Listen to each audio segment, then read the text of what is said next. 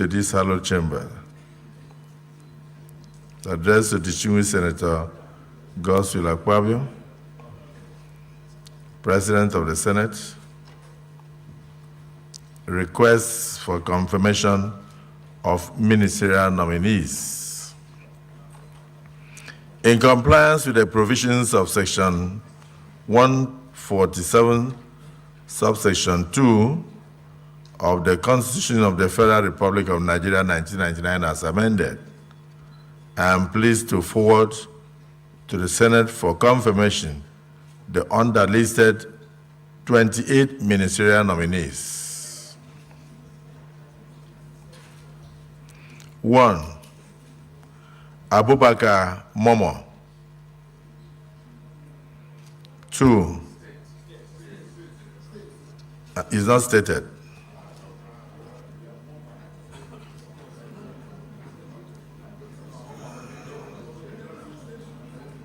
Ambassador Yusuf Maitama Chuka, CON. 3. Architect Ahmad Dangiwa. 4.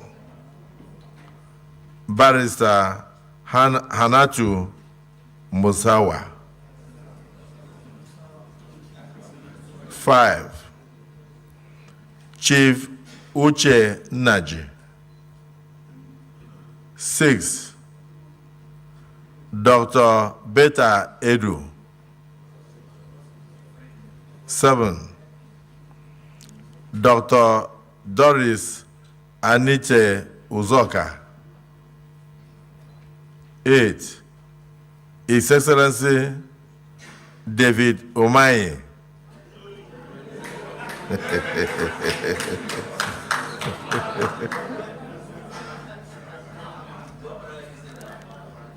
9.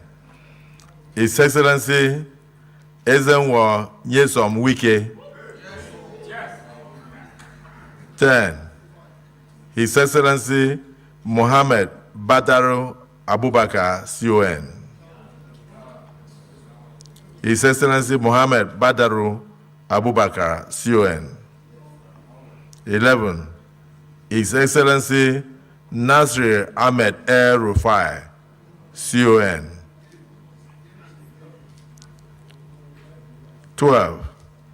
Right Honorable Ekperikpe Ekpo. 13. Honorable Nkiru Onyechiocha, Onyechiocha,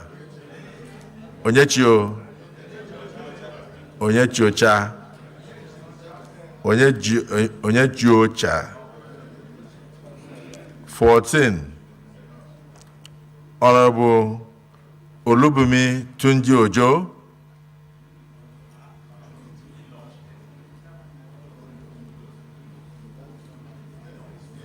15. Honorable Stella Okotete. 16. Honorable Uju Kennedy Ohaneye.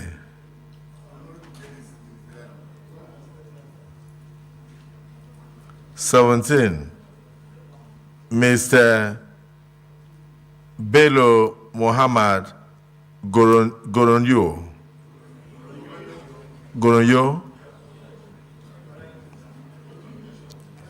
18. Mr. Dele Alake. 19. Mr. Latif Fagbemi, SAN. 20. Mr. Muhammad Idris. 21. Mr. Olawale Edu. 22. Mr. Wahid Adebayo Adelabo. 23. Mrs. Iman Suleiman Ibrahim. 24, Professor Ali Pate.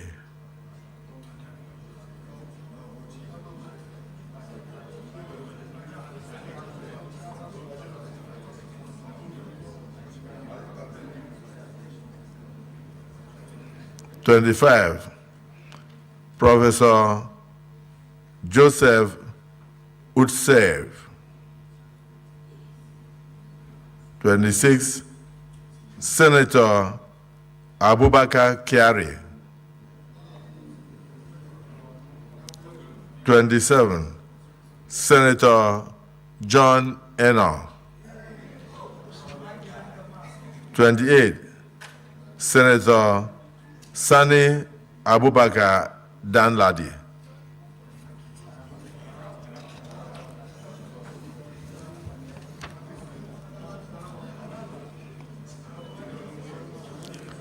While noting that the above list is not exhaustive and that additional nominations will be sent in due course, I hope that the aforementioned nominees will receive the expeditious consideration and confirmation of the Senate. Please accept, distinguished Senate President and distinguished senators, the assurances of my highest regards. Yours sincerely, signed, Bola Ahmed Tinubu, President, Commander-in-Chief, Federal Republic of Nigeria. North, in his prayer, urged his colleagues to prevail on President Bola Ahmed Tinubu to let the poor breathe in line with his promise to the people by stopping the planned tariff hike. My additional prayer is taken from the speech of Mr. President Bola Ahmed Tinubu that says, "Let the poor breathe." Mr. President, distinguished colleagues, let the poor breathe. That is my additional prayer. Your prayer is that let the poor breathe. And then Senator Mustafa has seconded that the poor should breathe. Those who are in support of the additional prayer that the poor should be allowed to breathe, say aye. And those who are against, say nay. The ayes have it, the poor must be allowed to breathe. You see the way that they mock us. These are the people that we are relying on. Don't worry, they come. No, continue. Let me. The poor must be allowed to breathe. As funny as it sounds, it is not funny. A lot of people did not find this funny. Mock the poor people of this country that is steal from every single day. So I don't know what's funny about that. I mean, it's just reflective of the insensitivity of this bunch of guys. Their fat, over-bloated pockets with their fat babarigas and regalias, and they laugh at the insensitivity of the pain of Nigerians. But I've got news for them. If only they know how many people have been sacked this week alone because companies can't afford to pay them increased salaries. If only they know how many people that have now packed their cars and trekked the streets of Lagos. If only they know how many people that they don't know where their next meal is going to come from. If only they know how many people that because they cannot get Forex, their businesses can't move forward again. If only they know the pain the people are suffering, people that can't pay for their medical bills and they die on the daily in this country, they would not be making such very, very funny jokes about the poverty and the plight of people. Only to think they're there to represent you and I. Really, senators, let us breathe. It's not funny. Again, how you guys doing today? Today's 27th July, Thursday, 2023. Thank you very much for your time with us. I would like to quickly, I've acknowledged almost everybody right there, but I would like to quickly appreciate my wonderful admins, starting from Mother of All, Mommy Diaspora. Good evening to you, Mommy. Thank you very much for all you do for us. Madam Patricia Tagojomi, we appreciate you. Good evening to you, Madam. Thanks for joining us. Thank you very much, Irons Finance. Thank you, Martina Obasuyi TV. God bless every one of you right there. Thank you, thank you, thank you. And I'd like to quickly appreciate those of you that are just coming in as well. And those that have already super chatted me. Amaka Afojabi, thank you very much for your super chat. I appreciate you. Thank thank you very much for your consistency and for your continued support. Thank you very much, Dr. Alexander Gomez. Thank you. I appreciate you, sir. Thank you very much for your consistencies and your support always. Thank you, Michael and Amaro, for joining us. Good evening to you, sir. Peggy Modi, thank you very much for joining us. Good evening to you. I appreciate every one of you right there. Thank you, thank you, thank you. All right, I would like to quickly, I can see Samsi Asoro. Thank you very much for joining us. Constant, I can see you as well. Thank you, thank you, thank you. Howdy, thank you very much. God bless you all. Henry Gabriel, Mr. Rail, God bless you all, my people. Thank you for joining us. Rosie Ayo, she's with us as well. Thank you, thank you, thank you. Ola or Adewale, and God bless every one of you right there. I think I've acknowledged many of you already. Shizigo TV, I can see you as well. And God bless you, my people. Mike Akembari, and many more. Okay, Bajulu, thank you very much for just coming in. God bless you. Sesmo, Chris MNKOB, thank you, Nosahari, and God bless you, my people.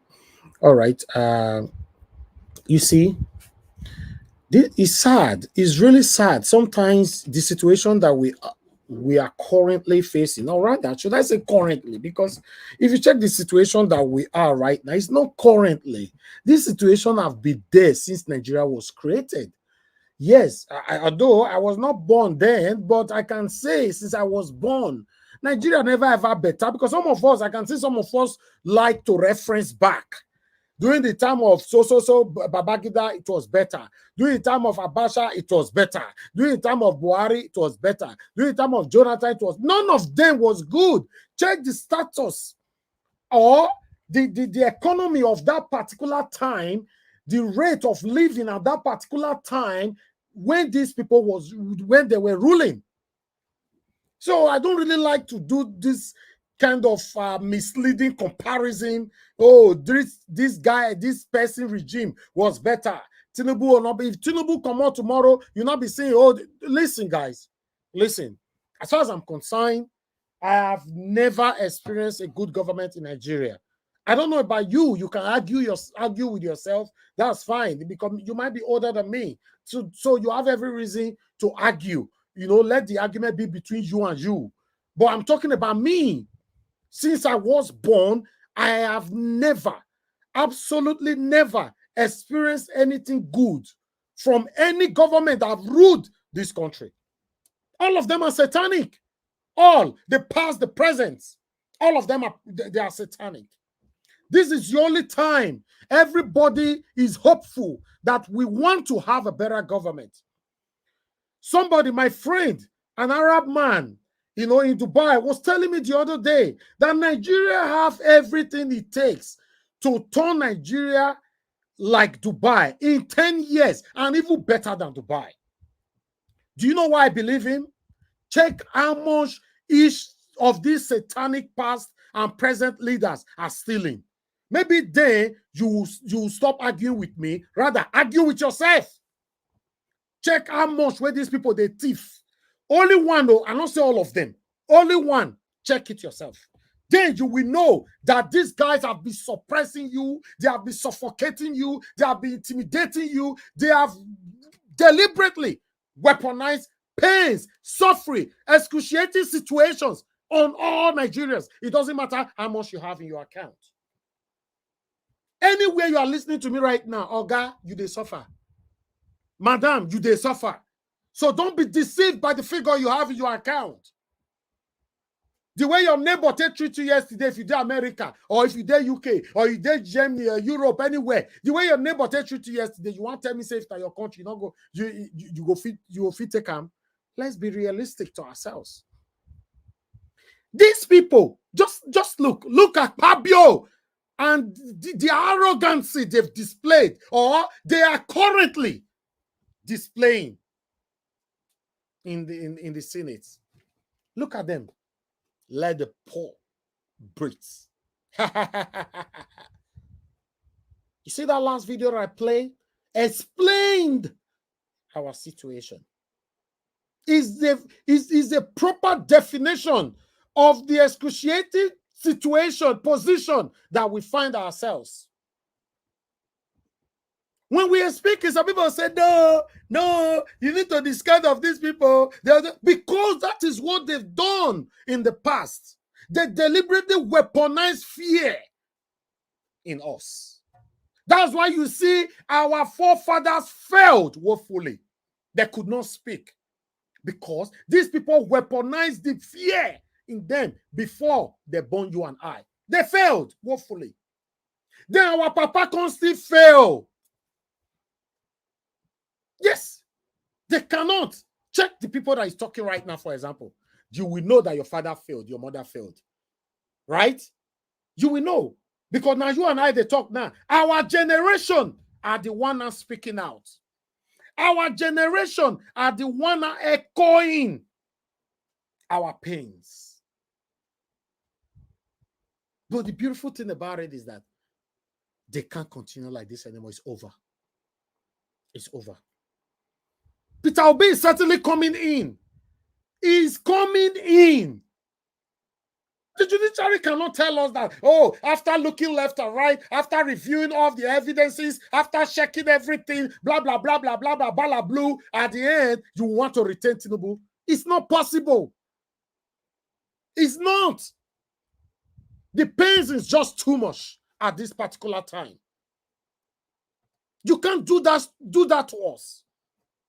In 2 months in office, if you know you are a supporter of this satanic APC government and Tinubu government, come out, join this panel when I post our link soon.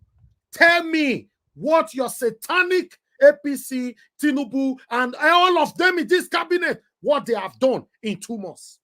Come, don't worry, we won't take you out because some of you are not even proud of who you are supporting. That's the problem. Since April last year, I've been supporting Peter Obi at the Echo, and everywhere I go, they use on the scene. I use on SoCap. I use on Peter Obi because I want a better Nigeria. You that were supporting Tinubu, many of you don't come on this platform. Shame no like when they talk. What do they do? Who you they support? Show it. You say, why must you be blabbing when you are asked a question like that? Then some of you will not be pretending. Oh, no, this, Tinubu, blah, blah. You should be proud. Come, I will post out a link soon. Come to the panel. Tell us, be bold. I'm a supporter of Tinubu. This is why. Because you know we have a lot of intellectuals on my platform that will question you, that will scrutinize you, that will screen you with their responses. They're not going to insult you. You yourself, you will start blabbing because you can't respond to the questions. Just, my people, I did grant. I know what we are facing right now in this country. Someone they say, no, you don't talk to them. But if you didn't say Nigeria, listen, I have been questioning, countering, exposing our satanic leaders for years. And if I have to calculate all these months, maybe for the past, let's say minimum of 5 years, how many months do we have in 5 years? Right? So if I have to calculate all of them, I bet you 4 years inside that 5 years, now Nigeria for the talk. What are you talking about? You spend time for Nigeria past me. There's what we call constitutional questions, constitutional countering, constitutional calling out of your government. It's your right. It is your constitutional right to expose them, to ask them questions, to call them out, to disagree with them, to engage them on one-on-one. Not in this country we know say you cannot have one-on-one with even your I don't say local government chairman because that one's still big. What do I call her the lowest one? A councillor. Now this country now I know. Say common councillor they form for you. In Nigeria, councillor they form for you. They form big, but once you enter there, no, now Lord, you can be now Lord. Then you now see some gullible youth, especially in my state. Watch them, follow them on their various social media. You see how they address the satanic leaders in Edo State. You know how they tell them, my leader, my enemy, my whatever. my ancestor, my creator, they will be on live calling my leader, my leader, my leader. Check what? Guess what? Most of these people, they are educated. But when I look at them, I say, wow, Jesus. Well, do you know why they are doing this? These people, they are fighting for themselves, their wife, and their children. They don't know if you exist. They don't know. They are not interested. If you have to check it properly, if you take them to check the situation we find ourselves properly, you will get to realize that is our youth, our gullible youth, or our satanic, selfish youth that will be recycling this satanic government. They are the one. Just because of their selfish interest. You see the way that they mock us for Senate. You don't see the way they say they mock us just now. You know, see them. Let the poor breathe. If a Fabio want come out now, you need to see convoy. There are so many things we would see. Not be everything we feel they post here now. If you check it, most of the things we don't talk about. 24 hours later, 48 hours later, now I rise, they talk on now. I don't feel talk this thing so many times. They're not gonna be like say with the rub shoulder with our rise. They are big mainstream media. I rely so much on them. But I'm telling you that we're also doing our job. This convoy of it, we'll never talk about since yesterday, I'll be there first today. Right? So many things what they talk about 24 hours they'll bring them, but I still like to bring it back here. Why? Because their own analysis is more wider to bring it here to add to our own. We can't continue like this. Judiciary, you will not allow us to continue like this. You have the power to change this country. Let us be proud of our country.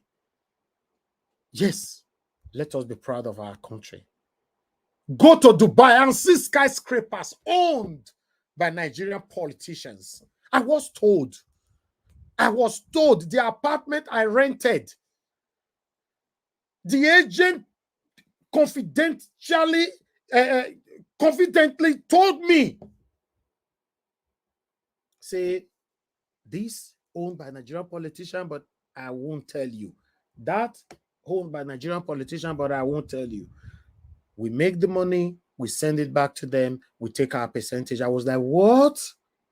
I know they talk say 3 bedroom. You know, that's not hear me. I mean skyscraper. Skyscraper for some of the most expensive areas in Dubai, owned by our politicians. Tell me how EFCC want to go there, go collect house. You see, these people, they trick us. They trick us. Their children are living the best life ever. Ever. Ever. And for some of you always saying, oh, your own father and a politician and all that. If I was someone that was relying on my father's wealth, I won't do this every day. Tell me how many politicians' children you see that can do this every day, fighting for their country. I won't do this every day. I'll just jump inside the money. I'll be eating it if I choose to be satanic. I was not born to be satanic. No, and I can never be. Never. Judge me by me. Don't judge me by any affiliated whatever. No, judge me. Me, Elvis, judge me by my actions. Say, no, Elvis, what did you do yesterday? Jew. Not be say, Elvis, what did Madarita do yesterday because of her put? What did Jew Nobaseki do? No, it shouldn't be like that. Or Ebuka John comes off for waiting Naija was do yesterday. Judge me by me. That is how life is supposed to be. We can't continue like this. I'm going to post out a link. Join us if you want to talk about this. Remember, we only have 10 spots. One is taken already by myself. So just 9 left. Let me post out a link. You know, please like and share. I'm coming to acknowledge those that just chatted me now.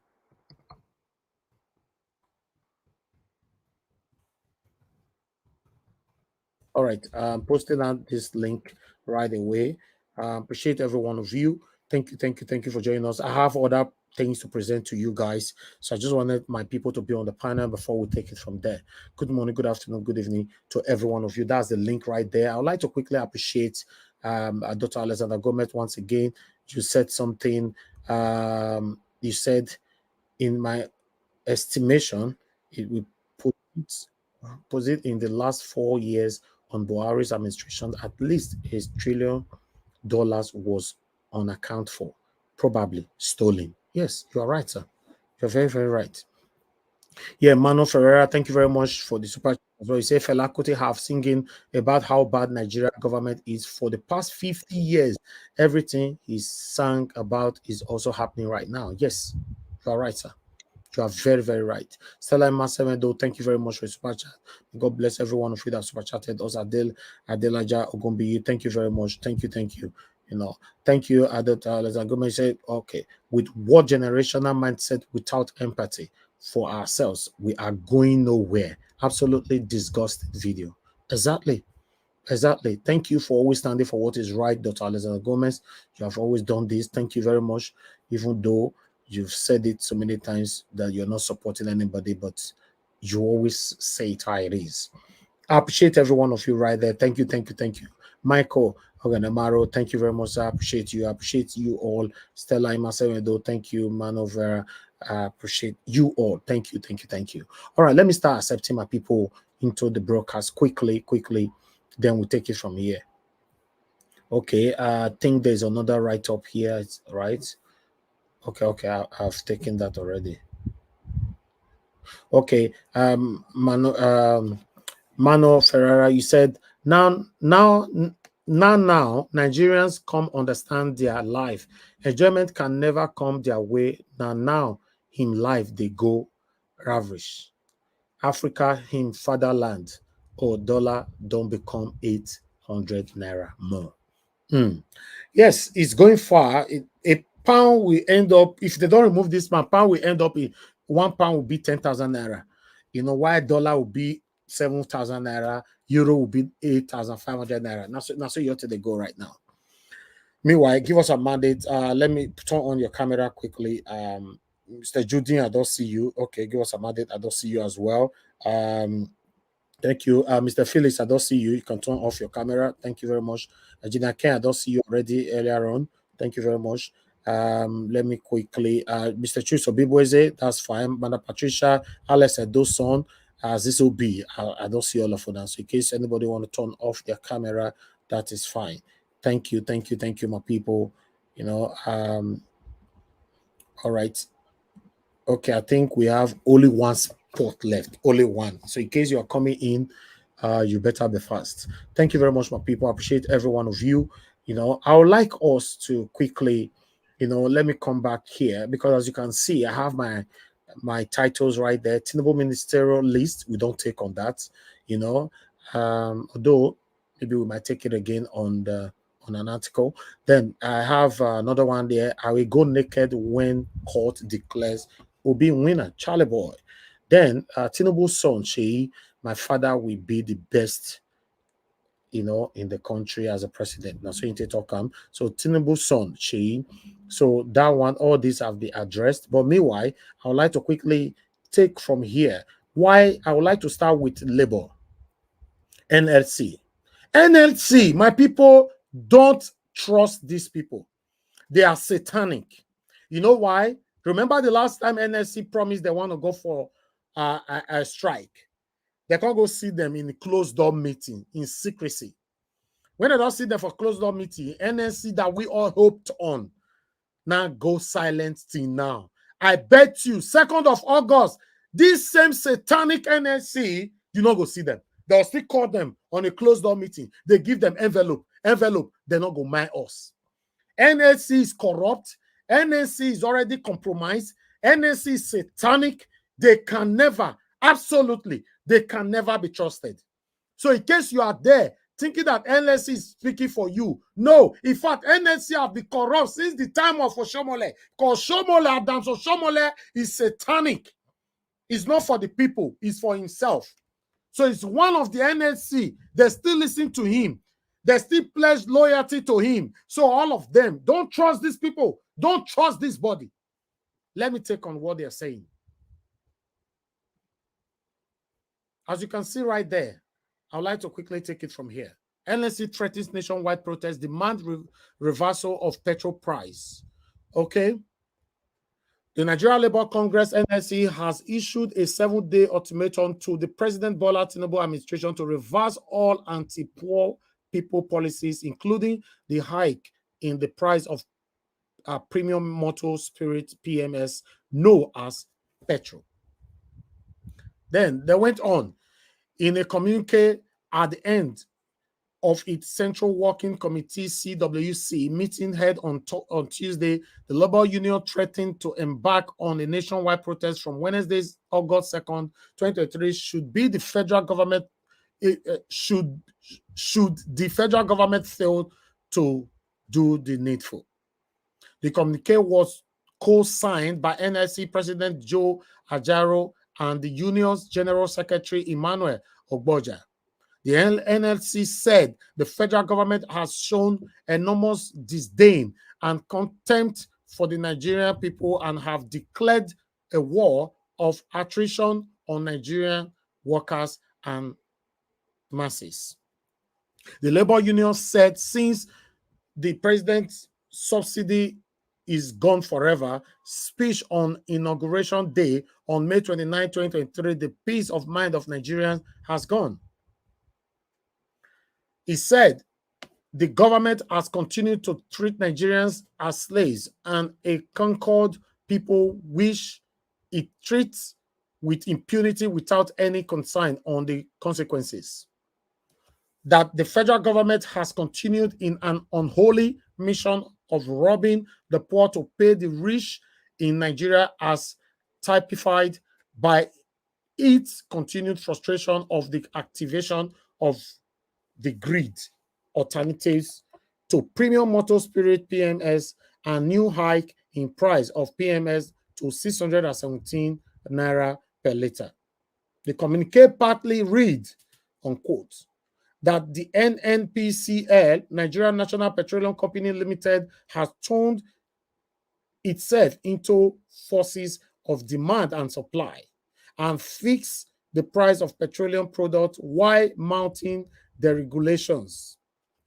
That government conduct suggests it does not intend to commit itself to the MOU it signed with NSC and TUC Trade Union Congress. They went on. The NSC thereafter demanded the immediate reversal of anti-poor policies of the federal government, including the recent hike in PMS, price increase in public schools fees, the release of 8 months with 8 salary of university lecturers and workers. Others include the immediate inauguration of the Presidential Steering Committee. The union gave the federal government a 7-day ultimatum within which to meet all our demand and to embark on a nationwide action beginning Wednesday, the 2nd of August, 2023, to compel the government to reverse its anti-poor, anti-workers policies. The NLC threatened to lead an organized mass protest rallies across the nation to demonstrate outrage against the inhuman actions and policies of the government. You see, maybe I don't say I don't read this article. That make me read that more. Don't trust these people. They are satanic. I just want you to know they are part of the problem that we all are facing. These people don't care about you and I. Have that in mind. Some of you might not take it, but that is fine. But let me move on. I have another article here quickly that I would like to bring in. Let me bring in what Charly Boy have to say quickly. Bear with me. Just wanted to okay, I think I'm almost there. I'm almost there, my people. 1 minute. Please like and share, and let's do this together. Okay, there you go. All right, that is our Charly Boy. Okay, let's read. This is from Tribune. I will walk naked if Obi wins at Tribunal Charly Boy. Okay, in Tokam, veteran singer and social activist Charlie Oputa, aka Charly Boy, has declared his intention to walk naked on the street if the Labour Party candidate in the February 23 presidential election, Mr. Peter Obi, emerges victorious at the election petition tribunal.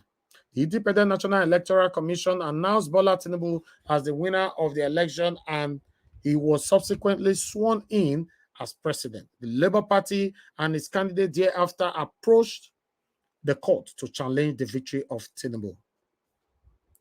Okay, went on. Charly Boy, who took to his Twitter handle on Wednesday, said, 1 minute, my people, this advert, I don't like it. Let me put it like this.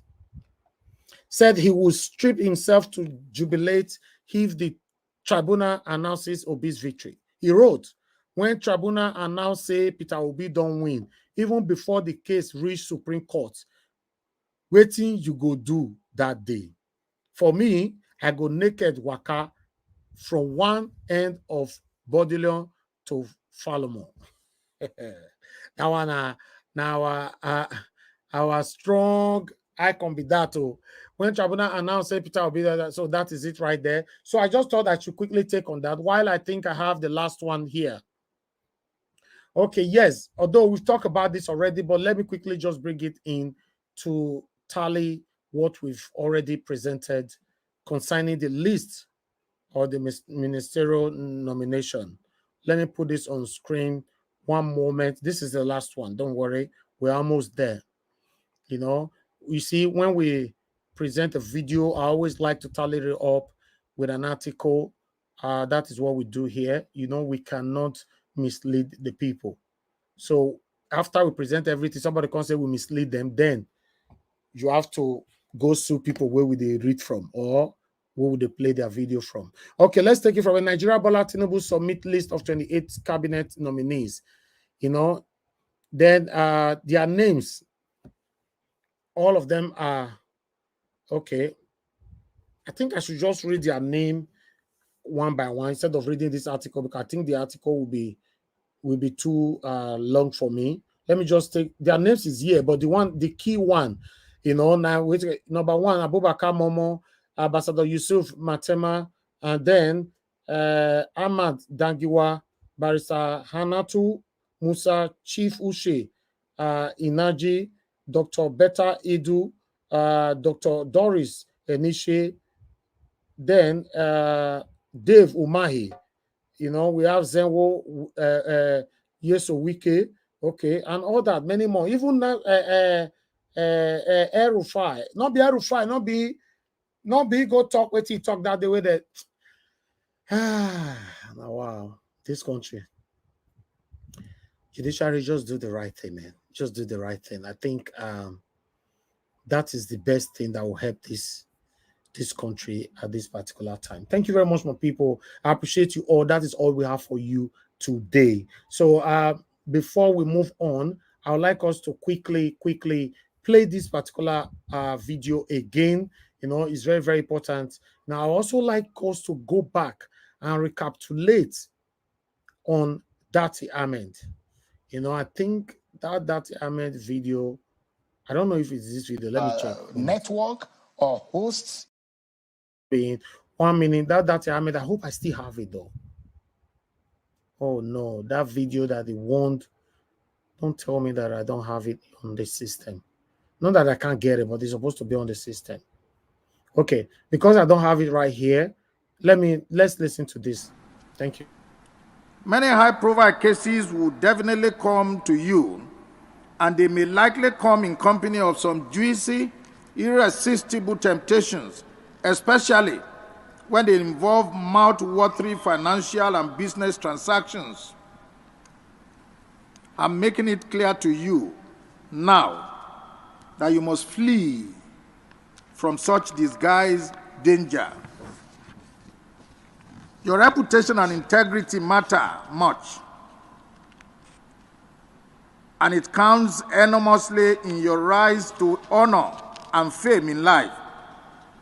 Let me point out unambiguously that in life, gifts and wealth that are not worked for which are by extension undeserving, are always wrapped in calamity and destruction. Flee from them and keep your heads high above the murky waters of corruption and favoritism, so that you can be conveniently counted among the very best in the Nigerian judiciary. You must, against all odds, conduct your affairs within the ambit of the law and the oath that you has just been administered on you.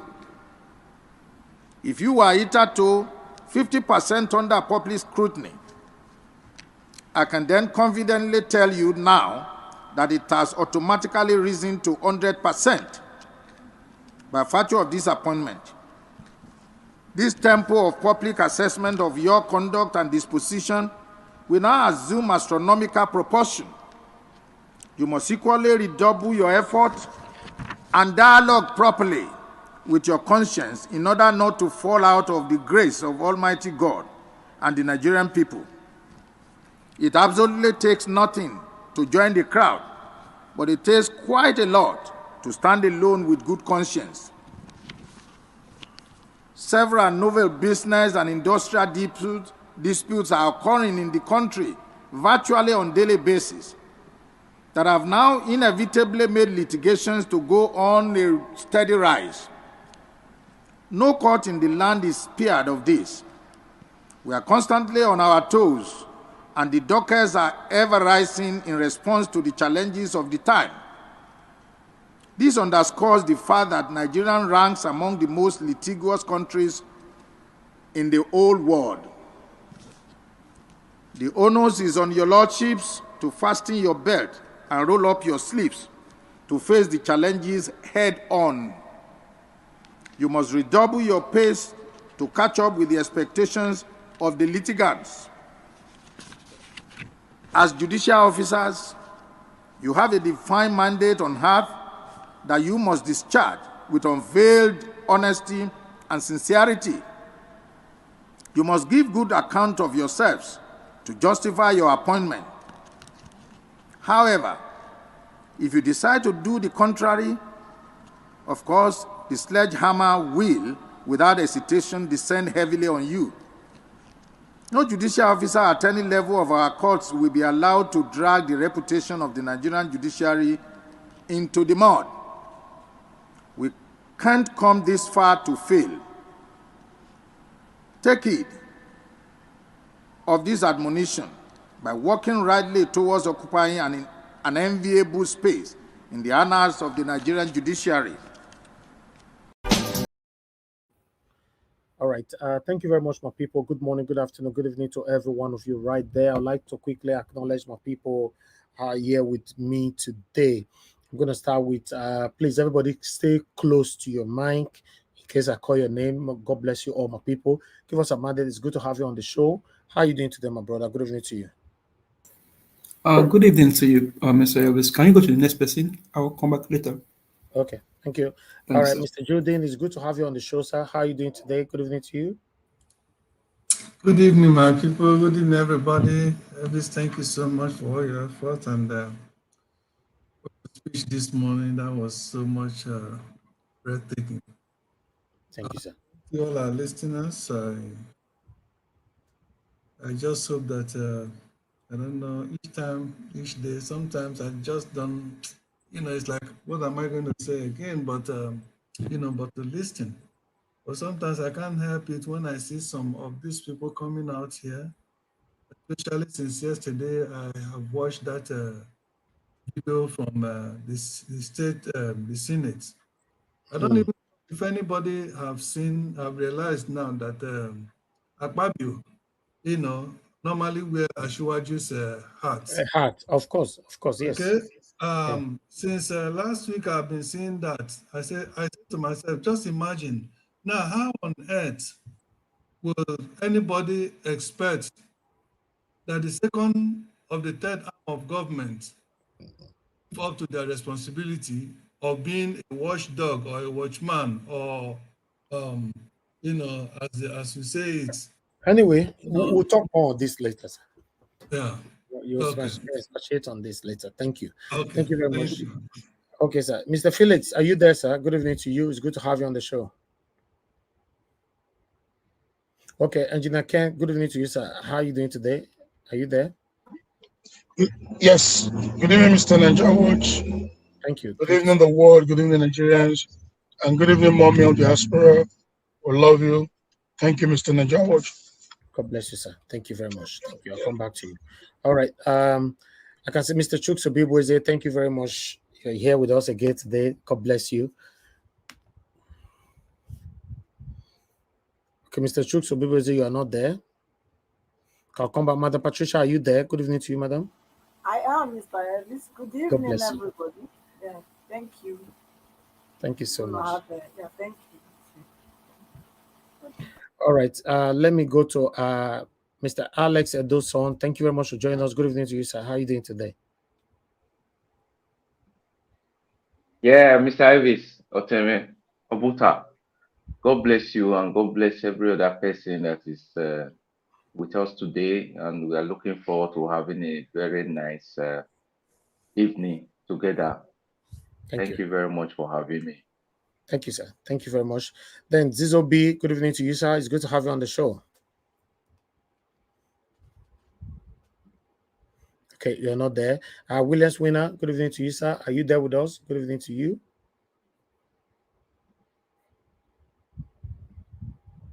Williams Winner, are you there? Okay. All right, that's fine. Thank you very much, my people. I appreciate every one of you for your time with us. May God bless you all. Continue to press on the like button and help us to share. For those of you that have super chatted us, I want to say I'm very, very grateful. Thank you very much. For those of you that is willing to super chat us later, God bless you. Those of you that have shared, that have liked, God bless you. Those of you that will come in later to like and share, God bless you. I appreciate every one of you equally. I really, really do. I'm not taking anybody for granted. We are not perfect here. We might offend you, but have it in mind, it's not deliberate. Sometimes the situation handling this show is not very, very easy for anybody, both me, the panelists, the callers, the commenters. Sometimes the heat is there with the situation that we're facing in Nigeria, but let's learn to manage ourselves. If you're told that you've done anything wrong, quickly apologize and let's move on, because I know you know that the word sorry is a big thing that have destroyed the world. So all right, thank you very much, my people. That is the end of all my presentation today. It's time for us to start hearing from our wonderful panelists. They are here. Thank you very much, my people. I appreciate every one of you that have supported us. Mr. Joseph Oji, thank you very much, sir. May God bless you. May God bless every one of you right there. Dr. Alexander Gomez, thank you very much. May God bless you, sir. Thank you very much, Anthony Ola. Thank you very much, Amazing Grace USA, Shizzy Go TV, Monon Ferreira. Thank you very much, my wonderful people. I appreciate you all. Stella Imasevendo, Adela Jagombi. Thank you very much. Thank you. And Amaka Fojabi for the financial support. Thank you for those of you that have shared, that have liked. I'm very, very grateful. Please continue to press on the like button and help us to share. Let's hear from our panelists. Thank you. The first person with us today is give us a mandate. Are you ready to speak now? No, I'll come after Mr. Judy. Okay. All right. Wonderful. All right. Let me go to Mr. Judy. Mr. Judy, thank you very much for your patience, sir. And it's good to have you on the panel. Please talk to us in 8 minutes. Thank you, my brother, Mr. Elvis, and thank you all our listeners around the world. Well, we thank God for another day. And thank God for specifically appreciate God on behalf of Nigerians that have been going through all these torturous conditions, especially those at home. I know it's not easy with them. I do talk to them every day. A lot of people back home every time, and everybody, it has always been the same thing: suffering, pain. You know, you have money, the little, those that have money, the money they have is just meaningless. It's just like ordinary paper because they can't purchase. The purchasing power has gone as a result of inflation and everything. $1 now is about 870 naira to $1. And yet, these hooligans will still be in the chamber laughing at the poor masses, the suffering Nigerians, you know, by passing endorsing, saying, let the poor breathe, or echoing the same Tinubu during campaigning when he was telling the poor has been suffering a lot, let us not suffocate them, let us let them breathe. Whereas everything he said during that campaign about regarding that particular word that has become a kind of iconic word now is totally the opposite of what he's doing. He has been suffocating Nigerians. He has had his nail through his policies and actions and inactions, have had his nail on the neck of Nigerians. Even when Nigerians are begging, let us leave us, he continued to press and press on Nigerians. And now his son is coming to further exasperate the situation by telling Nigerians that his father is the best thing that is happening to Nigeria. What an impunity.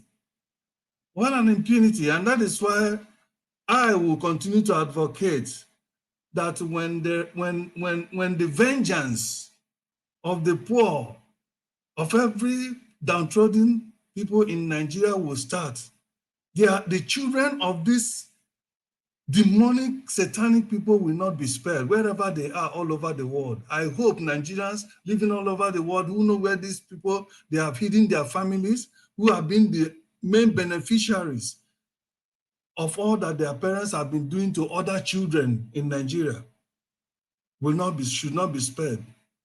You know, how can they be laughing at Nigeria? Since yesterday, I watched that and I almost I said, look at how these people are making jest of Nigeria in their chamber. These are people that are supposed to represent Nigerians. These are people that are supposed to be, you know, to be our advocates. They're supposed to stand between us and the government to make things better for us. Look at how they let the poor breathe. Okay, everybody that said that, boom, and then he's not smash his gavel, and then everyone begin to laugh.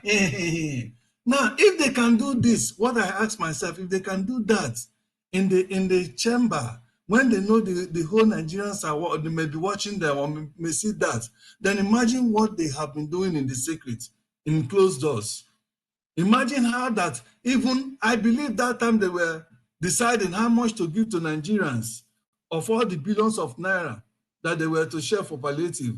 I'm sure they would have been saying, I'm sure there were some of them in that chamber who would have said or contributed and said, I beg, 8,000 is even too much. I beg, let's give them 5,000. And then some of them will say, well, let's just manage. Let's just give those dogs. Let's just give those rats, let's just give them 8,000. Let them manage that. And perhaps other ones will now laugh and say, okay.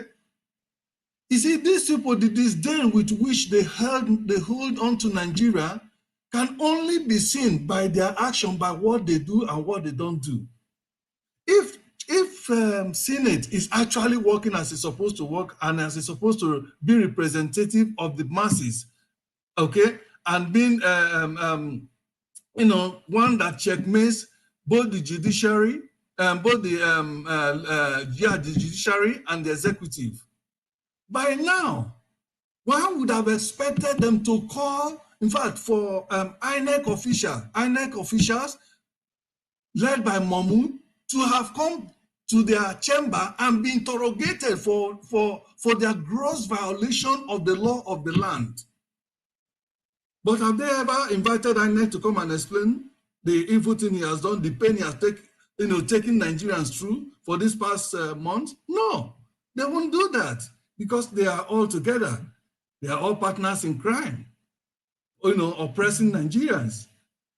But we that are supposed to stick together and recognize our enemy, that our common enemies are these politicians, their families, and many of the religious leaders that have been using as agents.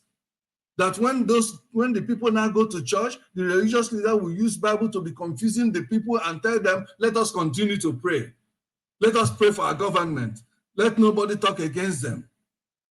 After they themselves have received millions and billions from these same people behind. It's a shame. I hope Nigerians will rise up. I hope this time that people will forget about fear, because it's fear that have held us down, that has made these people to continue to do what they are doing. They have studied Nigerians so much, they have studied the pattern and know that Nigerians are cowards. Nigerians are fearful people. You know, there was whatever we do to them, instead of them reacting, what they do, what we usually do is to continue to move, to look for a way to adjust with the current, with whatever they threw at us, that will continue to make us to be impoverished and continue to suffer. We continue to adjust and adjust and adjust. The question is, how long will we continue to adjust? Why these people continue to feed fat? If these people actually are true representatives of us, do you know that none of them should have received any dime from this so-called palliative? They would have said, no. We are already fine. Let us give everything. And Tinubu, please, give everything to Nigeria and share it to Nigeria. Or not even sharing it. Let us think of what we can do that will be of a meaningful effect, that will bring a better succor to Nigeria than just giving it to them, and after a few days, they've eaten it. How much is, even if they give Nigerian 50,000 every month, each family every month, that is still nothing. That still means nothing in the present economy, in the present reality of the economic situation in Nigeria today, that the Naira is just almost ordinary paper that you have in your hand. Okay?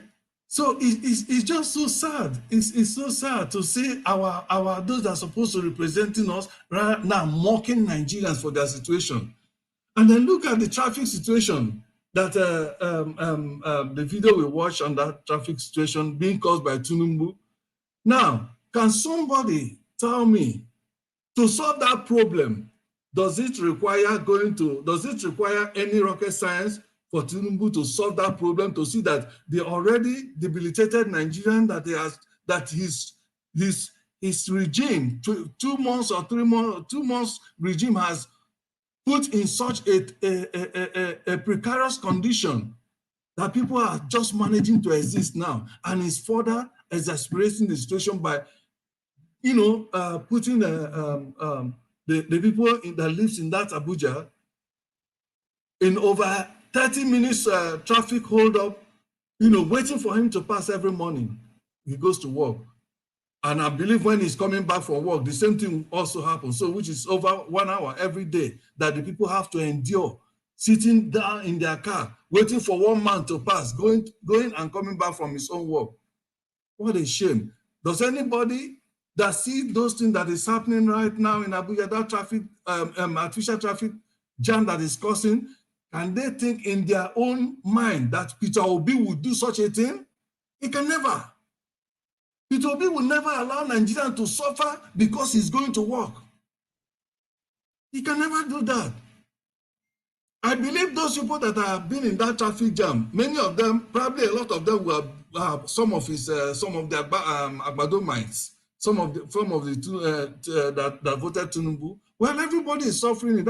That's one good aspect of it, because it's not only those that voted for Obi, okay, or those that have been desiring for a good Nigerian that is suffering it. Even those who have been, who were saying Tinubu is the best, who have been praying during the campaign and say he's the one that's going to vote for, will be the one to, that he's going to be the one to lead Nigeria very well, that is very much ready.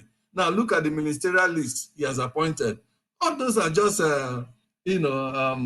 still bunch of crook he has assembled together, to compensate. Those are just what I call is just compensatory list. Compensate those who have helped him, such like Mwike or Port Harcourt, who have killed, who have, paid a lot of people in Port Harcourt just to make Tinubu win election. Well, he has to compensate him, because if he doesn't, then of course he knows Mwike who he is. What a country. We really need to fight, because these people, they are doing everything. They are not relenting. The judge, the tribunal, yes, we still hope good will come out of them, but nobody can trust them. Okay, we are hoping that at the end of the day, like their leader has spoken to them, let's believe that what he's saying there, that he meant it, and let's believe that those whom he has, his counterpart or his colleague is addressing, let's hope and believe that they will not, because of money, tear Nigeria to pieces, because This time, this tribunal will make or mar the All legal right. existence of Please the round up. Union of Nigeria. Thank you, everybody. Let me use for now. Thank you for the opportunity, Elvis, to have my view at this point. Thank you so much. Thank you, sir. Thank you very much for your wonderful submission.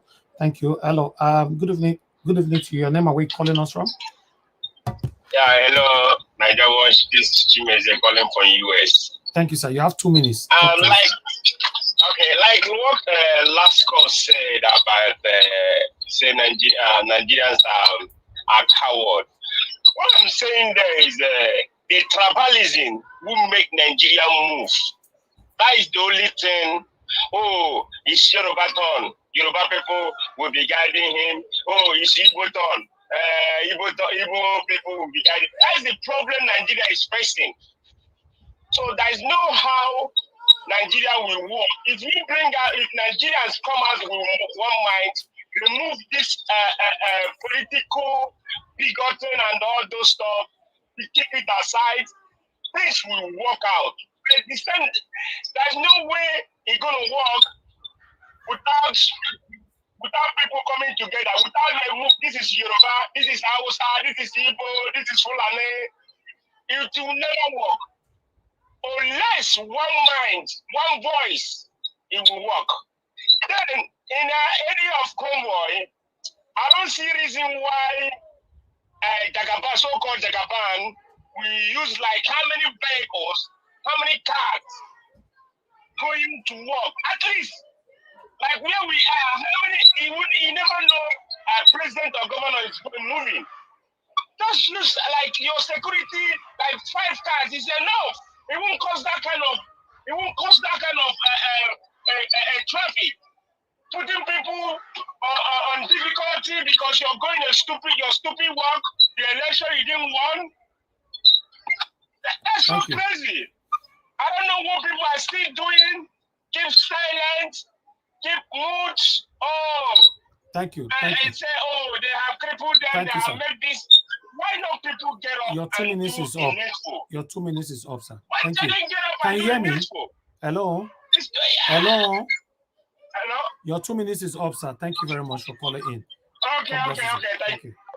All right. Thank you very much, my people. All right. Let's move on. Let me call on the next person. Alex Edoson, are you available? Please talk to us. No, sorry. It's not even Alex Edoson. Sorry. The next person is Oga Felix. Are you there? I dare you. Sorry. I was trying to. Okay, all right. Please talk to us, sir. Thank you. Good evening to you. Good evening, Mr. Elvis. Good evening, all the panelists, all our viewer, commenters worldwide. I greet everybody. I don't have so much to say, but the little I have to say is, according to what CGA within the regular said, the message is sent to all the judicial system that sledgehammer, if they do the wrong thing, a sledgehammer will fall on them. I like that word because the judicial system, anywhere you are, in the tribunal, in respect of this mandate case that we are, the ongoing case now, just do the right thing. I said the other day that there is 2 types of water, hot water and cold water. The cold one, we don't exhaust them. Now only the hot one I remain. The only thing we go fit cool the hot one na fridge. And the fridge is for you people to do the right thing. Interpret the constitution, interpret the law, disqualify Tinubu. That is the only thing that will cool everything down. All the false men in Nigeria, everything we will not know. Children wey dey street, they know, they not get joy again. They don't smile. Judiciary system just do the right thing and save the nation.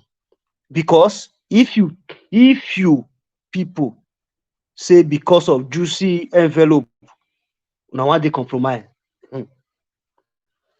Don't think that the calamity that will befall each and everyone out there is only in Nigeria.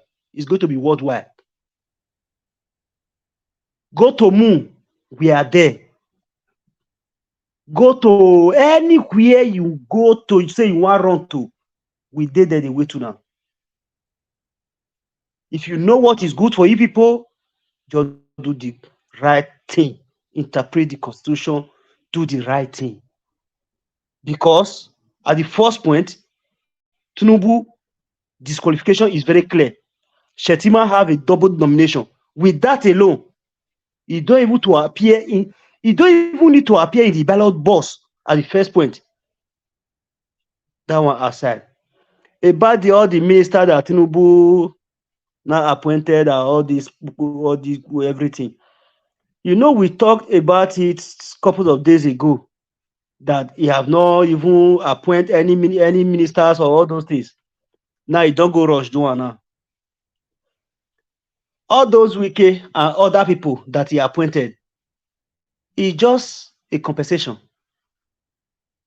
Just as the other person said, it's just a compensation to compensate them. And those are the things wicked they lobby for. We make and do what he do for Port Harcourt. The Anyas go so open. Breeze go so blow. Far Anyas go so open. Nigerians are not coward. Nigerians are not coward. Make them all do the wrong thing. Then you will know that Nigerians are not coward. What is calming us down is our principle and the final judgment in the court. That is the only thing. Because you not feel react to any mark where professor or teacher give you for exam. Say, I got all the answer when the teacher never mark your result sheet to give you the score. You will let them mark your result sheet first. Now, if you come mark am, you see and say what you write well, because maybe you would have get one or two differences. He can't say you want purposely fail you. Then, now from there, now you come and say, Oga lecturer, Oga teacher, Oga principal, this mark not be my own. This is my result. If you not can do the right thing, anything where you see, you collect woto. That one not can concern us. We are just waiting for the last judgment from the court. Now, waiting they calm many of us down. Many of us who are there for diaspora, we are ready to buy ticket come house. Because they say power is not served a la carte. To collect power from all these wicked political dealers we have in our beloved country, Nigeria, to collect the power from them, it will not be taken from them a la carte. Let the judicial system do the right thing. And if they do the wrong thing, 24 hours is too much. They will see anywhere where they like me, they go high put. We go fish all of the comments, not before Nigeria. Everybody they speak English. Everybody where they speak English, all will be there where they speak English. When time go reach, they will not say many of them are get to the for grow. May they all betray themselves. Do the wrong thing. I beg, may I all rest for there, I beg. I agree to my brother. Thank you, Mr. Felix. Thanks for your submission. God bless you. Okay, let me see. Move on to the next. Mr. Chooks Obibo, are you there with us, sir?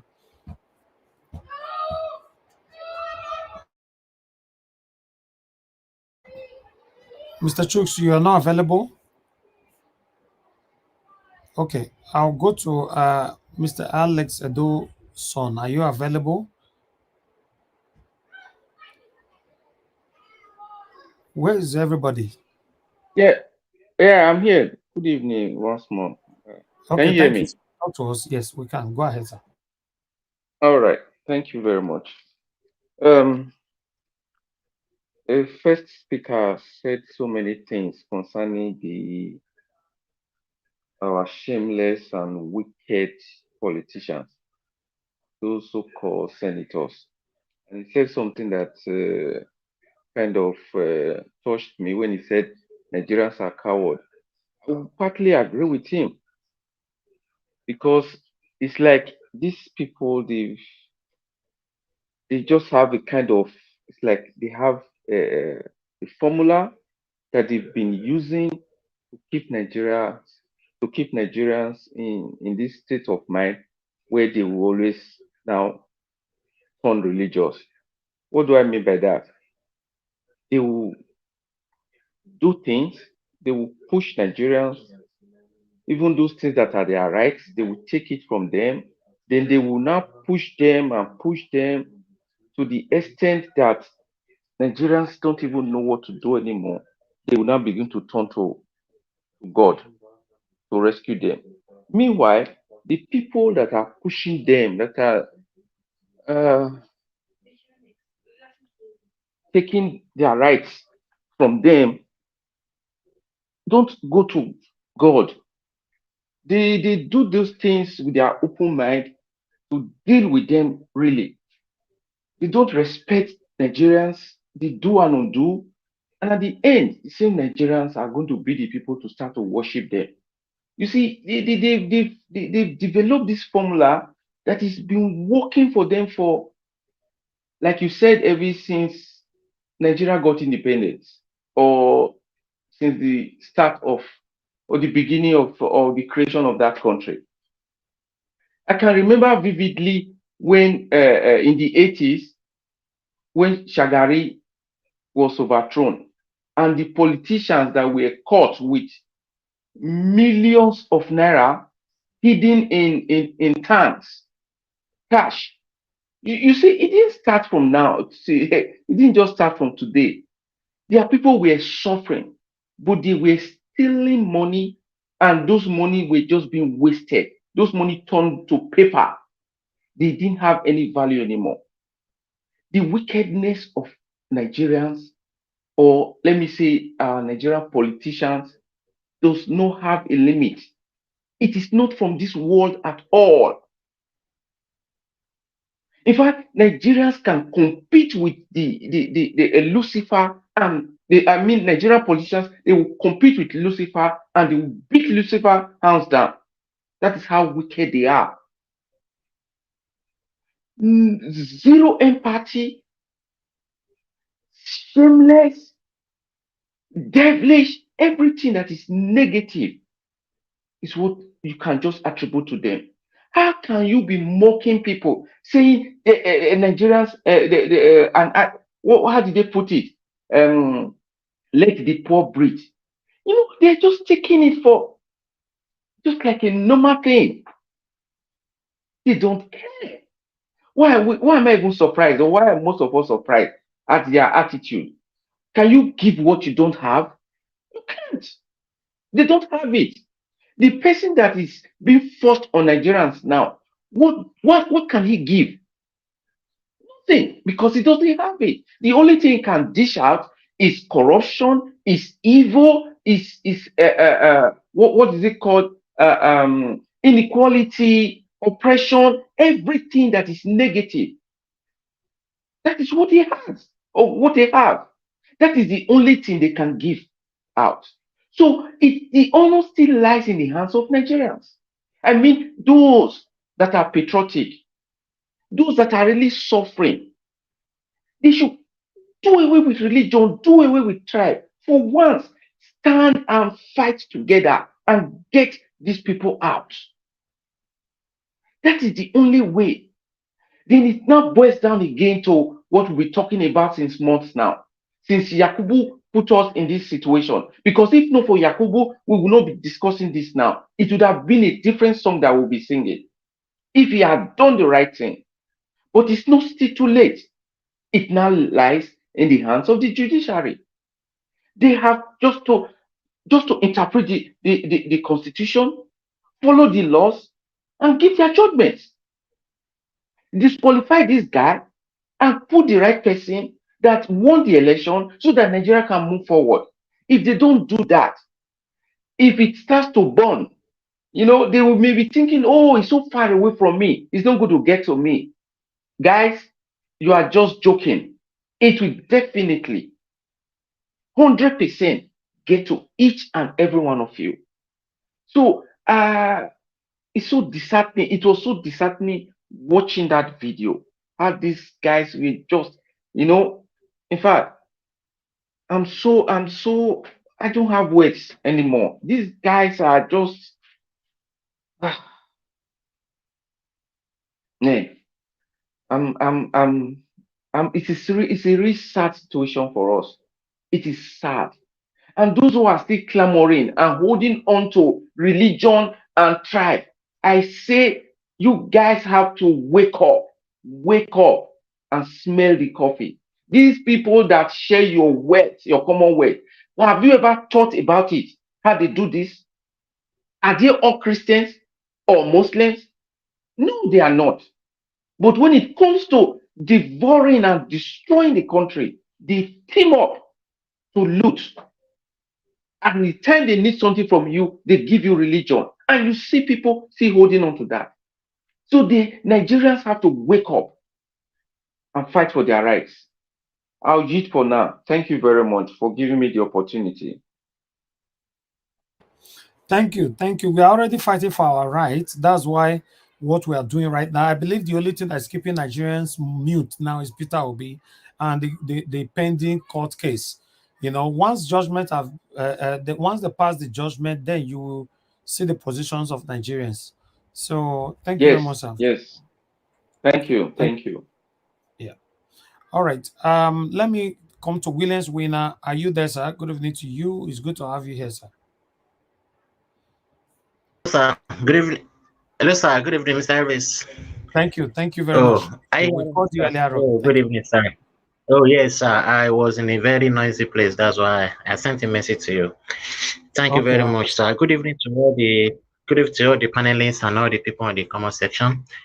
And I really appreciate you, Mr. Harris, for the continuity and the strength God is giving to you and all the people that are clamoring every day for this better Nigeria that we are craving for.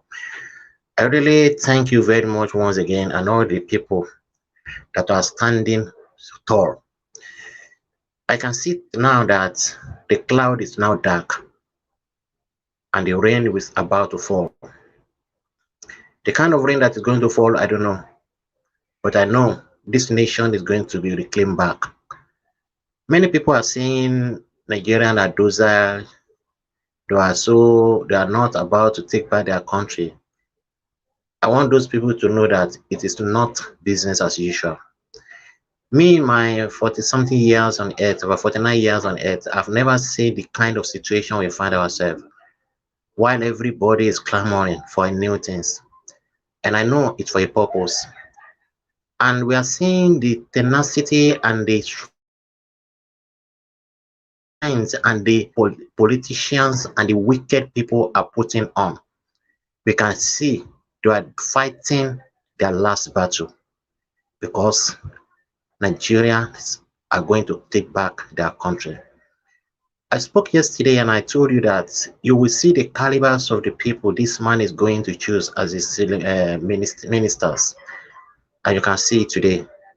I listened to a program today when people were talking. I didn't see a single person, a single caller that says anything good concerning the people he chose. And I thought within myself that where is he going to see good people? It's not possible. Mr. Elvis, you have been building your career. God knows the years.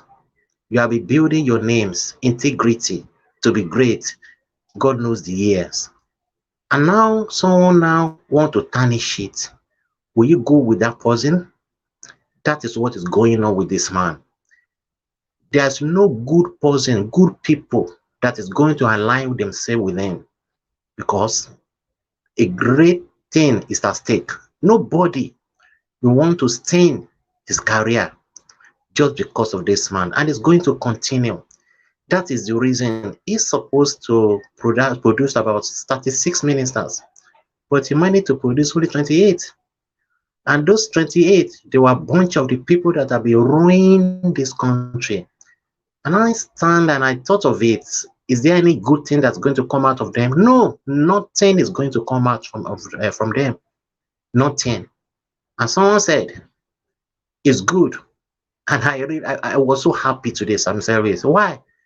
Because out of those ministerial lists, nobody from to say LP, nobody to say that, okay, I want to do an inclusive government. Let me put someone from, okay, that Labour Party or those people that are following Mr. Peter Obi. No, he didn't have the boldness to do so because he is corrupt. He can't do so. That's why the least he can do is to recycle the bunch of wicked people, those people that are work with him, those people that rigged election with him, those people that are preaching bigotry, those people that are talking about religion, ethnicity. Those are the people you can align with. But I know their end is at hand. Their end is very close. I just want us to keep on and hold on the fort. The battle is very tense now. As you know, you are in Nigeria. I'm in Nigeria too. I know what is going on. People are crying every day. People, I don't know. The situation is hopeless. People don't even know what tomorrow will bring because of the hunger on the land. Talking about a bunch of people in the Senate, laughing at the pains people are passing through. At this ashamed of themselves, they are there laughing. Let the poor breathe. I don't mind. I don't blame them. They are not going to the market. They are not the one fueling their vehicles. They were living at the expense of the blood of the people of the nation. And heaven is going to ask them. The karma is going to turn around on them because of evil they were making people to pass through in this nation. The ball is now on the court of the judiciary. I always end my submission with that. The judiciary, it's time for you now to stand up. You two have seen that there's no hope unless something is done. We didn't ask you to manipulate the election. We didn't help you to manipulate the evidences in front of you, but just do the right thing. Let the people reclaim back their mandate. People are suffocating. We are waiting for what we are going to do, and Nigerians too are waiting. If they didn't give us this mandate by the legal means, they want to use any means to truncate it. By any means, Nigerians will take back their country because they are no more than Nigeria. The first city, the first position of any government is the citizen of the country, and surely enough is going to be enough. It is now or never. Thank you very much, my service. I yield the mic. Thank you very much, sir. Of course, yes, it's now or never. All right, guys, I'd like to quickly let everybody know that Mr. Peter Obi will be speaking to us on Saturday. So we are going to be streaming it live here. Everybody should stay alert. Mr. Peter will be speaking to all Nigerians online. All Nigerians online. The last time he spoke with us was back in May, if you guys remember. So he promised that he's going to be doing this like every two months. So yeah, the due time is here again. So we have a lot of questions to pass to him on that particular day, especially with the situation that we are right now. Remember, whenever we hear from Mr. Peter Obi, we all have more confidence. So because he's more closer to these people than us. So look out for Saturday, 5 p.m. from here. Nigeria Watch will be streaming it live. Thank you very much, my people. I appreciate every one of you. Like and share, like and share. Let's press on the like button, my people, because currently we have 305 likes. Please, can you press more on the like button? Let's take that at least. Let's have 400 likes now. You know, currently it's still on 305. Nobody is pressing it. Okay, somebody just did. So it shows that someone is listening to me. God bless you all, my people. I appreciate you all. Okay, let me quickly go on to the next person to speak to us now, which is Engineer Ken. Engineer Ken, thank you very much, sir, for your patience. If you're available, please speak to us. Yeah, thanks so much, Mr. Najawaj. Good afternoon, everybody. Good afternoon, Mohammed Hasper. Good afternoon, Nigerians. she's man, this is terrible. It's so bad that our Nigerians politicians, they are not ashamed of themselves, and it baffles me that these guys their wives are just like them, and their children are just like them, because they don't tell them that what they are doing is wrong. How can you be in a Senate hall and as a senator, and mostly as a president of Senate, sitting down laughing at the poor that you have created in an oil-rich country like Nigeria, laughing at them, saying that let the poor breathe. The poor, they can't breathe anymore. You suffocate them enough already. So now they are dying. So who is now breathing apart from you? They are not ashamed. They are not ashamed at all. But it's so, one day their nemesis will catch up at them.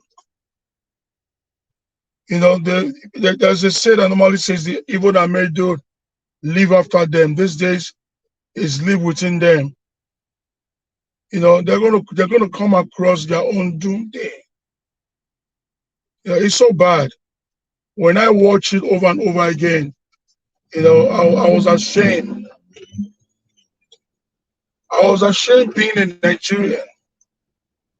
I was ashamed hearing this from men, grown-up men that are in their early 50s and 60s and 70s and 80s. I was ashamed because 90% of them over there, they're all fathers and mothers. I was ashamed that their husbands and their wives, and at the end of the day, they have a home to go to. I was ashamed because I shared the same country with them. I was ashamed to hear century when China, under 30 years, China have raised over 60% of its citizens to be a billionaire. China and other countries are just like that. And Nigeria, poverty is, I don't know any words that I will use to qualify it. People can eat, people can drink, people can do nothing anymore. And these are the country that they created.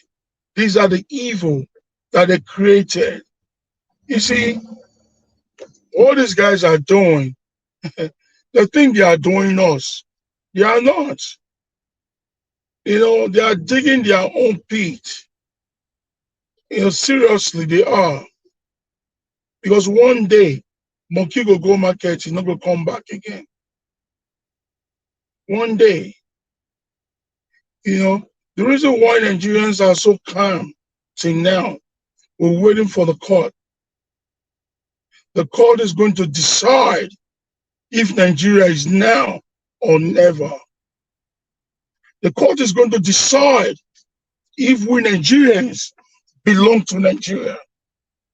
The court is going to decide if Nigeria as a country, if it's still existing in the land of Africa.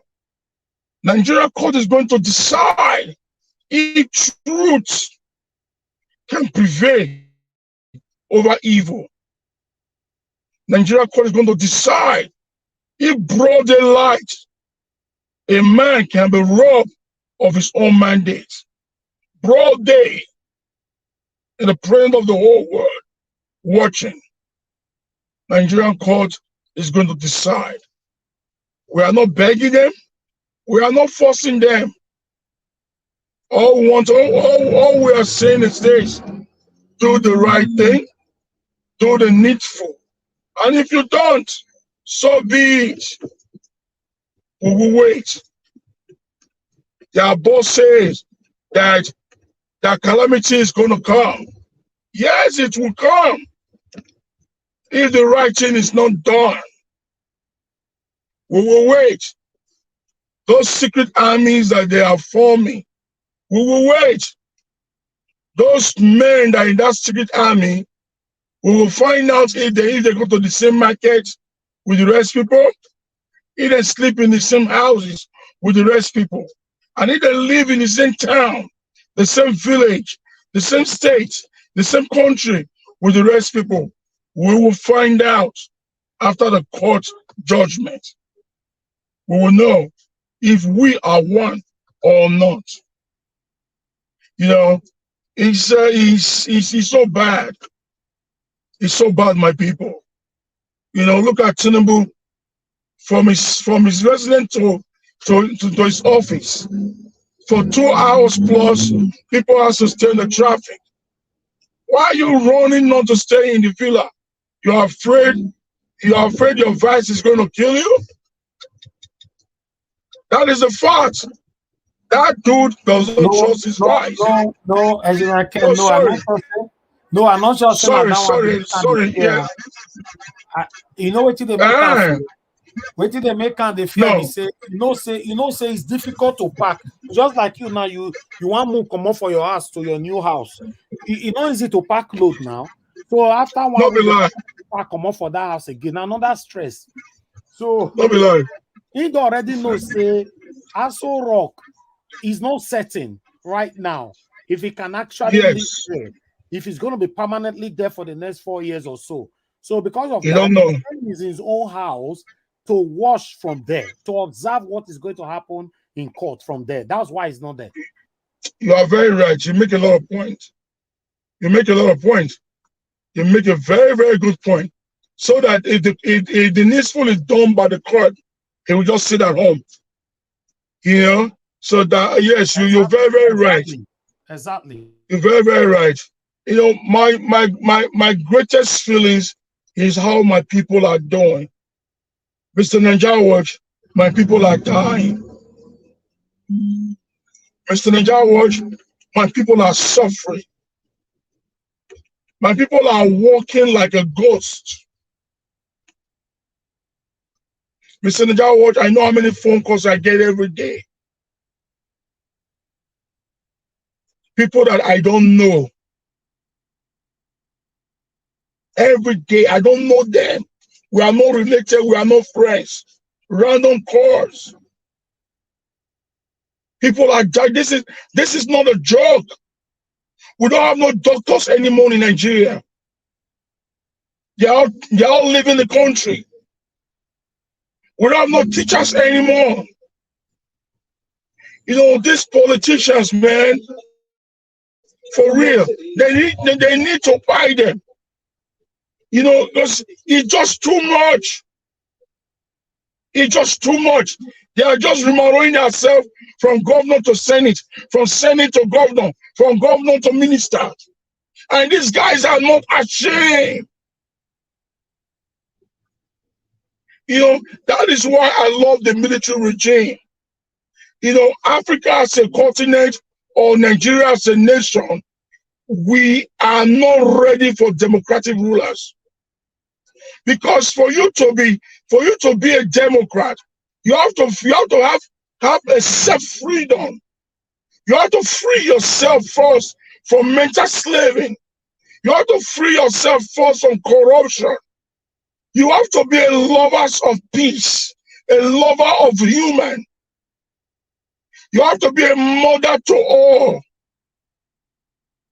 not a mother to one person, to your own immediate family. Just only what you can eat alone.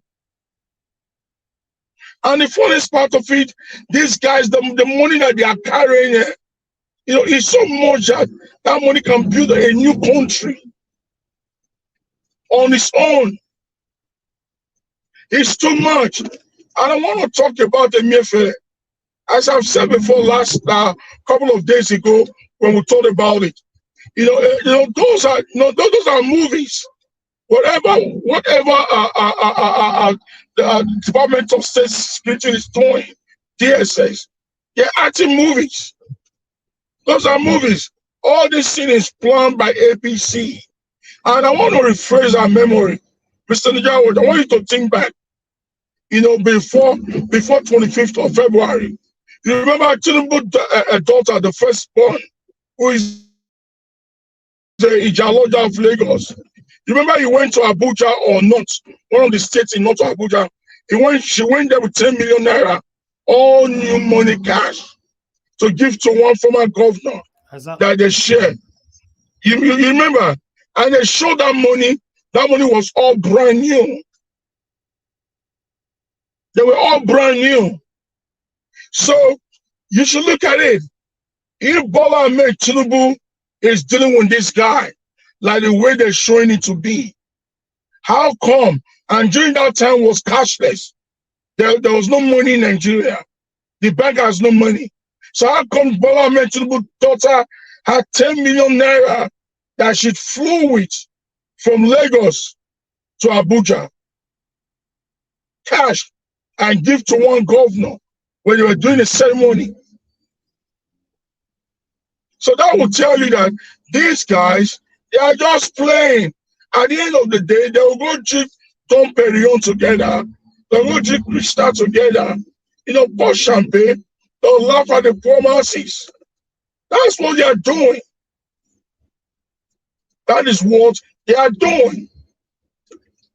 All of them are getting paid. But it's so bad that they are doing this thing and people's lives are being taken. People are dying. People are suffering. See, what these people, they are doing, my brother, they are building Okuo that will be more than Biafra. Okuo that it will be fought all over the world. Okuo that will never end. That is what they are doing. They don't know. They don't know. When you push a goat to the wall, when the goat now finds out that he has no escape route, the goat will fight back. That time you now know that goat has a teeth, that he can make use of it if necessary. You all see my voice is gone. My voice is not gone because I preach in the church or because I'm a politician. My voice is gone because of calls from Nigeria. People calling suffering. People calling dying. It's so bad. It's so bad. Please, my people, I want to beg of you guys, be lovers of each other. Be lovers of peace. If you have 1 naira, share it with your next door neighbor. Anything that you got in you, share with the next person. If you have 12 cups of rice, give your next door neighbor a cup of rice. Please, the more you do that, God will bless you more. That is the only thing that we're going to use to conquer these satanic people, the demonic people. We need love. We have to share that love to conquer them. Thank you, Mr. Ninja Watch, for this time. Thank you very much, Nigerians. Thank you, Engineer. Thank you so much. All right, my people, I appreciate you all. Thank you very much for your time with us. I would like us to move on because everybody can have a share. We don't know when Give Us a Mandate is going to be ready. Mr. Elvis, I'm ready. I'm ready if you want me. Okay, Mr. Chukso, talk to us, sir. Good evening to you, sir. Yeah, good evening, Mr. Elvis. Good evening, fellow panelists and everyone watching us. I'm so sorry about the couple of times you called me. I was on the way, so I think the network wasn't strong. So if I tried to unmute, I couldn't. Yeah, good evening, everyone, especially the panelists who have spoken. Good evening, everybody watching us all over the world, those on the comment section, and everybody. The senators, that would tell what happened on the floor. I think that was yesterday. tells us, what we need to know about these people. These people are not there for us. They are not there for anything concerning you or me. We can see it. Look at how can you come on the floor of the Senate and be shouting, "Let the poor breathe." Breathe from where? It's I don't know how to say this, because this is a clear reflection of this evil government. And I will keep banging on reduce their purchasing power. Who is he talking to? He's talking to you and I. There's no way you can reduce the purchasing powers of the senators or the ministers. And that's why we can see the example when they gave them 70 billion out of how much they borrowed. So that is increasing their purchasing power and decreasing you and I purchasing power by giving us, was it 12,000 or 8,000 every month? And these people, they think it's, and look, I'm going to say it in a different way. I blame Nigerians. Many of us, we are docile, because this is why we continue to speak on this very platform. Is it not time to use one or two as an example? When this kind of thing happens, we call our senators, ask them questions, and if they prove stubborn to us, the next thing for us to do is to recall them. This is, look, even the way they are behaving, even for them not holding this government accountable, because their job is to hold this government accountable, while our own job is to hold themselves accountable. I mean, the legislators and the senators, we need to hold them accountable. And this kind of thing that happens, if we go to Twitter, if we go to all platforms, everywhere is burning about this. How long shall we do this? After one day, life goes on and we move on. This is not a joke. And this is why I use the word, I will blame Nigerians. Because if these people know that you know what they know, they won't be behaving like this. Their president said, let us reduce. Because he didn't say, I will reduce. He said, we will.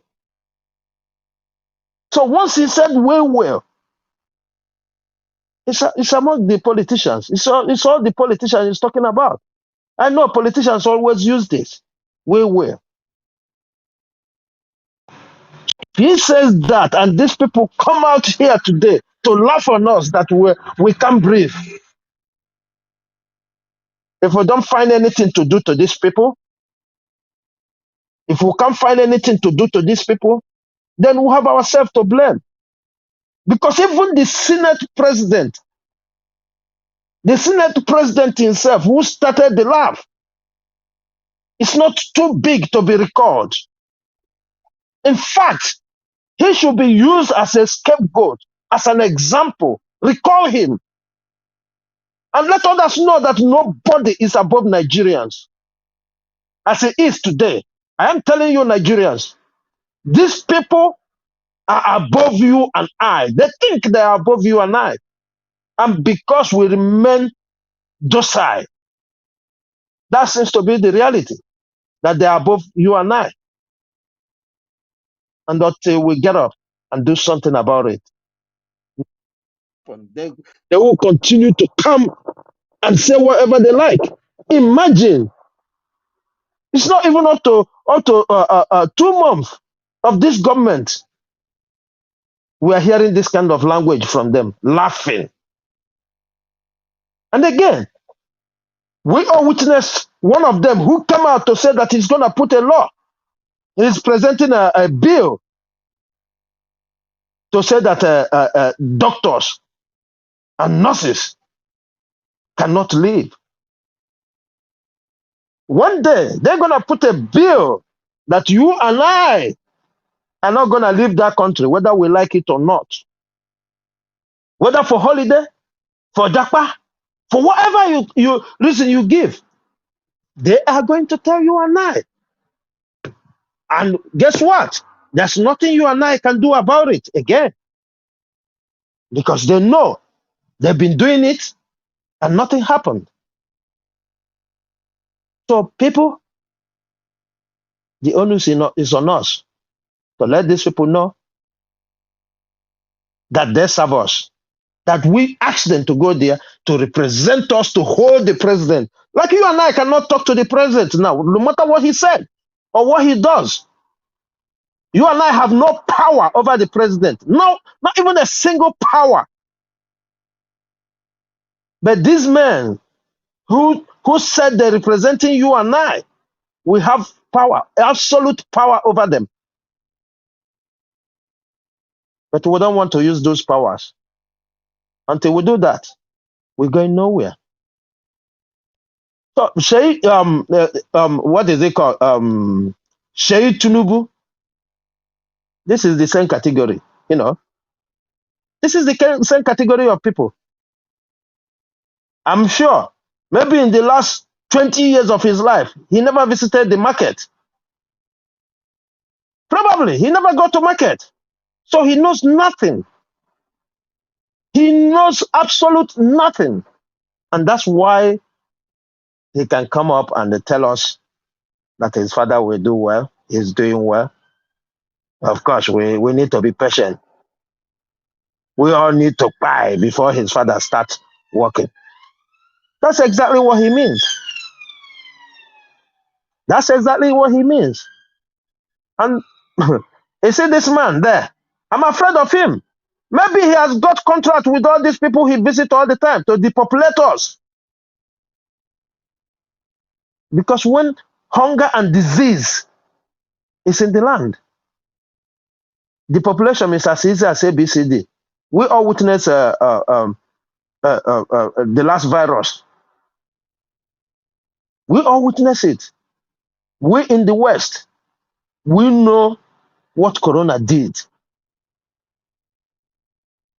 So if this man and his family is talking at this time, even since his father got there, we haven't heard from him.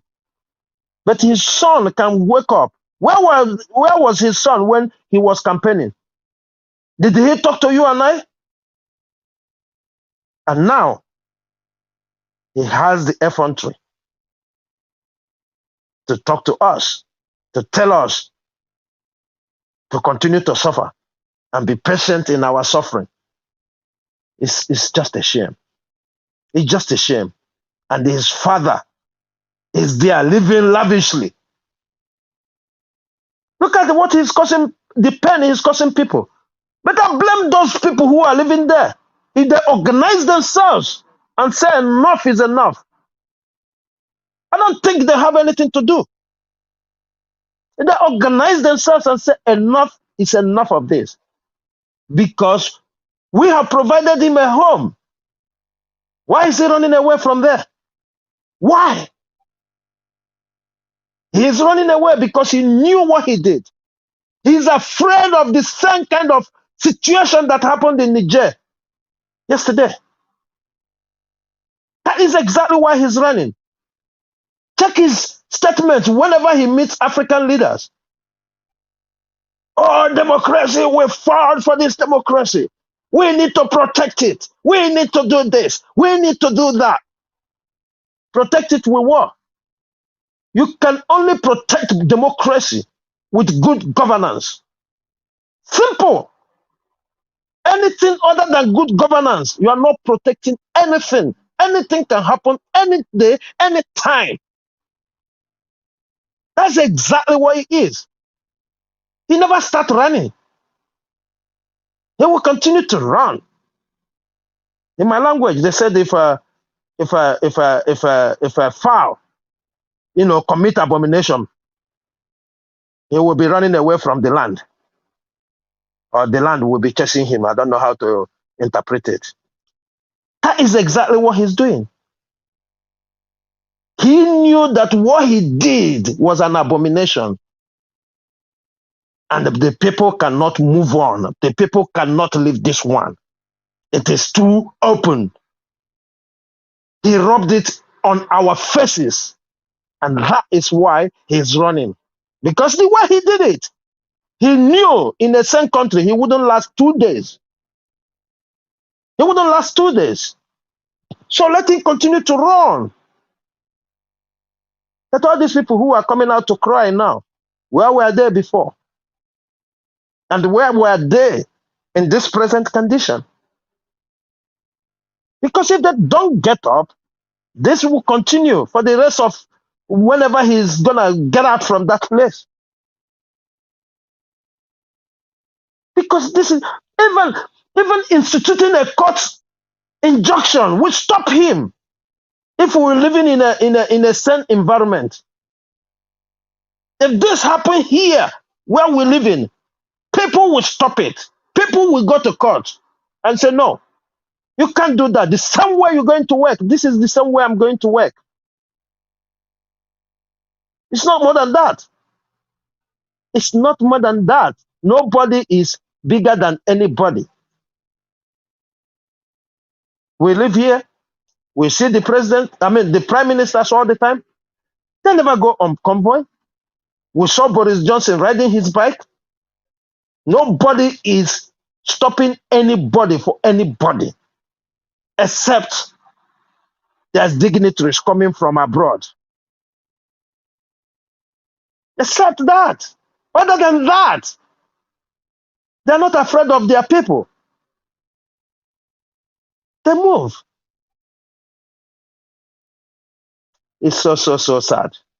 And the earlier we Nigerians stand up and face this demon, the better for us. And I want to end with this. Judiciary. All these things happening now is as a result that nobody knows their fate. You need to hurry up. You need to hurry up. Because I don't see anything holding you right now. We've gone to court. We've presented our cases. They've defended their cases. Those who defended and those who don't have anything to defend. It is time to give us the decision. It is time to give us the decision. Like Mr. Edwin said, Engineer Edwin said, or Engineer Ken, sorry. Any wrong move, now you know. Because the people can't take it anymore. You see all these things happening. Both the ministers you are picking, everything. Everybody is just coming down because we have a date in court. After that date, we will tell you if we accept the decision or not. I yield here. Thank you.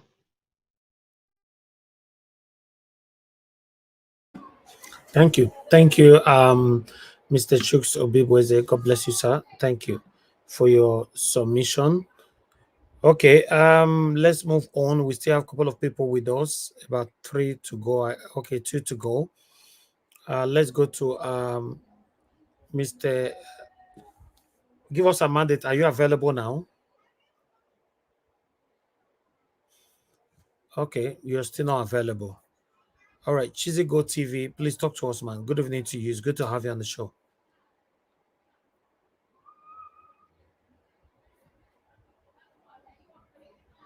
All right. It looks like Cheesy Go TV is now also there. Okay, Madam Patricia, let me come to you. Thank you very much. Good evening to you, man. Please talk to us. Good evening again, Mr. Elvis. Good evening, good morning, good afternoon, from wherever you're watching us from. I hope you guys you've enjoyed the show so far. It's been great, and I want to appreciate everyone that has financially contributed to the advancement of this channel today. May your pocket never run dry. May God meet you at your point of need. In Jesus' name, of course. Mommy, Good evening. Thank you for all that you do for us. We love you. God bless you. Nigeria, Akpabio, and the Senate President. They are a case study, all of them together. It's a shame that their names will go down on the history book of Nigeria as wicked, satanic, and demonic leaders who kept Nigerians in bondage. But because they are not they are not the creator of Nigerians, they were created equally like everyone that they have been meting their evil on. So their empires must come down.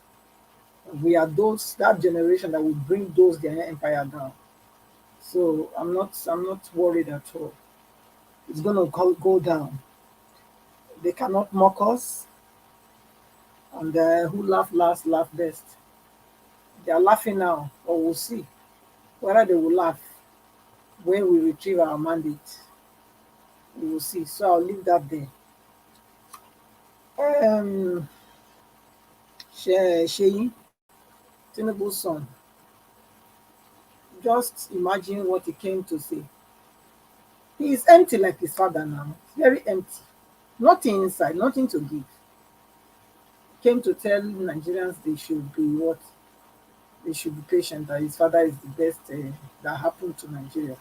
Oh, what a slap. Your father is the worst. Tinubu is the worst that happened to Nigeria. Tinubu is the worst.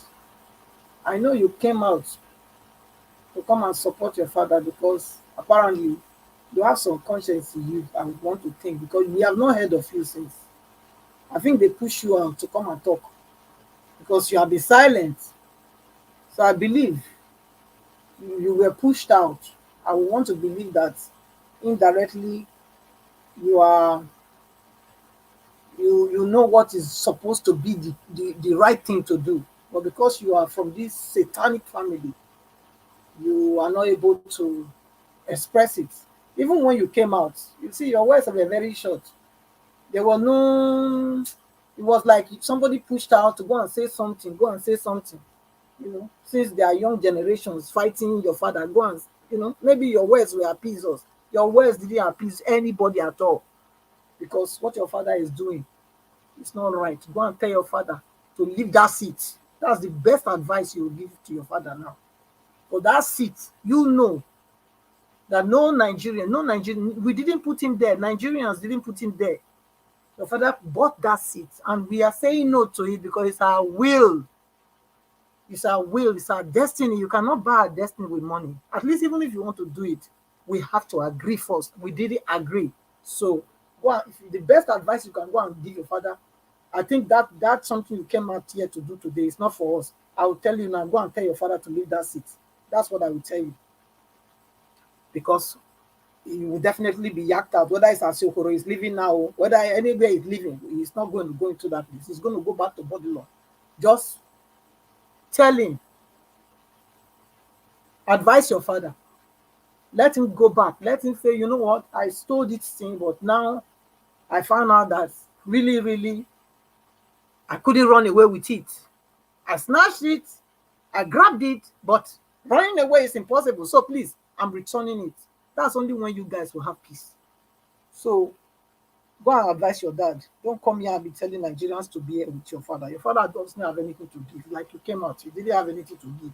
So take that one to your father and tell him to leave that seat.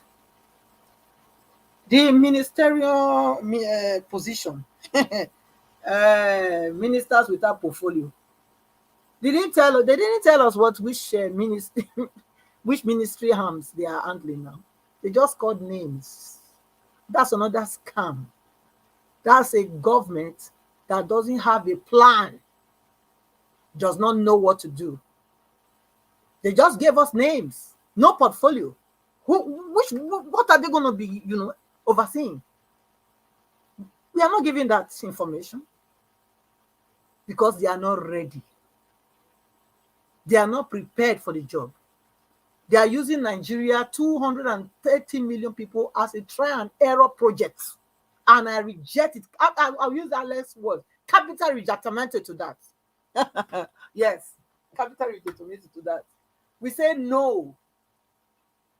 Somebody that's going to be at the helm of things with this kind of economy, with this kind of manpower, need to know what they are doing before they go there. You cannot use us as guinea pigs. You can't. You can't use us as guinea pigs. It's enough.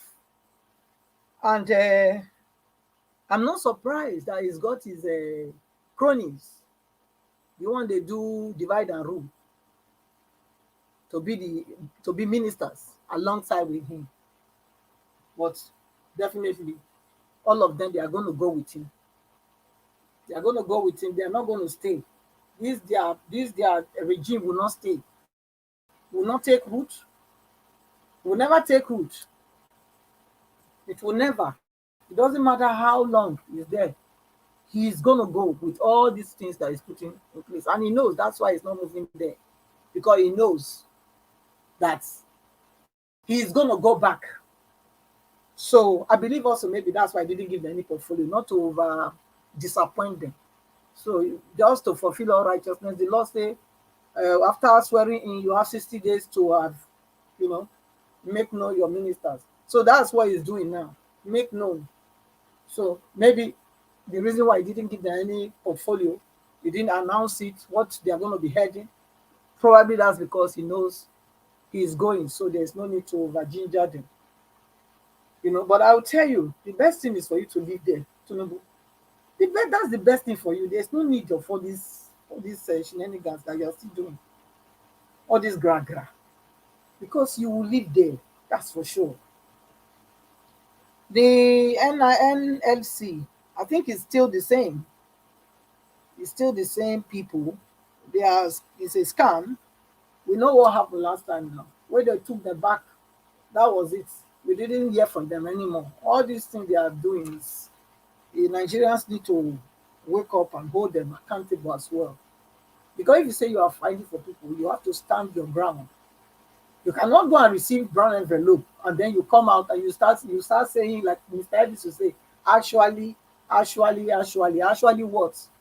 You went in there and then you were giving envelopes and that's it. So everybody should go back home and go and work without payment. Is that what you are going to tell them? Or you're going to give them fake promises? Don't worry, he said he's coming. He will do something. No. So nobody should believe them. I believe even the workers themselves. If they are not coming up with what is palatable, what is, relative to the inflation that is in the country at this time, I think the workers should themselves say they are not going to work. They shouldn't depend on these people to go and what's it called? Make an arrangement for them, because their arrangement is not certain. They go and make a broker. They go and do a broker for them, but really they are not broking for them. They are going to broke for themselves. So there's no need. If they are not having any concrete decision about their increase of their salary, I would tell them, all of them, they should stay home. It's better. They should stay home. If they want to employ other people that they will not pay, let them also go. Because that's the only way to get them to do something for you. Because if you say, okay, they force you to go back to work and they are not paying you, so what's the point of that? There is no need. So Nigerians should get ready for what is coming, because it's not going to be business as usual. And of course, then this the traffic that is generating every day because it's going to work. They say that the evil is the one that evil man run it when no man pursues him. Mr. Shooks Obiboze used Boris Johnson in the UK as an example just now. That's the same thing we see here. in all Europe. All the state ministers and their ministers, they walk about. All of them walk about, riding bikes, jogging, doing all kind of things. Because why? They've pleased their people. They've given the people an enabling environment. There is infrastructure. There is job. There is prosperity in the land. So criminality is almost at zero. So there's no point. Yes, they have police, they have secret police and all those things, but you don't see them following their ministers and their what's it called, their mayors. You don't see them doing that. That's not their job. The mayors and the minister's job is to make sure their citizens are well taken care of. So they don't have anything to fear for. They don't have anything to hide for. They work freely because they have not eaten public money. The public money for the general good, they are using it to do the general good. So they have nothing to hide. They have nothing to run for. If you are not a criminal, why will you be using convoy everywhere? Even if you want to use convoy, must still be every day? Because we see our state ministers everywhere. Yeah, we see them walking about. Nobody is chasing them. Nobody is crowding them. You cannot even see their security following them. You know, I believe maybe they might have one or two people that is far away watching them, but you don't even take notes. You don't even know. They are living their life freely because their hands are clean. But because your hands are full of dead people's red oil, sorry. So you are hiding, you are running away. And I believe that should be a lesson for the new ones coming. That's a Nigeria like here. That's the kind of Nigeria I want, where my state minister or minister or president can walk free. Walk free, nothing to hide, nothing to run for. Nothing, because your hands are clean, because your people are happy. Who will come and kidnap you when everybody is happy with you? Who? Look at our people. That's why it must come. You remember when he was doing was it during the campaign when there was a convoy and there was a young man, a youth, who came and stood in the front of the car. Yeah, our people came down from the car and he went to embrace the young man. Do you think if it was this man, would he not tell him to run him down? I believe he would have told him to run. We go tell the car, run him down, because he's afraid. Maybe they want to, he will be thinking they want to buy him because he found out dirty. So maybe this is a good advice to you that are there, you that are just gone into this House of Senate. Before it's too late, don't stain your hands so that you can walk freely. Don't stain your hands. I know you've already started collecting money because the money you said they said they gave you 70 billion to share, where you expect Nigerians to go and share 8,000 each household. None of you spoke up.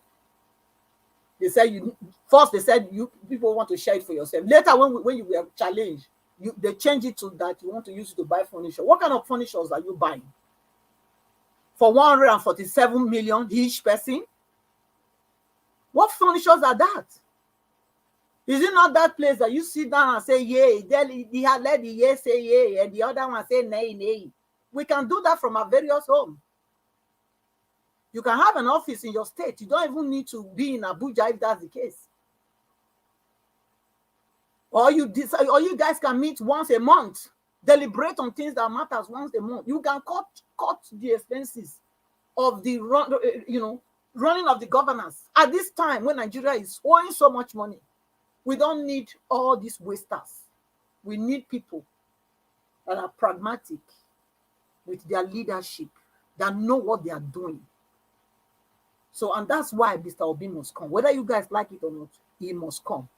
Therefore, Judiciary, I will tell you, you people, do the needful. You saw the way they drag your wig on the floor day before yesterday.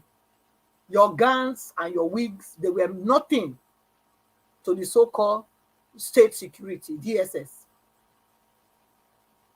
They drag all your profession. They trampled on you people. Because why? You decide to make your honorable and respectful profession a show of disgrace. So now, show it. I say yes, I challenge you. I say bite. Let us know that you are still who you are, because it's supposed to be the third arm of power. You are supposed to be, unless you want to tell us that you've sold it. You've sold your birthright, that right that was given to you by the Constitution because of a pot of soup. So if you have done that, dare declare Tinubu to be winner, then you will see Nigerians what we can do. Maybe you guys are underestimating us. Mr. Elvis, I yield here so far. Thank you. All right, thank you very much, Madam. I appreciate your submission, Madam Patricia. God bless you. Thank you very much. All right, I would like to Chizzy Go TV. Are you available now?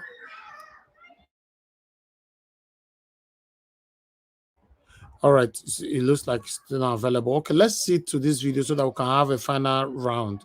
You know, there's this Wike who promised in the past that he will never be a minister. Let's see to this video. Person can be a minister from a state. I will not be a minister. I will not. I will not. I'm not a liability. I will not be a minister. I will not. I will not. I'm not a liability.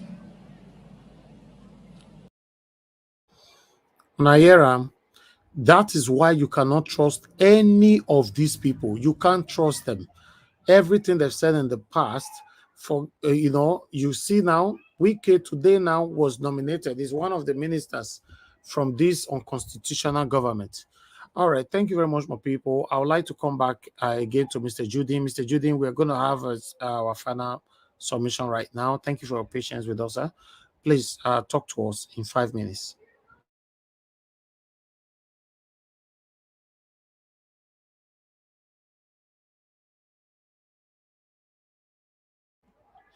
Okay, Mr. Judy, you are not there. Okay, let me go to Mr. Shooks Obewez. Are you there?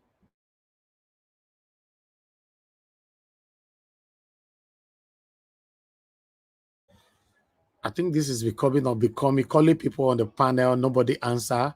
I'm here. It's just, I've been troubling me today. I don't know why, Yeah, sorry. Can I go on now?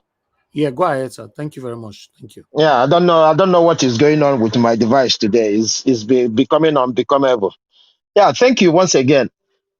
You see, Mr. Elvis, I know during the time of Wike's up and down movement during during the campaign, so many people called in, question his loyalty or where does he belong. So many of us on this very platform, even I think sometimes there was argument on this very platform for and against Wike. You see, we all know right from time, and if I can find one of those videos, I was one of those who said that whatever Wike is doing, it's all about personal vendetta. It's all about himself. It's all about him, but him. A man that is so proud, yet he has nothing. And now they took power away from him. We know who Wike is. Brother, Wike can beg for a crumb of bread right now that he has no power. It's not magic. He was saying that because there was still power within him. That's why he's saying, oh, I can't do this. I'm not begging for job. I am not this. I am not that. That is professional Wike. Wike is, I think, among the whole politicians, I think he is, I don't know if he's a thug, if he's a criminal, if he's whatever, or combination of all. Wike is the worst thing that has ever happened to River State. I'm sorry. He might tell them, I built bridges. Yes, bridges are good, but there's a lot of things that are better than bridges. Did he do those things? How many? I don't know, but how many people benefited from his scholarship? Because that bridge he built, if nobody maintains it before you know it, that is it. But if he invested in brains, those brains will continue to uplift River State. So him appearing on what is it called? Crying, no minister or minister. I don't care because we know who Wike is. He's full of himself, yet nothing remains in him. We know how he sponsored the caliphate and how they disappointed him. The same thing will happen to him this time around. And let's see if he will continue in this way. Because when you hear him talk in some certain areas, you'll be forced to be his man. You will. Including this one. Oh, I'm not begging for ministers. I don't want to be minister. I watched him one day. He made another interview. He said, "Oh, I'm not gonna force, but if they call me, I will talk to people who work with me, talk to my family, and decide. Because this is Nigeria, and everybody needs to work to save Nigeria. We don't need you to save Nigeria. Hold your saving, because it's not. In fact, you are the one that destroyed Nigeria today.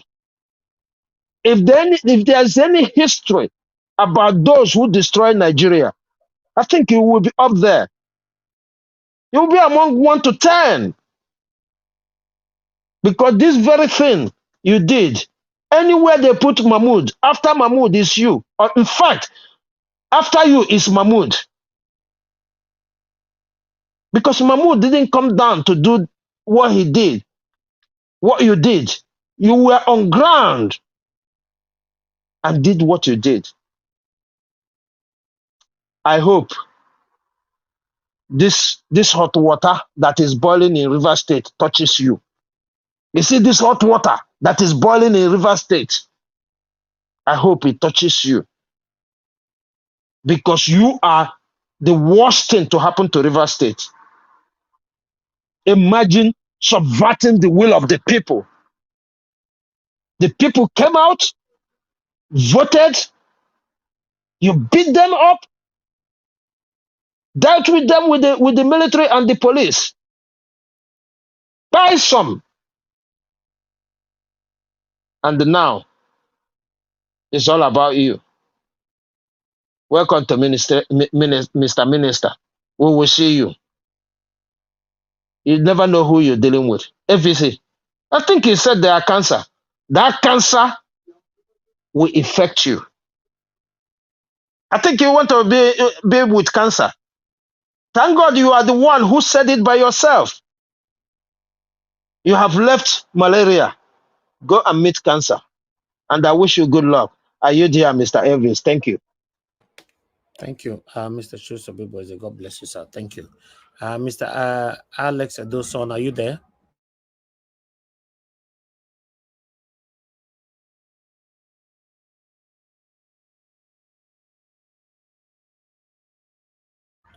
I'm sorry, anybody I call you did not answer. I have to remove you from the screen because it's not making sense. You know, you can't come to the broadcast and you come with a pillow and mattress and be sleeping or whatever you're doing. It doesn't make any sense, you know. So let me see. Mr. Felix, are you there? Thank you.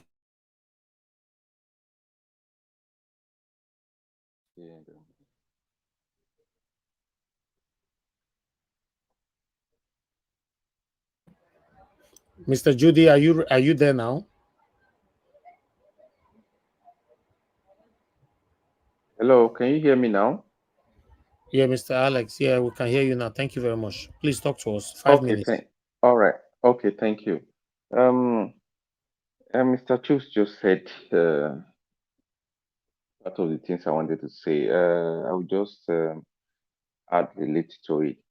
This wiki of a thing, of a person, sorry, when I'm using a thing, of a person, is one of the major actors that will be remembered for his role in taking Nigeria backward.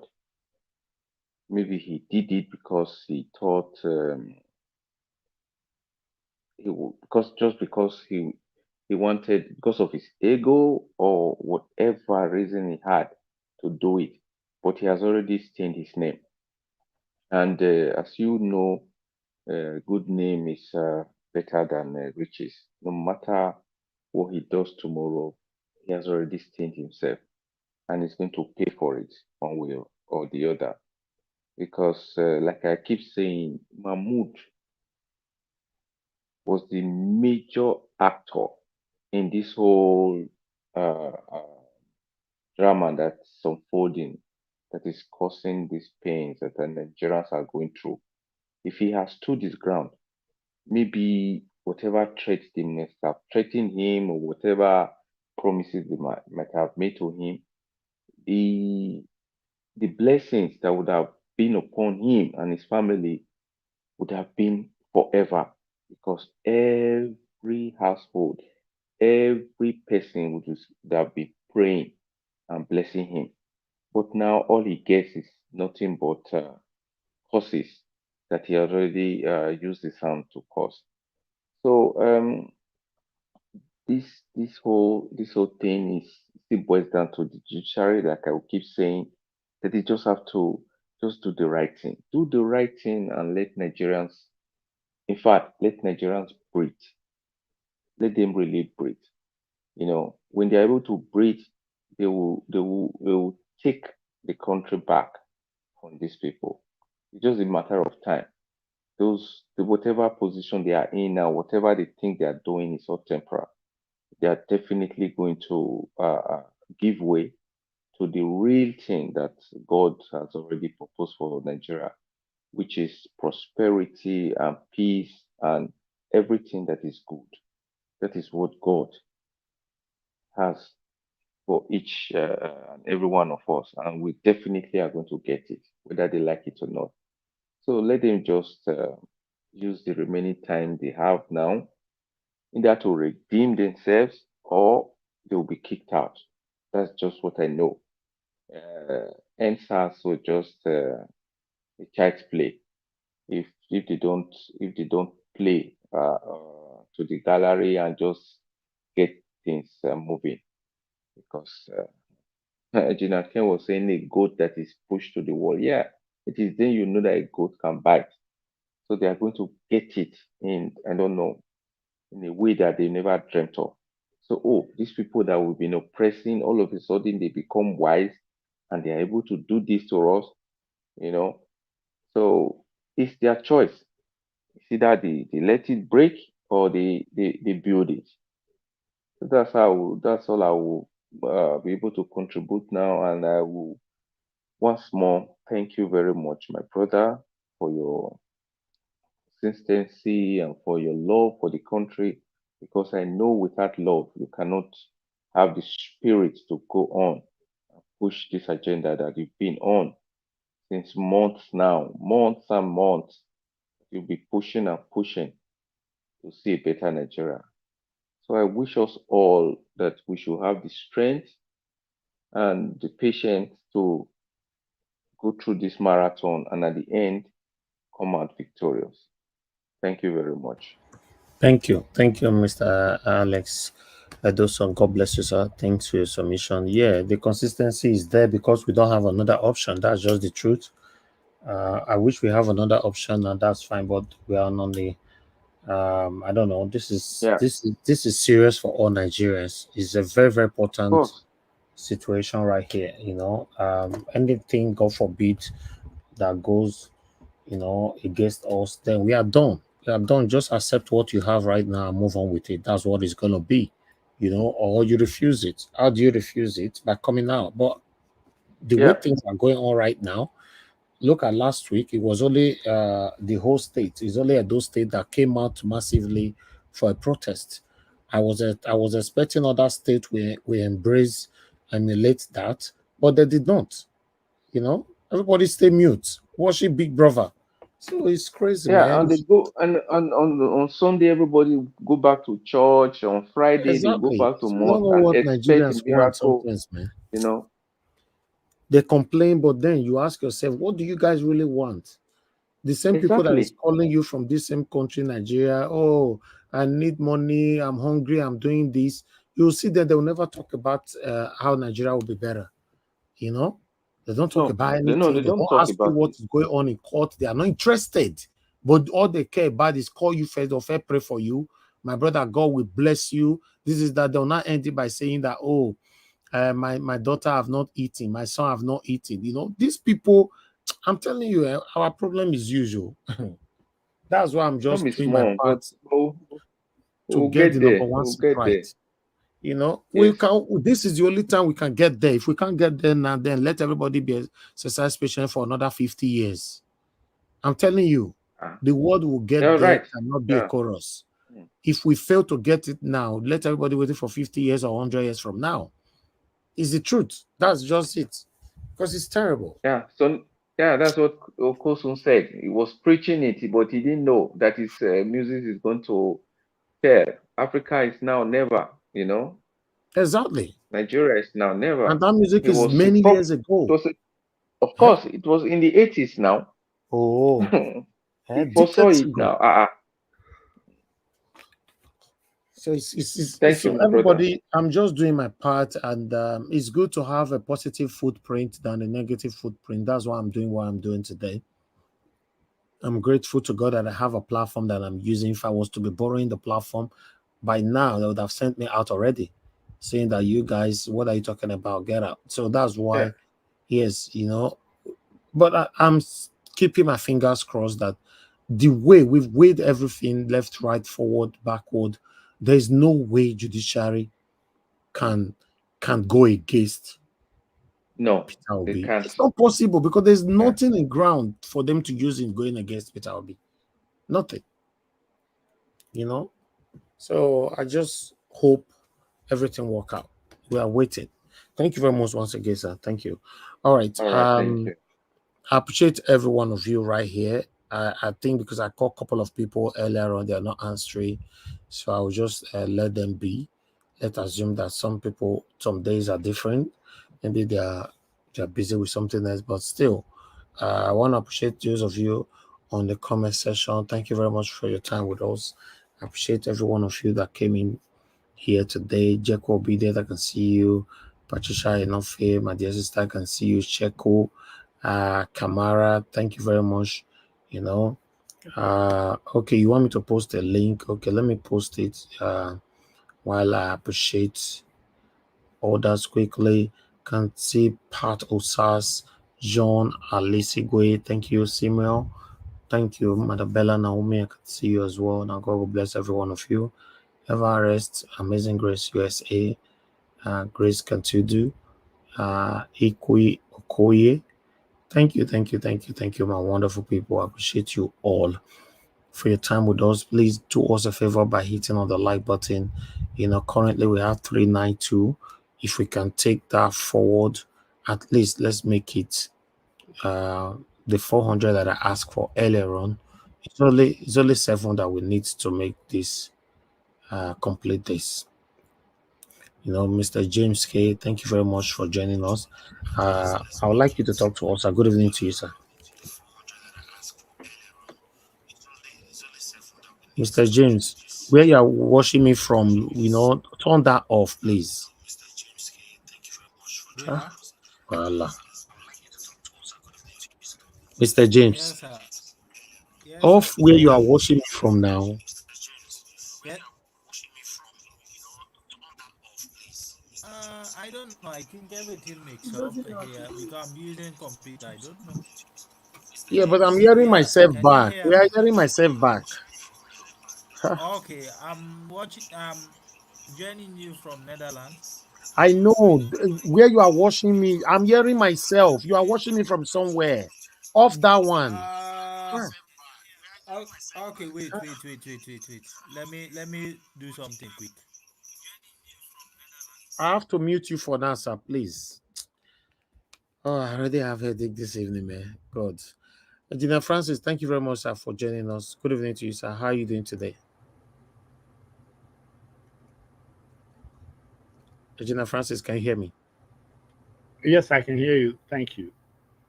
Thank you, sir. Good evening to you, sir. It's good to have you on the panel. I guess you were following up, right? Yes.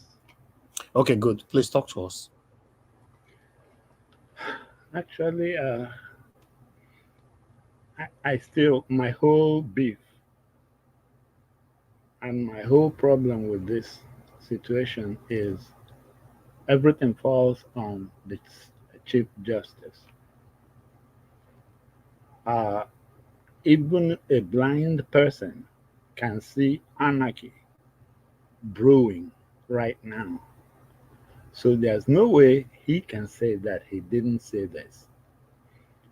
And CJ Arola, let me see if I can bring your mind back to justice. Do you remember in 1800 in the U.S.? At that time, U.S. was just a young democracy, about less than 30 years old. There was one president, John Adams, who, because he had the majority in the House and Senate, he created these 60 positions for judges and justices of peace. He put the 16 judges and the 42 justices of peace. Immediately, he put it like today, the next day, the House approved all of them. I mean, the Senate approved all of them, all 60 of them. But then there's some man, James Madison, who happened to be the Secretary of State at that time. He refused to commission those justices and judges.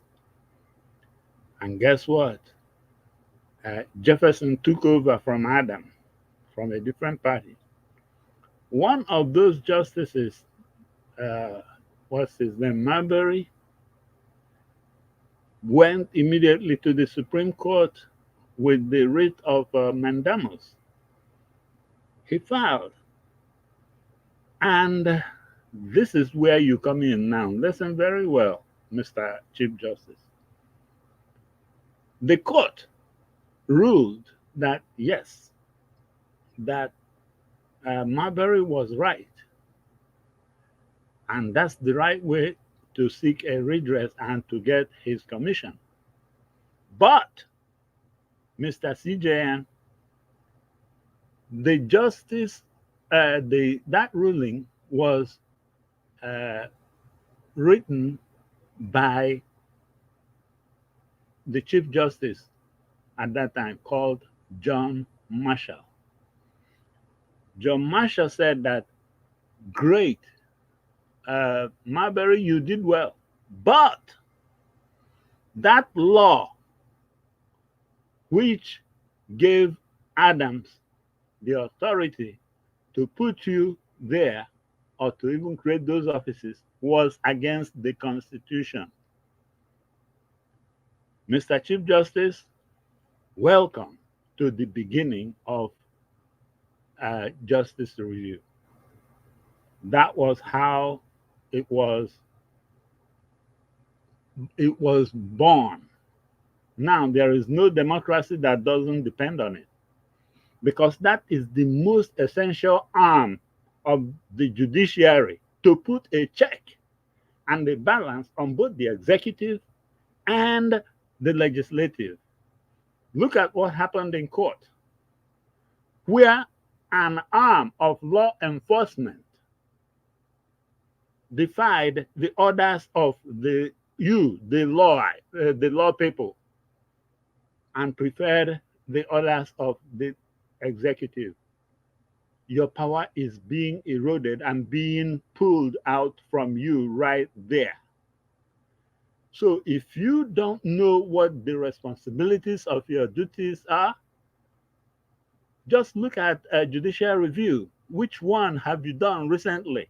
I'm seeing all these things flying out of the National Assembly that are not even consistent with the Constitution. And you are the one that has that power of judicial review to nip it on the bud. Tell them, nope, that's not the way it should be.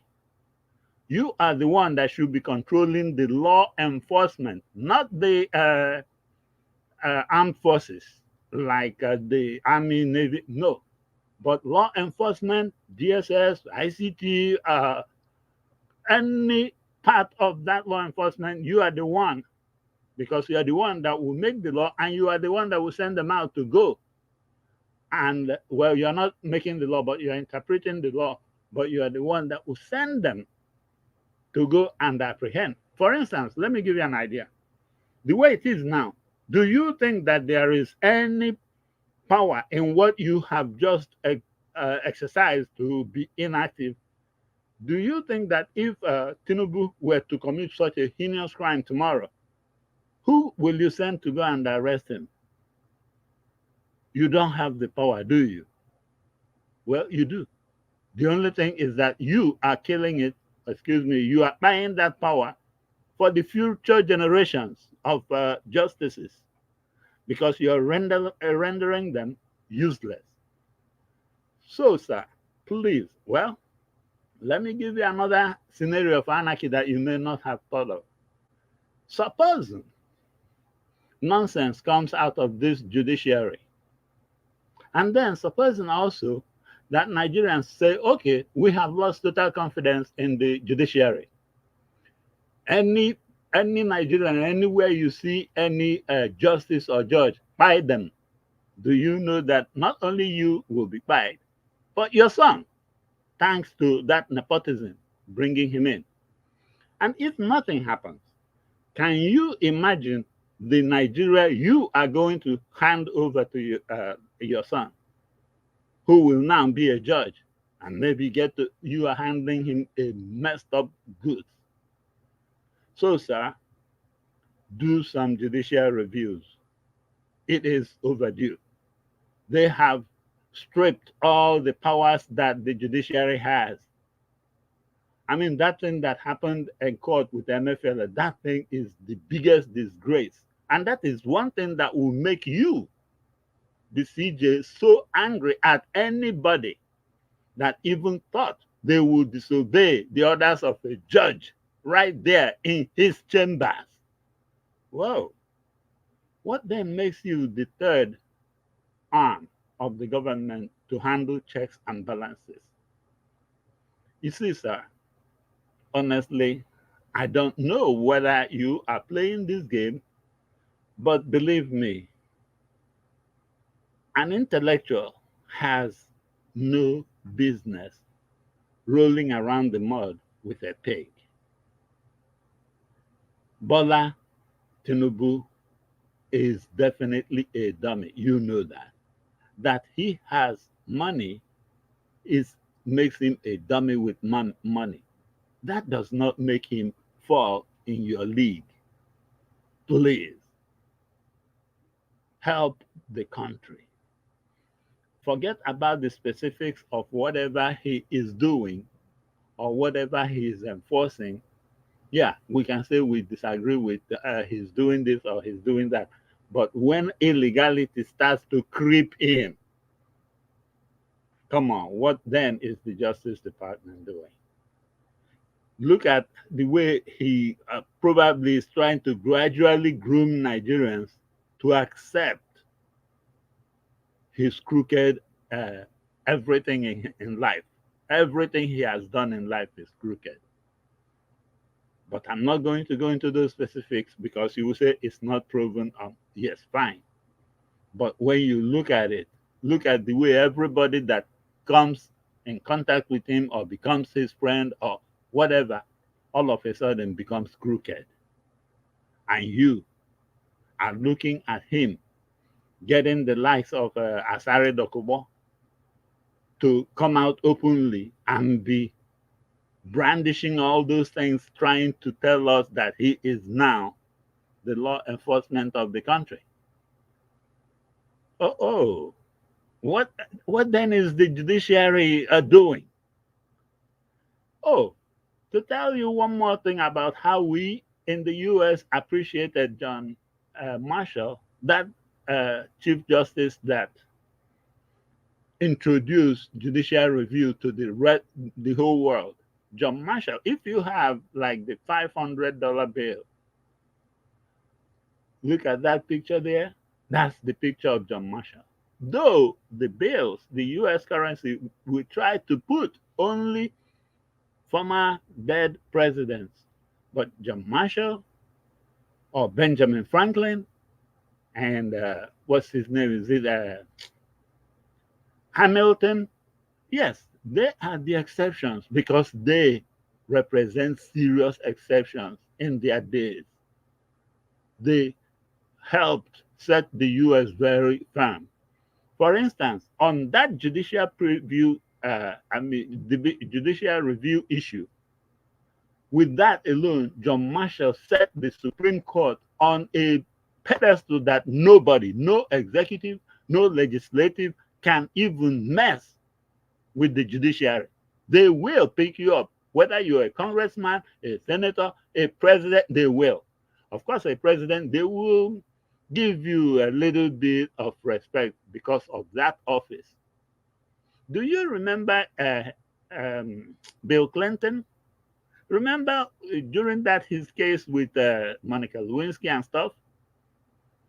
Do you remember also that the Supreme Court said that he, Bill Clinton, the president, the sitting president, that he will have to go to court?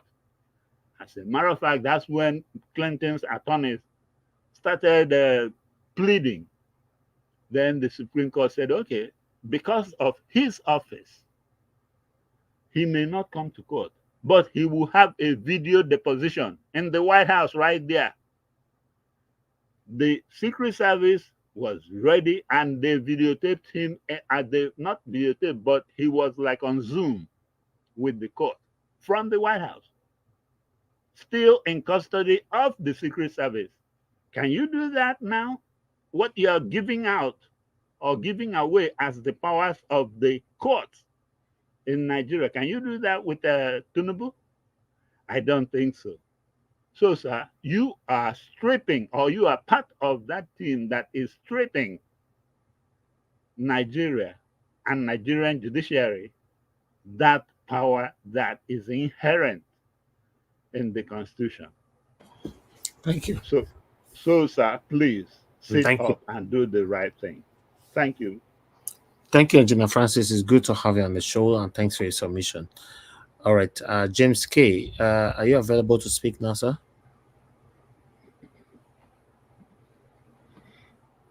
James K., are you available now?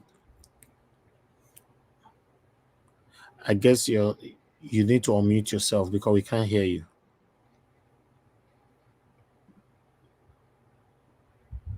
Okay, James K., I think we can't wait that long for you. I don't know what's wrong. Yes, sir.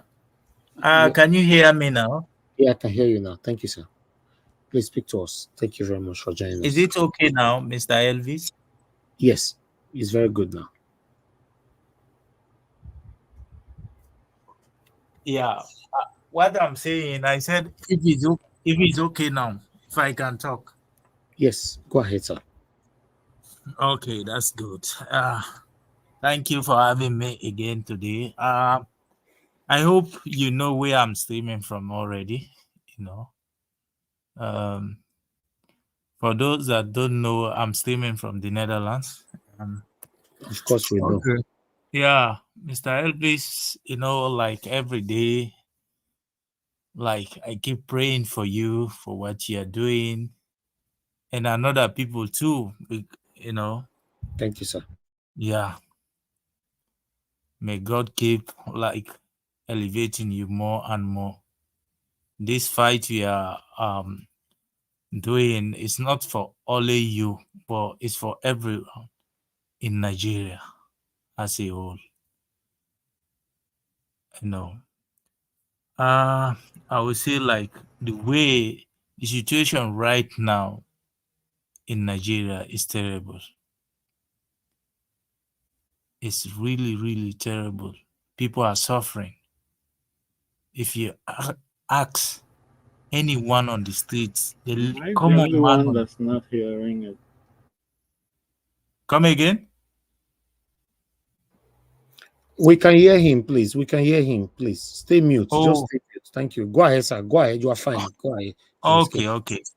You ask the least man on the streets, even those that even vote for Tinubu, they will tell you that they regret, you know, they regret their actions of doing short.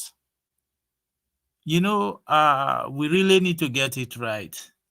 There is something I wanted to really like talk about. Our neighboring country, the latest development there.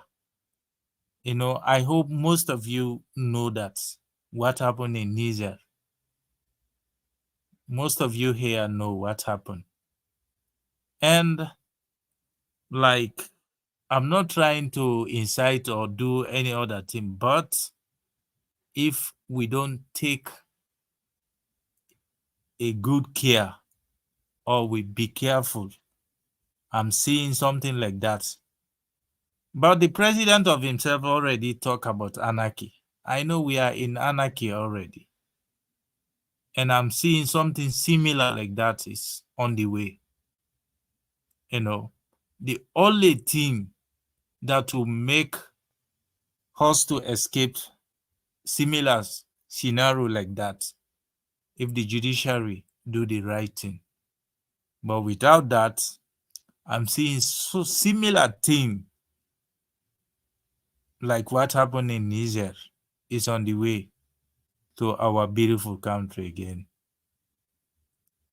Because the country is already been destroyed by these, you know, evil people, these crook human beings we have as a leader. You know, we really need to do something for us to, you know, come out of this bondage, because we are in total mess right now. As I'm speaking, we are in total mess. And they say even if you pray from January to December, if you don't do the right thing, you will never see positive results. I'm not saying people shouldn't pray or should not pray, do other things, but we really need to do the right thing as a country before we see positive results. But if someone can ask, are we doing the right thing in Nigeria? No. Nothing there is working. We are not doing anything right, starting from our leaders down. You know, you just spoke about the I think 2 or 3 days ago, the protest that happened in Benin City. We all saw that, but only in Edo that demonstrations stop. No other states. The way people are suffering, I was expecting another state, you know, to join Edo State to protest against this kind of crisis we have in our country right now. I was expecting that, but people are still sleeping. People are sleeping, and we need to do the right thing. If we don't do the right thing, we keep saying, you know, when God times come, God have already give us everything He need to give us. He bless us with everything. It's up to us how we use it, how we utilize those things to benefit, our people, to develop our nations. We really need to do something right. We need to get it right. If not, this operation will continue till the next generation coming.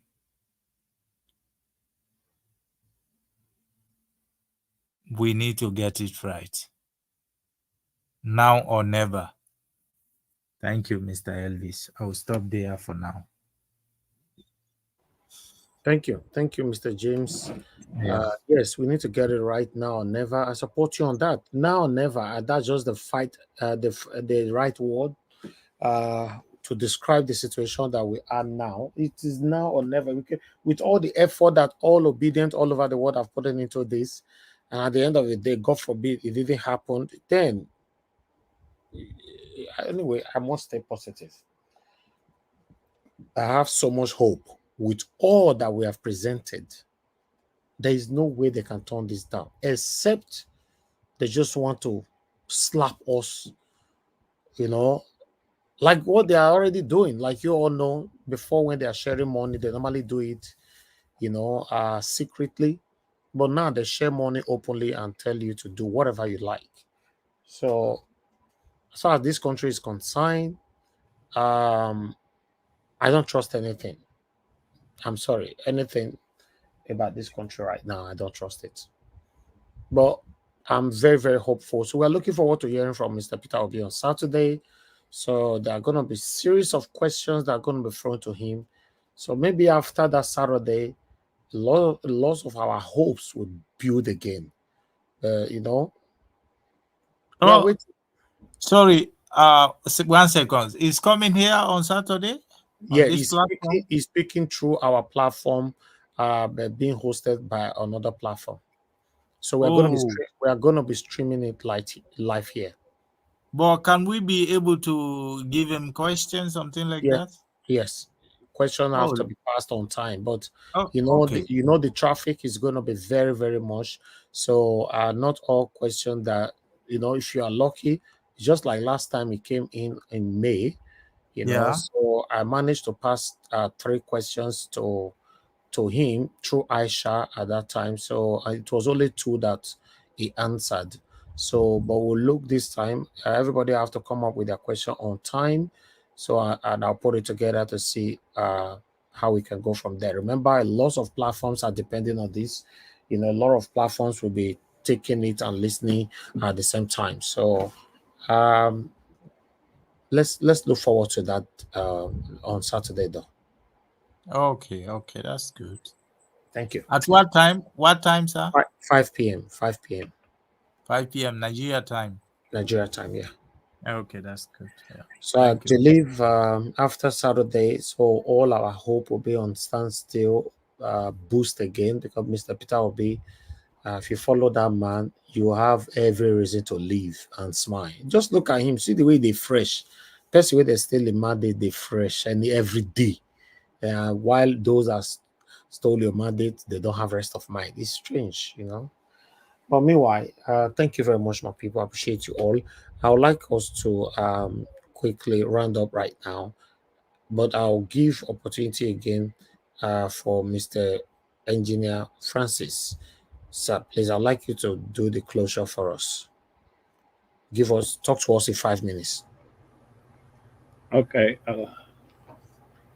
My brothers, I'm not really happy with what's happening, because it's like I can see where they are going. That Dr. is an extension. Okay, imagine Dr.'s group teaming up with MC Olomo's group. What do we have? Anarchy, because they are not law enforcement. And they are doing it trying to intimidate the judiciary. But look at what is coming up from the head. the head, meaning Bola Tinubu. Bola Tinubu is carrying out what these people are waiting in the flanks for. Exactly what happened to Emefiele is not just DSS and stuff. No, that's Bola Tinubu's indirect message to the judiciary that he can pick on any one of them and start doing him in his kangaroo court manner, the same way he's doing Emefiele. And the Chief Justice is looking at this, letting it loose. Mr. CJN, do you not know that statute in Nigerian law that means that Emefiele, since he is still under his contract, that Emefiele cannot be stripped of that post like that until the expiration of his contract? Now, Mr. CJN, a judicial review on this is well in order. When you see that what they are doing is against the Constitution didn't give the president the power to demote or sack the governor of the central bank. You know that. So why is a judicial review not in order? And why are you not saying, let that man go and let whatever conditions the judge in the court said be the guide? Why will you stay mute and DSS takes him to unknown wherever? Maybe by the next time we hear from him, he will buy like Ken Sarawiwa, and then they will give us some silly excuse. Oh, do you think we are dummies, Mr. CJN? Come on. You know very well that you are in fact, you are the one that's doing this. It's not Tinubu. Because for you to just lay like, oh, nothing is happening, you know that your judicial review powers actually can stop this nonsense and let people start respecting the courts. But I'm sure you are part of him in shooting this nonsense to the people to give us a signal and give the justices a signal of what might happen. That a nonsense, frivolous case can be cooked up against that person, and he will be justice no more.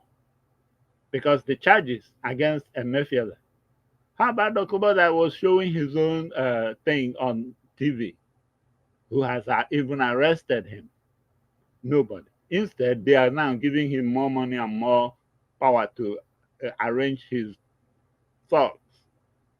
Mr. CJN, even if you don't care about it, I'm glad that your son is now in the bench. Thank God, because you are handing him the hottest coal in his hands. So if you don't care about your legacy, if you don't care about having a Naira someday for the future generation that will have the picture of Ariwola, your picture. If you don't care about that, fine. If you don't care about being immortalized by Nigeria in one way or the other, no problems. Keep on. But I bet you, your son will definitely enjoy part of the heat that will come. Maybe after you've long gone, your son and his or your grandchildren will enjoy that heat with us. So if you think that these peanuts you're getting from this man today is all, think again. Please, you don't need any official case to come to you for you to carry out the judicial review. Please stop this man from pushing us into this anarchy that he's doing right now. Thank you. Thank you, sir. Thank you very much. God bless you. All right, Mr. Jonathan Kingsley, thank you very much. Good evening to you once again. It's good to have you on the panel. Please talk to us, sir. Thank you very much, Mr. Thank you very much, Mr. Elvis. And thanks for the time. I just want to talk on just on two subjects. The one with respect to the videos that you presented earlier. One of them is the CJN Ariwola. See, there is nothing Ariwola, the CJN, the Chief Justice. There's nothing that matters now, right now. The only thing that matters is for the tribunal to deliver justice. All those messages, all those talking that, that he presented, Nigerians now know better. It is not the Nigeria of, this is not the election tribunal of 2003, 2007, Yaradua and Atiku, Jonathan and Atiku. This is not it. This is a different election petition tribunal. This is a different Nigeria. So the only option for them is to deliver judgment. Whatever, this, because it's playing the game, is just a reverse psychology thing, trying to pull Nigerians to that end, to that edge where we will all be sleeping and not focused, that after all, the CJN has spoken and they will do the right thing. And then we'll just wake up one morning and we will see the magic that they will, the stupidity that they will perform. That is not working again in Nigeria. All Nigerians are looking for right now is judgment, the right judgment. Nigerians are focused now, more focused than ever before. And it is only the right judgment, the right delivery of judgment that will keep that country together. Anything less than that is not all these rhetorics, all these sound bites, all these sweet, prepared speeches. No, we just want to see it. Let them come, let them deliver justice. That is what Nigerians are looking for at this pivotal moment. This is destiny for Nigeria and for Nigerians, this moment. And then we can all see it.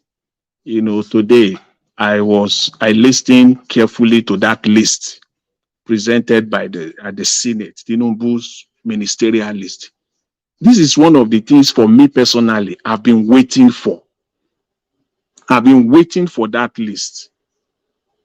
And I'm glad he presented it today, and I'm glad that you showcase it on this platform on Niger Watch. That list tells it all, that we're going nowhere. You don't need a soothsayer. You don't need to be a rocket scientist before you know that. Well, what do you mean we are going nowhere? How do you mean? We're going nowhere with the list. The appointed ministry, those individuals appointed. Who is going nowhere? You need to. The country, Nigeria is going. Nigeria is not. I mean that Nigeria is not moving forward. Okay, yes. Okay, now I understand what you mean. Yeah, Nigeria is not moving forward. With that list, from A to Z, it tells it all, except someone, or for average Nigerians, or those docile Nigerians who does not know anything, who doesn't know what is going on in that country, that they can just distribute the commonwealth of that country amongst themselves and be throwing peanuts at them. Even at this age and time, see, it can't even go far. That list says it all, that the country Nigeria is moving nowhere. The entire list is full of mediocres. These are politicians, career politicians from A to Z. Those ones that he even disguise as technocrats amongst them. They are not for me, I call them techno politicians. Accountant, economist, but all their lives, all their career, they have served politicians all their lives. and you look at the track record, each and every position that they've held in the past, each and every state that they've served in the past, those states are worse off. They are worse off today. We know it because normally they are playing this game. It's supposed to come with the names and the portfolio. Now they will go back and play the politics now. And then that's where you will now see they will appoint a carpenter to be a pilot. A carpenter will be a pilot. Because all these people that Tinubu nominated or for his ministerial positions, all of them is full of politicians, deflectors, those that have deflected from PDP to APC in the past, those that have served in the House of Rep from 2003, 2007 till date. Those are the people, if you check each and every one of them, there is nothing, they are all politicians. These are the people, director generals of, name them, former national chairman of APC is there. The former director general of Nigerian Export Bank is there. All of them, those are the people that he appointed. So these are all indications. The former commissioner for information from Sokoto State, the one that deflected under Tambua. Even the women that he appointed also, they are all politicians, Nollywood actors, Nollywood actress. They made the list. So these are the people that will lead Nigeria. That's what I meant by that country. Nigeria is going nowhere because these people cannot deliver. They've held positions in the past, and we know the outcome. You can know who is trying to appoint as a minister of health. This is someone that has held a position during Yaradua, during Jonathan. It delivered nothing. The state of healthcare in Nigeria is worse off, and this is the man. I can bet it to a very large extent. That is the man that is going to appoint as a minister of health. That is failure, dead on arrival for Nigeria. Is going to be one professor, Professor Pate, that he will want to appoint as a minister for health. This man was in charge of the primary health care of Nigeria for good 3 years. Look at the state of primary health care in Nigeria today. This is just recycling. These old politicians. These are the same people, no different, nothing at all. Because I've said it over and over again, for me, as far as I'm concerned, I don't see anybody that has worked all his life for his career to build his career genuinely that will want to come and put it under the banner for Tinubu. It's not possible. Even his family will advise him that, sir, ma, don't do this because everything you've worked for is going to be burnt. This is the end of it. That's why they have no option but to go back and recycle all these people. These are the people that will head ministries now in Nigeria. It's so laughable. This is not Nigeria of 2019, 2010. We can see now, the people that you want to appoint as your, even those ones you call, there's even no technocrats there. They are all politicians. Because those ones that you want to call technocrat, they have worked for you in the past as your finance commissioner from 1999 to 2007. The other one also that you want to say is going to be the minister for budget planning is he was a governorship candidate in Oyo State. He was a governorship candidate. He was the deputy former governor of Central Bank, but he's a politician to the core. A former governorship candidate in Oyo State. He lost, so he's a politician. He can hide under that guise of being a technocrat. No, he's no technocrat anything. He's a stark politician. Those are the people they will get there and they will be making deals here and there. The guy who is the head of the Senate Committee on Niger Delta, where they make Nigeria dry, that Niger Delta Development Commission, where we all know where they make Nigeria dry there, is also going to be a minister. So we must, we're no fools. Please, that brings me back to my earlier comment. We just need the judiciary to save Nigeria. Judiciary have to, they must step up. They must do the right thing. They must do the right thing. A country where it is so lawless. That video that you showed where they are laughing, about the let the boy breathe. I watched the video to the end. I also in that same session, they're also talking about extraditing someone, Simon Ekpo to Nigeria. I just laughed to the roof.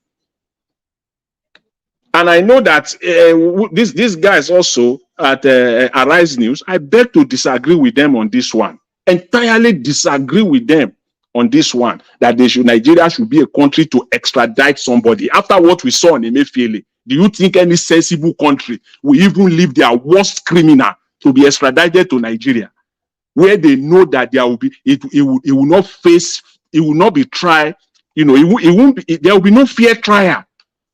They can't even release their cat or their dog to Nigeria, talk less of a human being.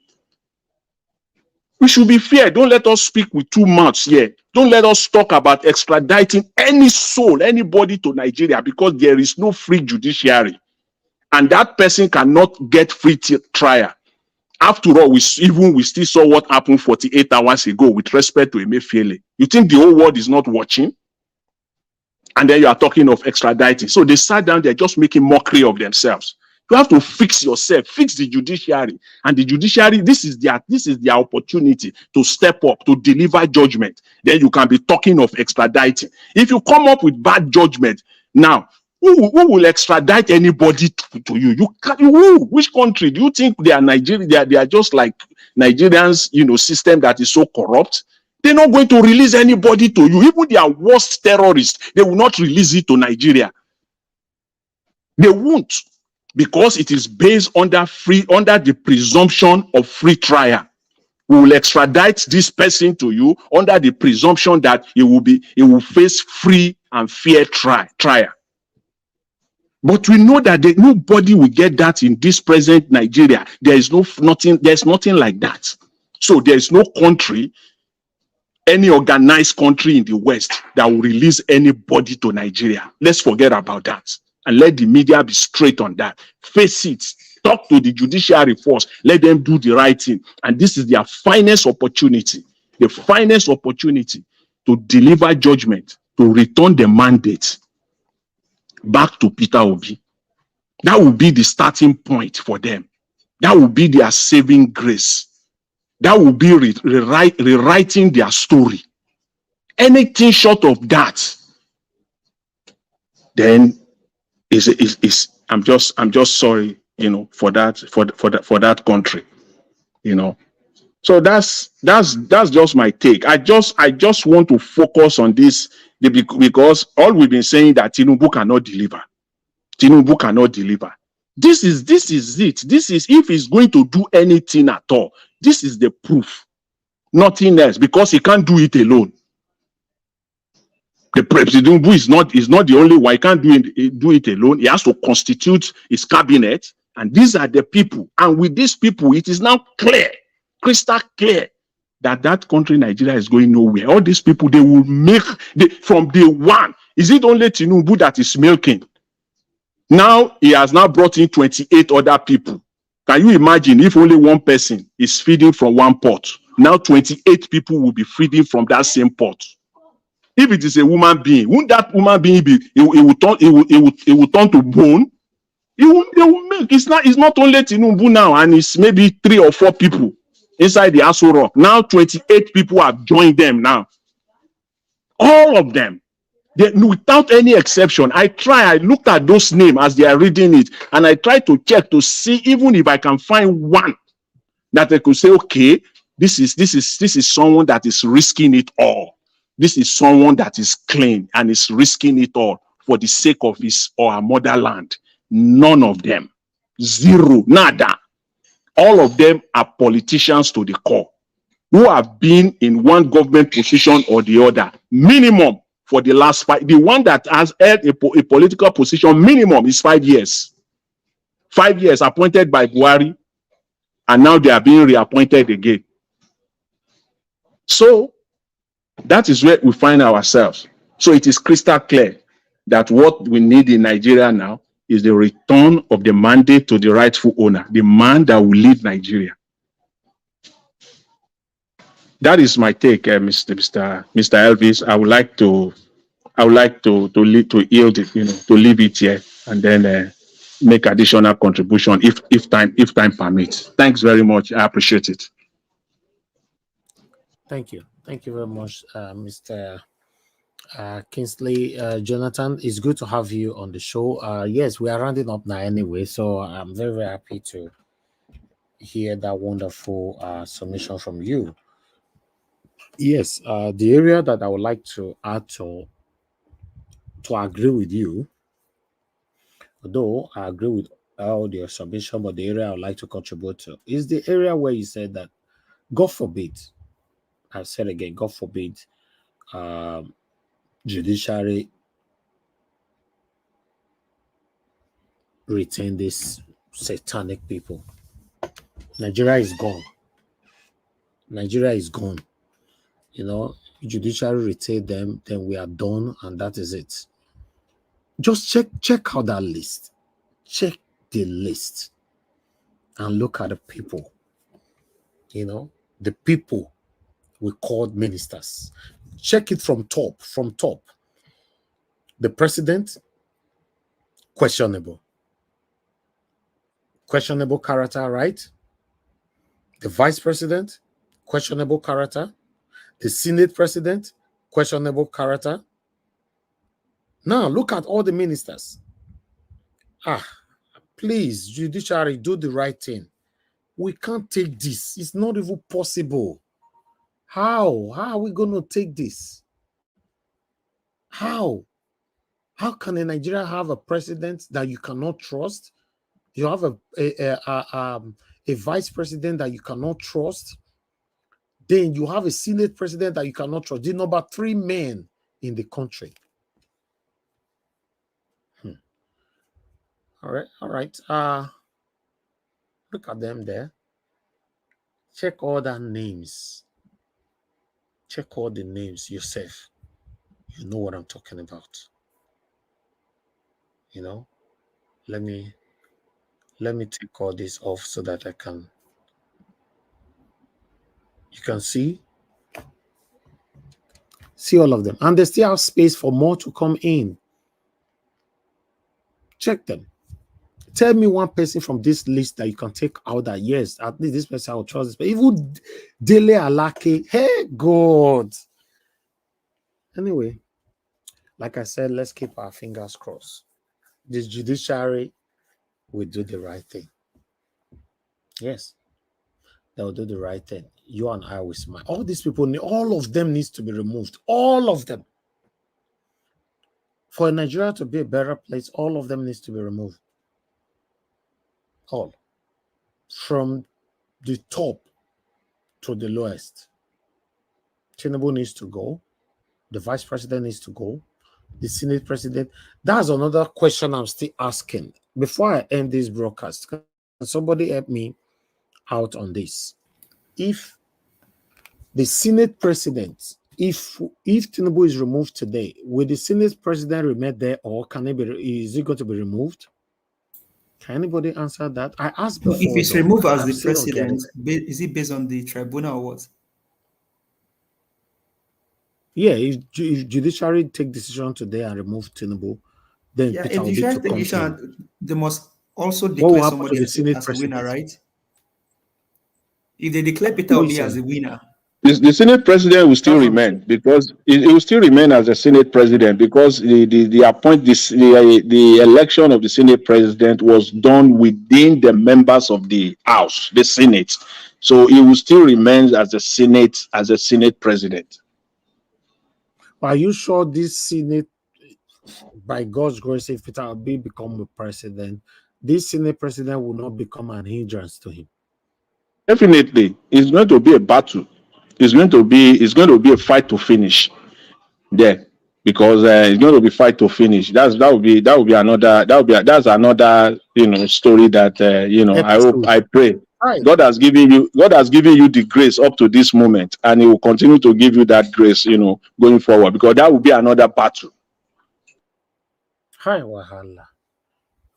So we're not going to let us rest at all. That one is not a big problem, Mr. Elvis. Yes, sir. You know, the most important things for our principal to get there, that one is it's not a big deal. To deal with Senate president, it's common now. Okay. Yeah. Thank you, sir. Thank you very much. Give us a mandate. Can you speak to us now? Yeah, I'm so sorry. The last time I was in, we have so many things that we have to deal with. So sorry about that. I don't know if somebody kicked me out or maybe cooking pounded yam and a goosey soup. At least Mr. Elvis must chop now, so I have to prepare pounded yam and a goosey soup for you. So sorry. Good evening to you and to Nigerians. Good morning, good afternoon, depending on your location, and thank you for doing this again today. What can you say about this list?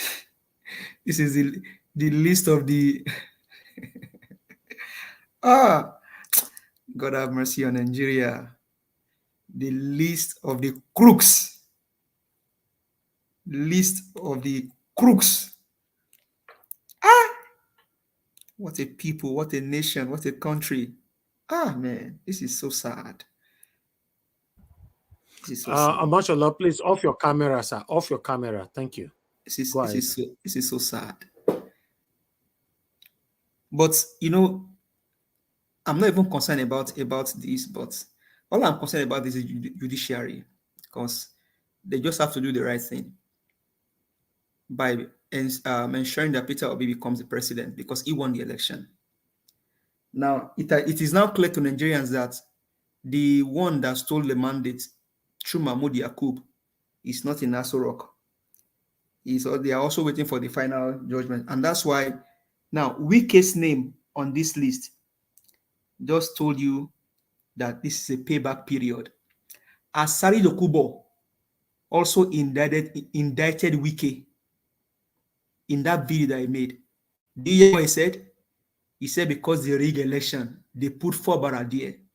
That means everything that happened in Rivers State, both presidency, House of Rep, Senate, governorship election, everything was rigged.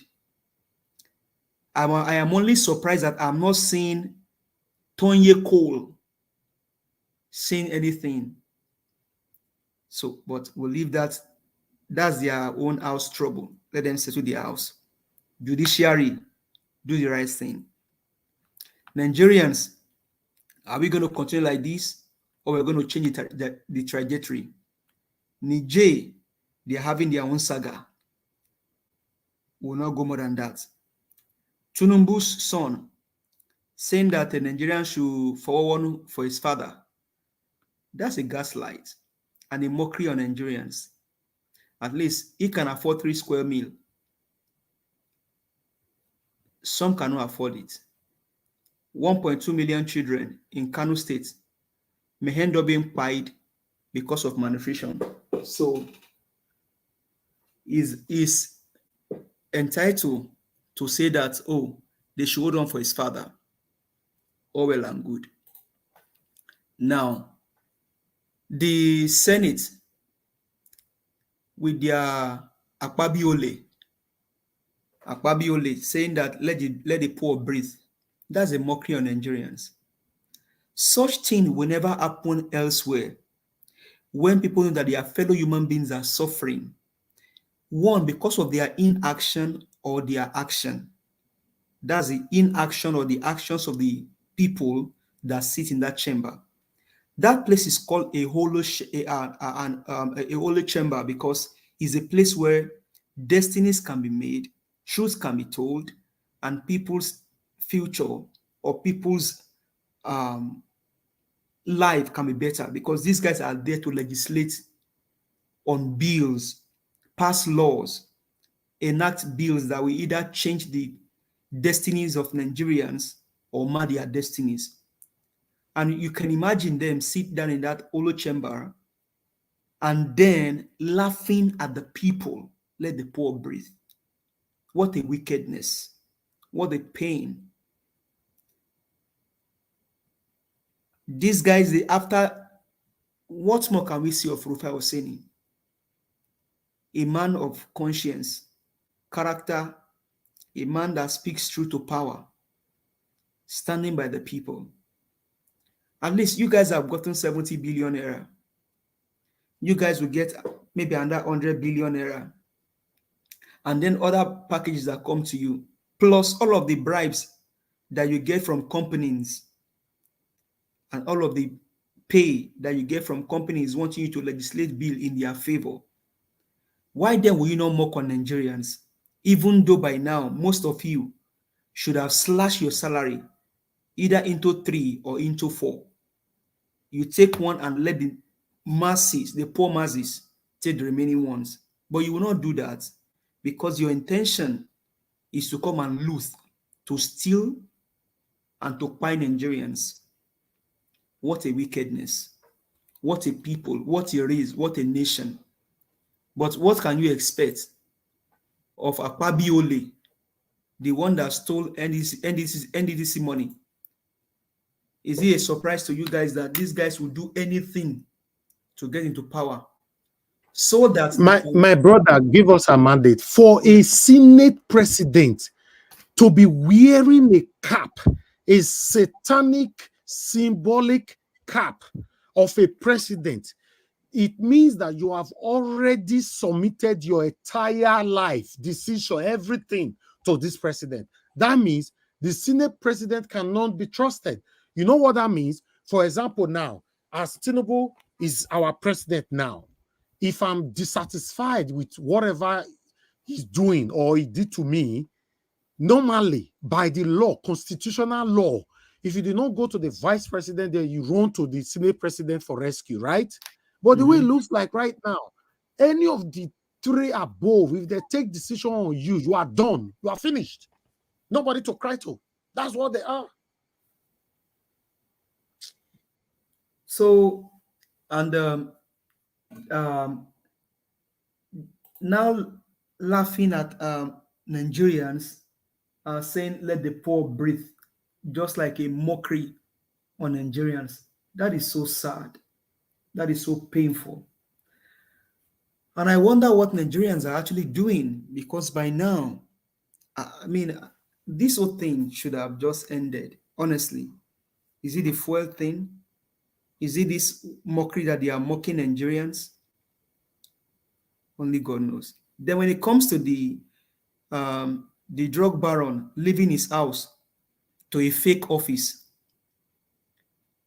blocking the road for about 30 minutes, this is just sheer wickedness. That means some people that will get late to work, they can be fired. They can be fired because of their lateness. If he persists, that means you don't even care about them. Because you have to go to office in a short distance, you have to block the way. Man, I really don't understand what the country have turned into. But everything still boils down on the judiciary. Uphold the truth. Give Nigerians their mandates because it belongs to Nigerians. Thank you very much, Mr. Elvis. I yield the floor. Thank you, my brother. Thank you. The thing is tiring, man. Just check from when the 25th of February, how this man did not win, how INEC at the end of that month end of March, how INEC, satanic INEC Shema, gave him certificate in the midnight. From that date till now, just check different dramas. They will not sworn him in. They end up they swear Tinubu in. Now they've continued. Then the other surprise now happened. Senate president, somebody that has so many cases on his name. Then at the end of the day, now look at the list now. It's just like, the beautiful thing about it is that on every social media, now nobody they defend them anymore. The people whether they pay before we make on the insult us. If you comment for other platforms, before you leave, people don't pack under your platform, under your comment, they insult you. Nobody they insult us anymore because everybody is feeling the pains now. Everybody is feeling the pains. Now, this time they know the fish chest bill. Yes, you will vote them in. Yes, everybody they flex muscle now who go fish chest bill. Even though they affect everybody, but some still better pass some. The unfortunate part of it is that some of you that don't even have left and right, you clamored so hard for this man to come into power. You hated us so bad. You insulted us. Like we have personal issues with him. We're only fighting for a better Nigeria. Peter Obi must be sworn in for us to have hope at all. If not, let's, I don't know. Thank you anyway. Thank you very much, everybody, for your submission. I appreciate you all. Mashallah, thank you very much, sir, for joining us. Good evening to you. I would like you to talk to us, sir. Good evening. Good evening. Okay. Can I say, give Olamande said he does not know what Nigerians are doing. Let me give you the answer. They are all watching Big Brother. That's the painful thing. The last time I spoke on this channel, I said Nigerians are meant to be outside protesting. It's only Benin. So they are telling us that it's only Benin that has the pain. They are only the one that are feeling the pain.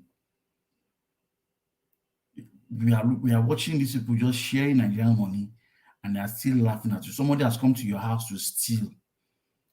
You report him to the police.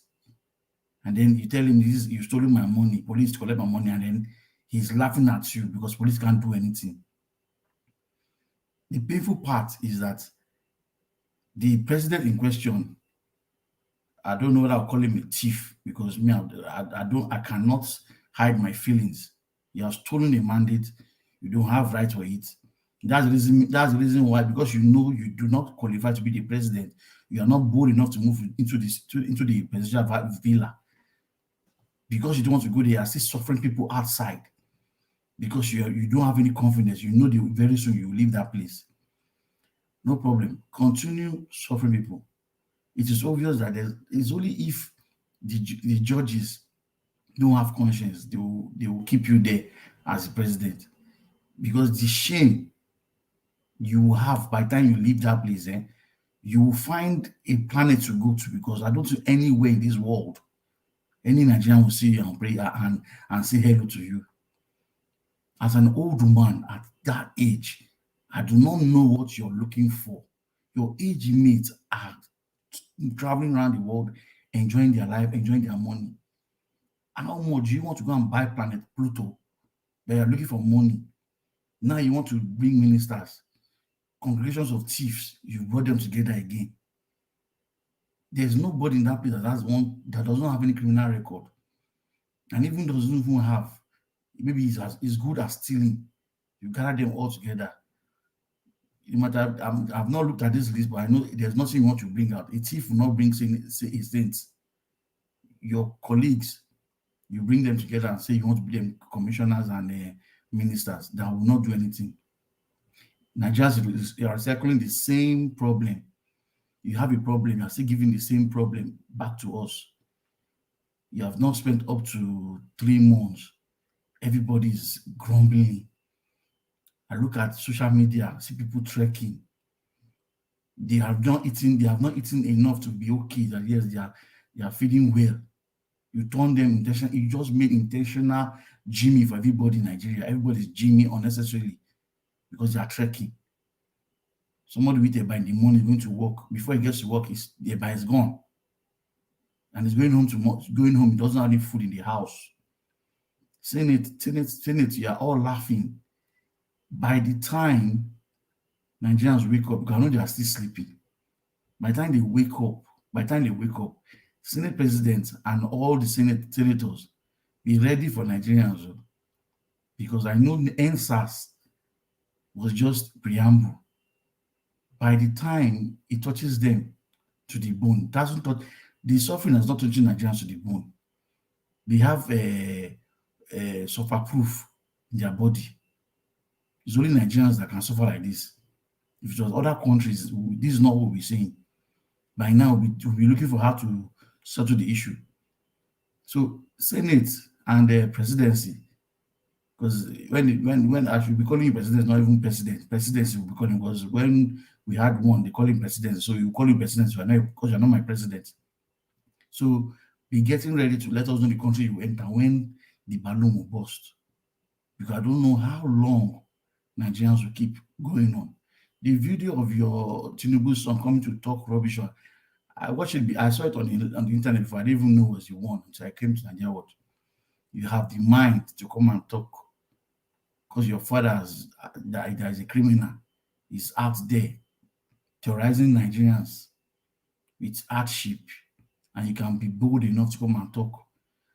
If I were you, I would just hide myself in a place where they will not know I'm even existing. You're showing your face. They've given you soldiers and army to guide you up and down. One day, the man in question will leave that place. It's not even one day. It's just for the judiciary to do the right thing. Because if judiciary does not do it and Obi does not come as a president, that's the end of Nigeria. That's the truth. So if you, the judges, you can see how they have been treating you in the courts. If you know you want the best for your profession, lawyers and judges and retired judges, speak to your colleagues. These people, if someone that didn't go to school does not know what it takes to be a lawyer, because he can't show us any certificate anyway. The only certificate he has in his life is INET certificate, and he's holding tight to it. So if you know you want him to mess you up, we can rule in his favor, and then Nigerians will show you the other way. Thank you, Nigeria Watch. Thank you. Thank you. Thank you.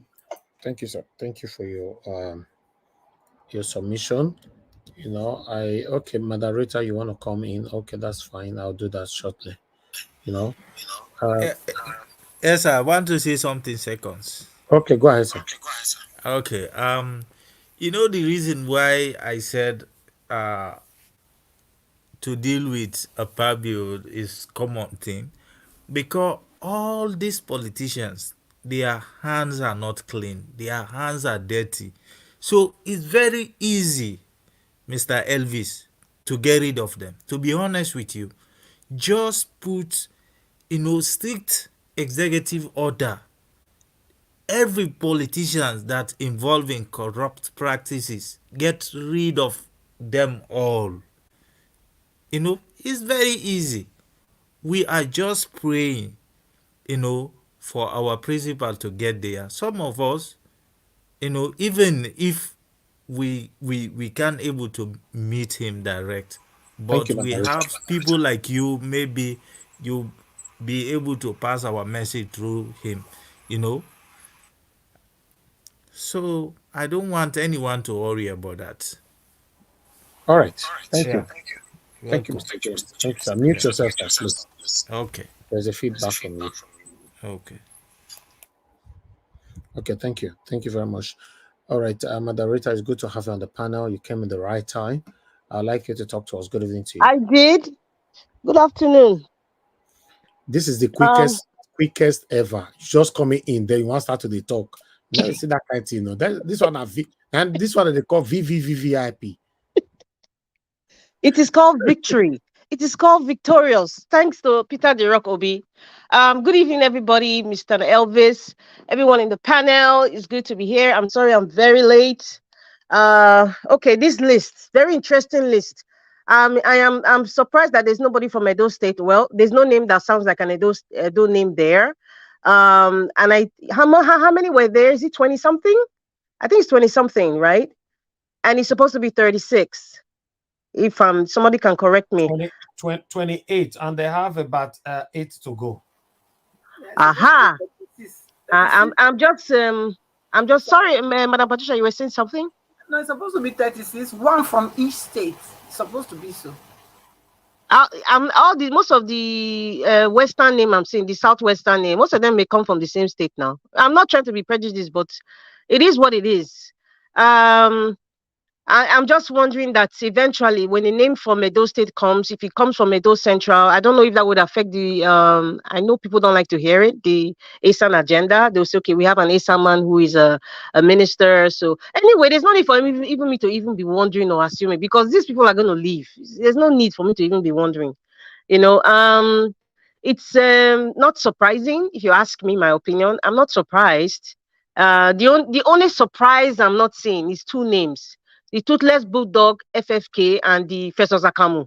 With the way they were venting and shaking and supporting during the campaign, I expected that they were going to get a ministerial position. Perhaps they may put them in one of these. Those were my sister. Sorry for interrupting. Those two names you mentioned, those ones will get DG, MD, or DG or federal parastatals. It's waiting for them. Chairman of the board. Yeah. But you know what? I really don't want to ponder on the list, to be honest, Mr. Niger Watch. I don't want to ponder on the list because this list is a dud.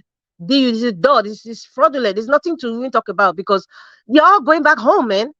They're all going back home. So we're just watching and looking at the drama. This is like a Nollywood movie. So there's not really nothing to talk. There's really nothing to talk about this list, really, because the players over here, you have nothing to write home about. With all due respect to them, let it not be like you say I'm very rude. With all due respect to them, there's really nothing to write home about. And another thing, this is a dud list. This is a list that is empty because we are going to get our genuine administration of Peter the Rock Obi and majority of Nigerians who want good governance. So there's nothing to talk about with this list. What's the next topic, sir? Hello.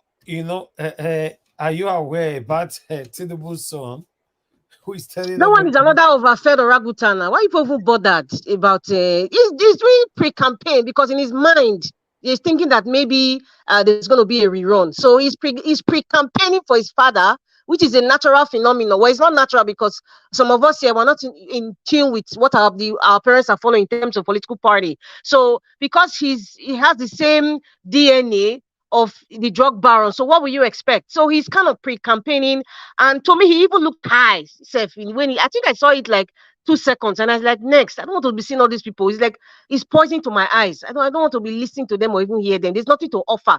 There's nothing to be inspired about. So what's the next topic, Mr. Elvis? All due respect. Mr. Charly Boy, saying that is our music daddy. Yeah. You see, he's a symbol of somebody that you respect with gray hair. This is what I'm talking about.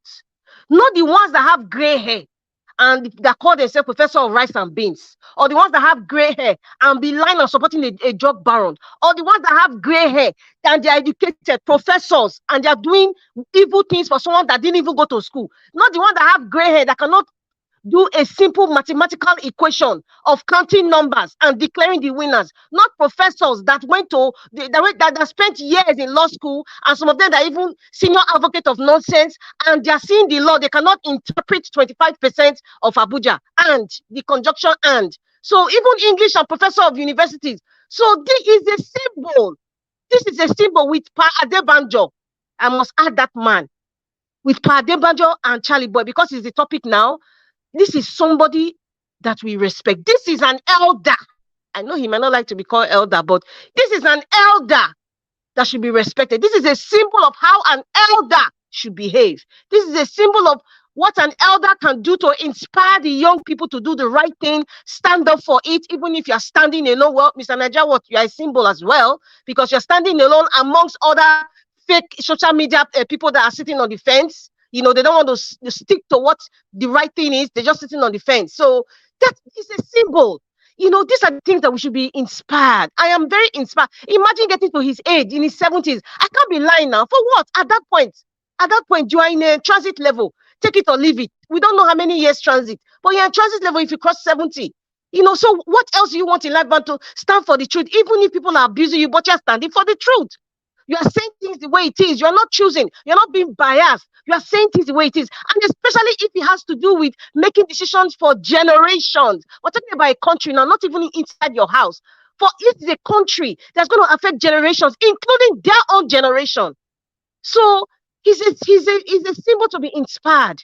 Really and truly, he is. I respect that man so much. I've always admired him, but like my love for him kind of, increased when I started seeing how, he started our Mumu do mantra, how he's going out, he's inspiring people to even get fit, physically fit.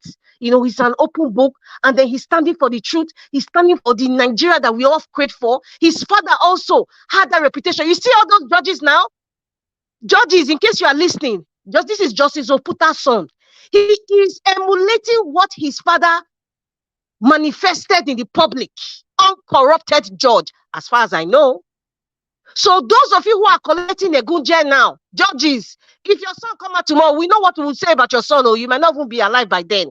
We say, is that not the corrupt judge son? I bet we cannot trust this one. So when Charles Oputa stands, we know that, okay, this is Justice Oputa's son, a man that stood for the right, a man that stood for justice, equity, and fairness, and he was very fatherly. So what will you expect from the offsprings of such a man? Good things, of course. So when you listen to the likes of, what's his name? Is it Shei or whatever it is that they call them? You can see it mirrors. There's a reflect. They reflect each other. I don't know, those of you in what's the name of that? Is it concave a mirror or something? It's a reflection. It's like he's a mirage of himself. Agbado and his son. So they're just the same. So you don't expect any good thing from him. Now, Charles Oputa, Charly Boy, is a symbol of what his father is. So it is not surprising that this man is a standing, is a symbol of truth. Is a symbol of unity. Is a symbol of love.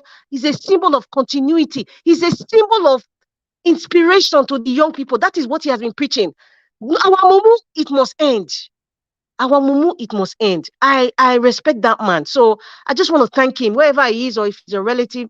Thank you, Mr. Charly Boy, for standing for us, because we have very few elders standing. Pa Jembajo is Pa Adebanjo. He's standing for us. Look at Charly Boy standing for us. Who else again can I pick? All the other ones that we thought that they were human beings, but we were all animals in agbada and suits. It's really actually, I cannot think of an elder right now, that is in the political space or is an influencer right now in Nigeria that has come up. Maybe someone can remind me. I cannot call Dr. Haruna. Dr. Haruna, I don't see him as an elder yet because he says in his 60s, he's getting there. But I'm talking about people in their 70s, people who have been in Nigeria from the time of, the 60s and all the coup and everything. They've experienced, they understand Nigerian system, and they're standing today and standing for the truth. Those are the elders I would respect wholeheartedly. Those are the elders with white hair we should respect. There are very few of them that we know. Maybe there are good ones that we don't know. That's what I wanted to say. There are very, very few. Very few. Just in the political space and the influencers that are elders. We're not seeing them coming out. Some of them they're afraid to come out. They're sitting down in their room. But it is that fear that has led us to where we are today. So if we have people like Pade Bajo coming out, and we have people like Charly Boy or Puta coming out on social media, this generation, social media, full face, and saying this is what it is. This is the right thing to do, without any blemish, without any fear or favor. Those are the people to be inspired. The youth should be inspired by this man. Please, let us be inspired by great men like this. And we should not take it for granted. Thank you very much. I don't know if there's another topic. I'm sorry I'm late, so I missed a whole lot of stuff. But this that was the three topic we brought in today. Oh, that is awesome. I think Charly Boy was the most important one for me. Agbado and this fake list is inconsequential to our direction. Margarita. Yes, ma'am. Which one? Let the poor breathe. Oh, my Lord. The Senate, oh, my Lord. Mocking the poor, yes. There is something that I was reading, something that I'm studying. It's talking about, it's called DEI, diversity, equity, and inclusion. Now, it says that there's diversity doesn't mean inclusion. We are a very diverse nation. And when I mean diverse, religion and tribe mainly, way of life. But there's no inclusion. And there is a very wide barricade between the rich and the poor, the political class and the electorates. What we are seeing displayed by the likes of Akpabio is not surprising. You see all these things I'm saying, I see it as an abuse. If we don't take it or leave it, all the bad things that we are seeing on TV, all the behavior like former governor of Edo State, Adams Oshomole, those kinds of behavior, it's poison to our vision.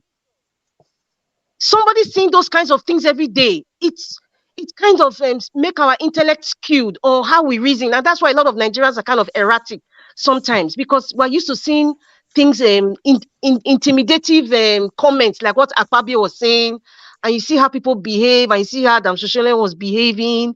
It's a constant thing. And I don't know about you guys, but I see it as something that we shouldn't even be feeding to here. But unfortunately, we have to.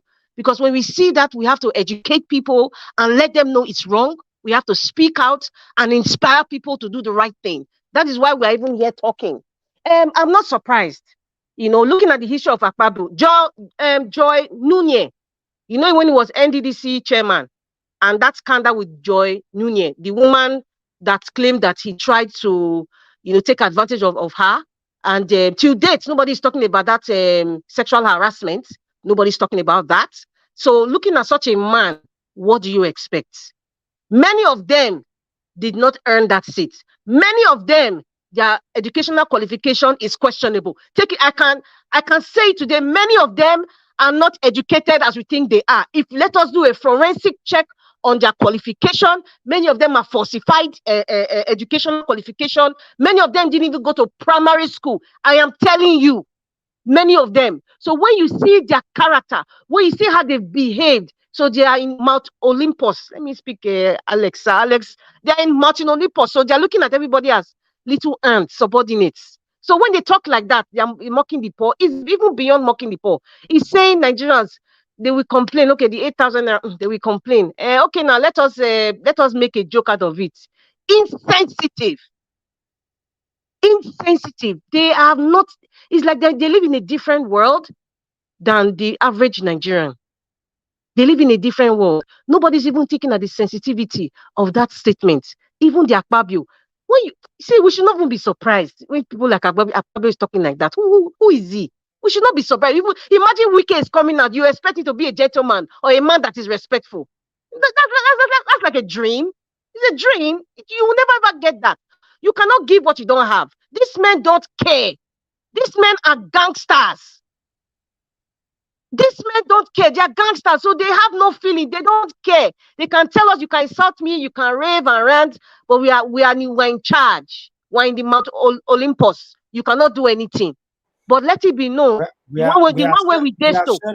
are sharing the money. So insult us if you like. Yes, now that is it. Now look at all. They all look unhealthy, pot-bellied. With all due respect to the pot-bellied men, I'm just looking at those ones in the National Assembly. Now, they all look unhealthy. Some of them are taking medications. Some of them are sleeping over there. Which brain do they have to write laws or to read the Constitution? There's nothing. We don't have an administration. Nigeria is on autopilot. We are just existing. We don't have a president. In fact, the National Assembly, I would say, we don't even have a National Assembly member. We don't. We're just, the three levels of government is just floating. It's just floating right now. Judiciary, executive, legislature, they're just floating right now. So we are just trying to help ourselves and see what we can do. So we should not expect anything good coming from this set of people, including the Labour Party ones that are in the Senate. They all suddenly gone mute. Anyway, 4 years is very short. It's like it comes in a flash. We shall see when we get there. Thank you very much, Mr. Naija Watch, and thank you, everyone. Thank you, Madam Dr. Rita. CM, welcome, sir. Madam Rita. Yes, sir. Who's speaking? Hello. Yeah, please. I just want to 1 minute. 1 minute. Yeah, thanks, Mr. Naija. I just want to make a comment, with respect to your submission. You see that list. I know that you said the list is not important. On the contrary, I think it is, because for the simple fact that it affirms and reaffirms everything that you stood for. It confirms it. Every of your position that you have stood for. And what is it? That this man Tinubu is not capable. He doesn't have the capacity. He doesn't have the competency to lead Nigeria. This list confirms that and it reaffirms that. That's what this list does. That is why attention must be paid to it. It's very, very important because going forward, this list has given you, it has added to your list of reasons why this man is not capable. That's what I want to say. It's Yes, very, that very is very important. correct. Yeah. I totally agree with you. Like I was saying before, sometimes I don't bother to, immerse myself or my intellectual capacity with clueless airheads. But on the other side, I need to listen. Why? Because I need to educate a lot of people that are gullible or don't know. And that's why we come here every day, is to educate people to know the right direction to go. And if I say the list, I mean, I don't want to talk about it's not relevant. I would say it's relevant. I agree with you, but on the same time, the reason why I'm saying it's not relevant because I don't want to ponder so much energy on it because it's a dud list and a better administration is coming. That's my faith. So I don't want to expel a lot of energy on that. That's where I was coming from. I'm not saying it's important for us to see, how clueless and incompetent they are. You don't want to pay attention to it because they are there temporarily. Exactly. Yeah, but we also have to talk about it. Like I said, we have to teach people and we have to inspire people. So thank you, Mr. Kingsley, for that point. But I'm happy you said it so that I can explain myself. I'm not trying to downplay anything, but really and truly, it's a dud list. It's unimportant. But God is just showing us how incompetent they are. God is just all these things that are happening now. God is saying, okay, this is what would have been. Now you guys know. When the decision comes, you know what to do. So God is either way. God is helping us. I must say, I'm a woman of faith, but God is helping us really with all these things that are happening. All the likes with the one with the professor of rice and beans, Shoyinka and the rest. We thought they were human beings now. All the actresses and actors, we thought they were human beings. So they're just exposing themselves. Then this list has actually, icing the cake for us, and many more are coming. We're just waiting. But Tribunal, please expedite what you people are doing. I beg. If they need help for us to be reading through, they can call us from diaspora. We will come because we need the result ASAP. We need it like yesterday. Thank you. Thank you. Rita, let me add to what she said just now. Please, we need to move on. Just 5 minutes. 30 seconds. You see that list is our EFC list for Obi. God bless you, my brother. Congregation of chiefs are becoming out one by one because we know we have the mandate. And when we get our mandate, I'm so sure the same tone that the Senate is having will change. They will change because they will want to play to Peter Obi. Thank you. Because our average politicians are psycho fans. Thank you. Thank you. Thank you very much, mashallah. All right. Midwest people, it's good to have you on the panel, sir. Good evening to you. Please talk to us, sir. 8 minutes. Midwest people, are you there? Okay. I said I will contribute later. Yeah? Pardon? I have some network challenge, but I will contribute later. Just give me some time.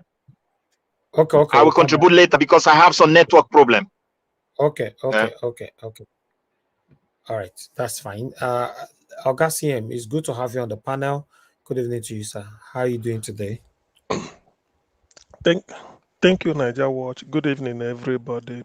All protocols duly observed, and welcome once again to our daily roundtable. Yes, I just said I have to breeze in. I have quite a lot on my plate today, but that notwithstanding, duty calls. Thank you, Niger Watch, for what you're doing, for the opportunity. This is where we interrogate news.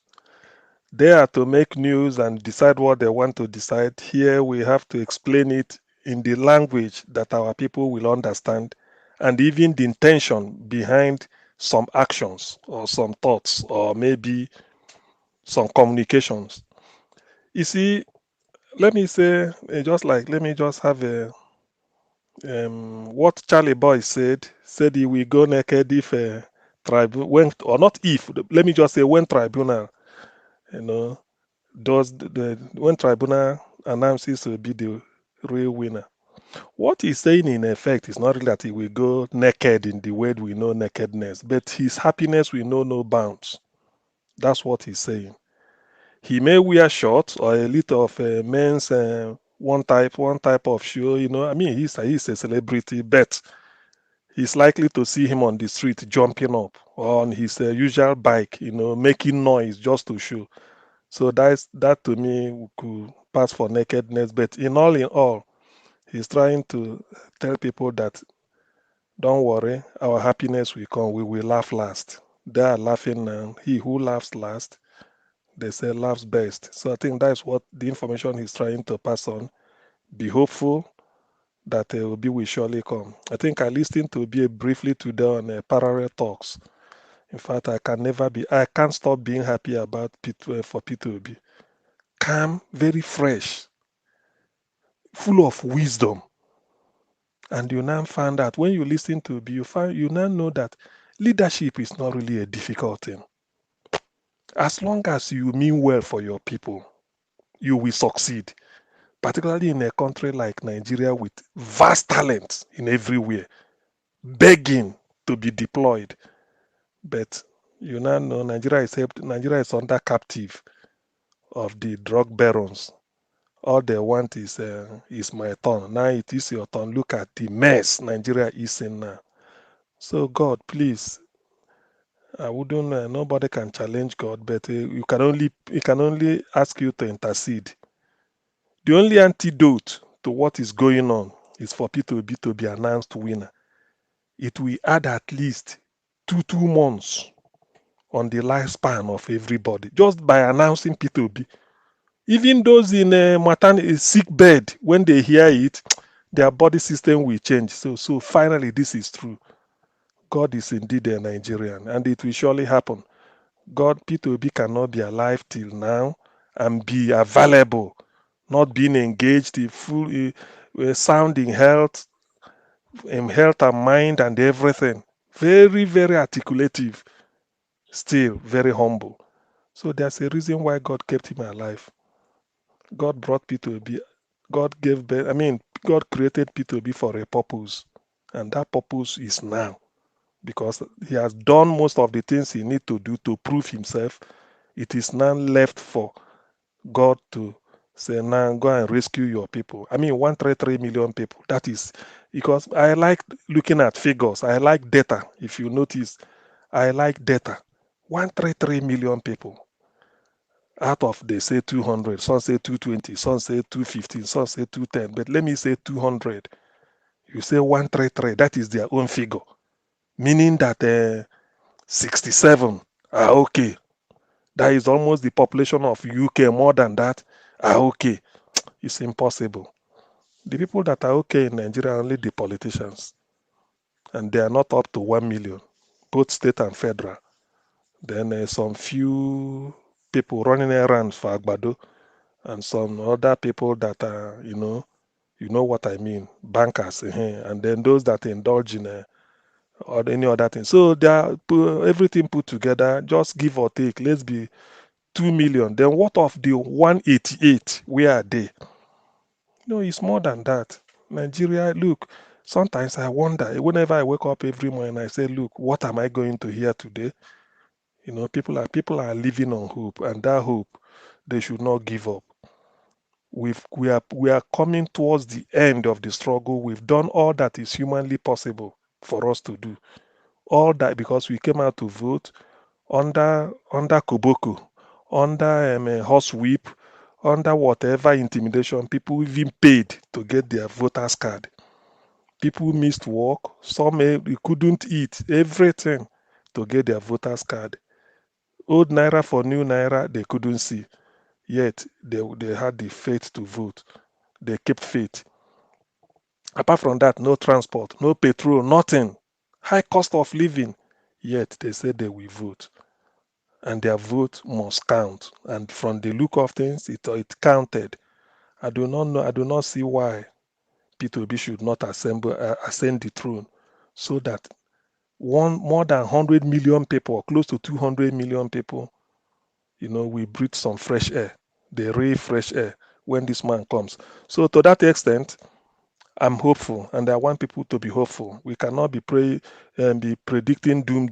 I'm hopeful that P2B will come in, though all of us are very, very hopeful. I listened to him today. In fact, I shook my head. I said, look, this man is getting wise every day. How can you see that saying I'm ready to learn? Telling the people, if you know the one I didn't do, just inform me so that we can do it. How can that humility take to power 1 billion? Somebody has that very simple. What else do you want in a leader that is accessible, willing to listen to you, willing to share space, and not trying to tell you that I lord it over you, or that papa bullying of do you know? Anyway, well, I think Nigeria has had it so bad for quite a long time, but now there's really light at the end of the tunnel. I can now believe, because when you listen to P2B, he's ever prepared. In fact, the way he spoke today and everything, if you sway him in today, tomorrow, he will. And I don't think there's need for holiday for the 4 years he's going to stay. He will tell you he will be working. And he already mapped out the plan. And from the look of things, whatever they are doing now is not even in his plan. They are not even doing anything. Because all these things they are thinking that is so much of a problem, Nigeria cannot be rescued, is a lie.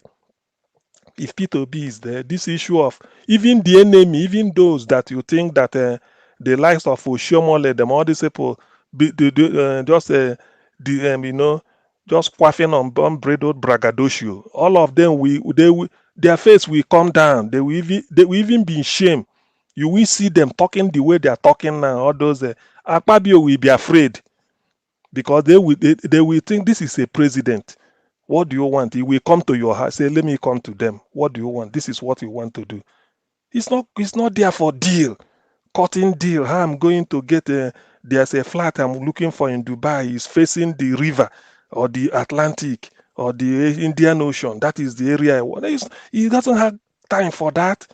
Rather, he'll be telling you of one local government in Niger that they say there was flooding and the thing was a national disaster. He will call, they say, let's go there. Let us go there and see what is happening. That is type of leader hands-on person. That's what we want. By the time you see your leader moving from one refugee camp to the other, the president, you, the person doing roadside organizer, you will be happy. You will say there is hope because that tells you that, yes, somebody is there. And not all these imperial, proclivities that I'm just using, wasting our fund. I think sometimes when I became angry, when I'm angry, I know why.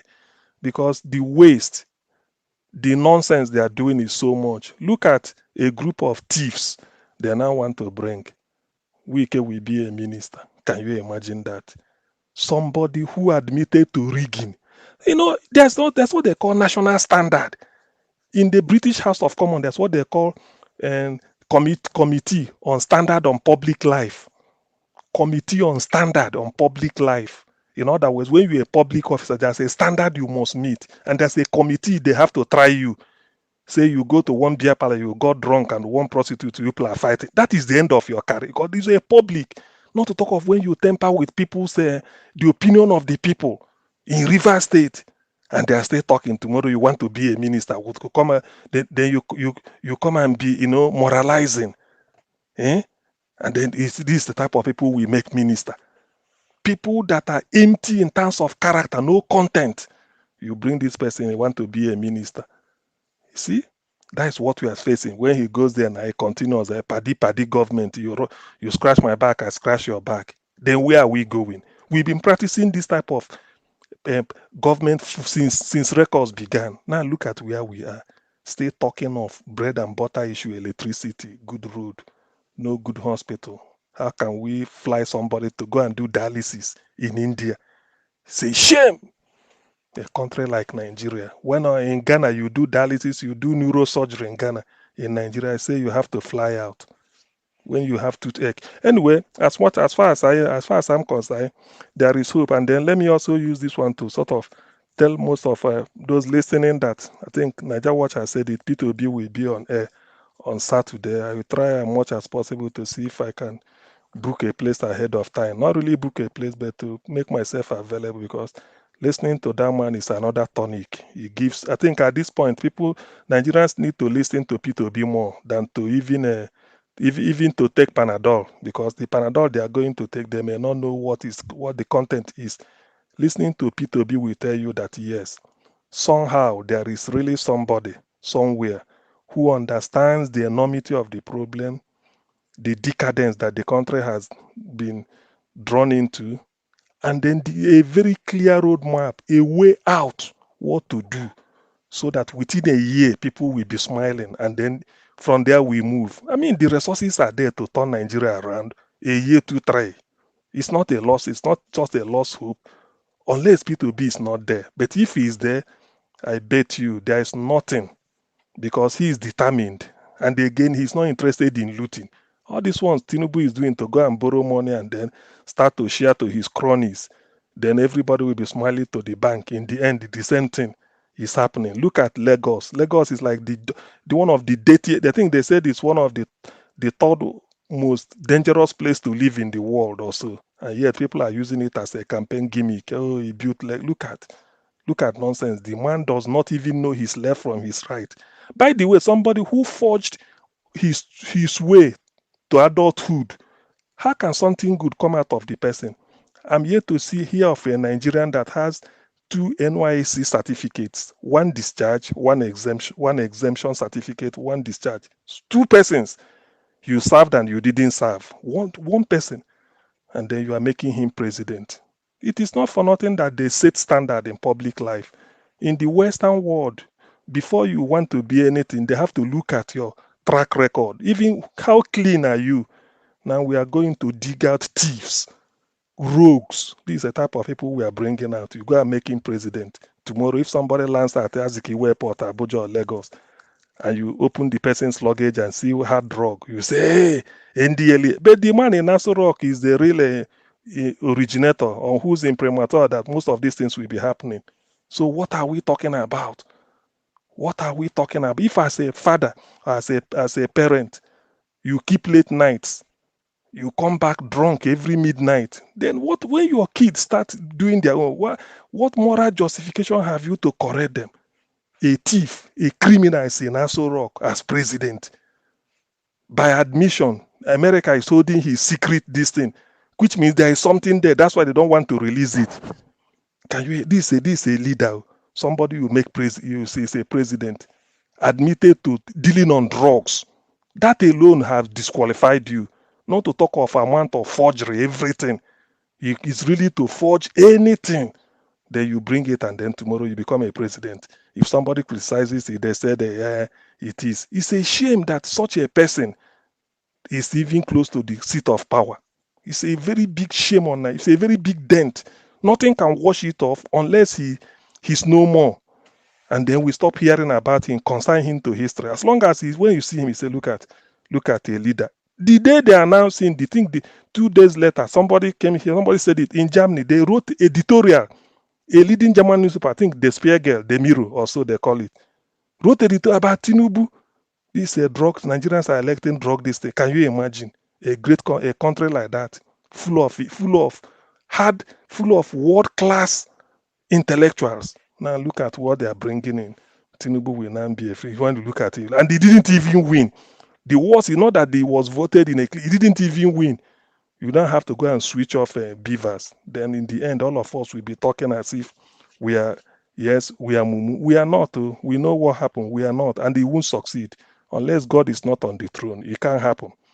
It cannot. I don't think Nigerians deserve 133 million Nigerians in multidimensional poverty. I don't think they deserve this type of punishment. To go and bring the worst, the drag, somebody who belonged to the gutter, you bring him to come and make him president. For what?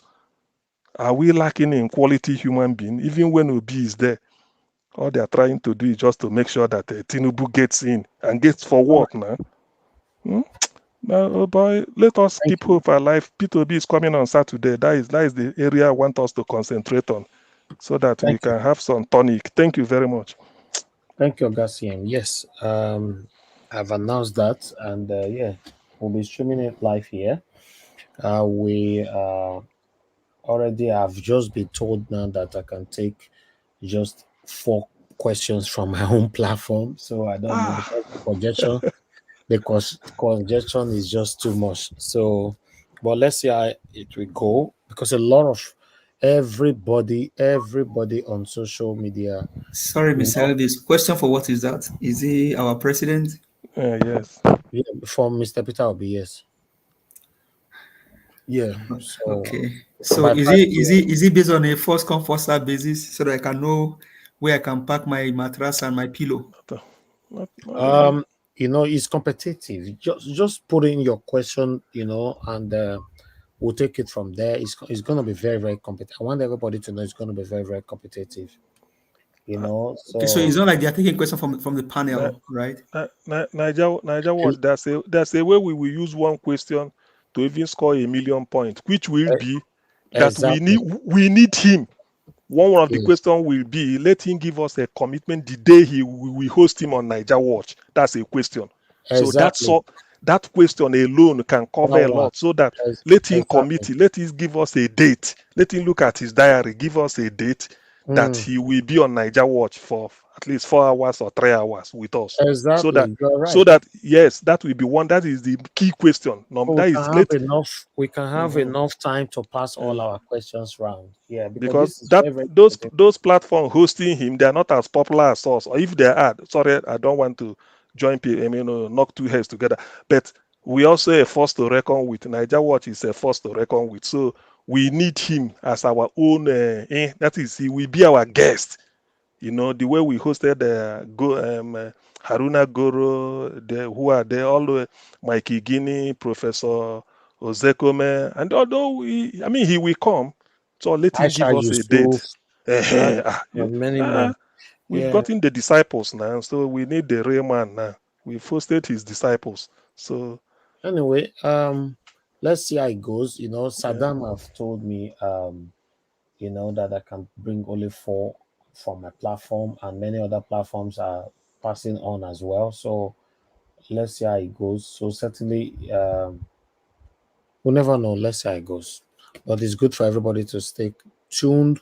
If you have anything you're doing on Saturday, stay tuned. On Saturday is going to be busy for all social media platforms. Mr. Peter Obi is coming to talk about a lot.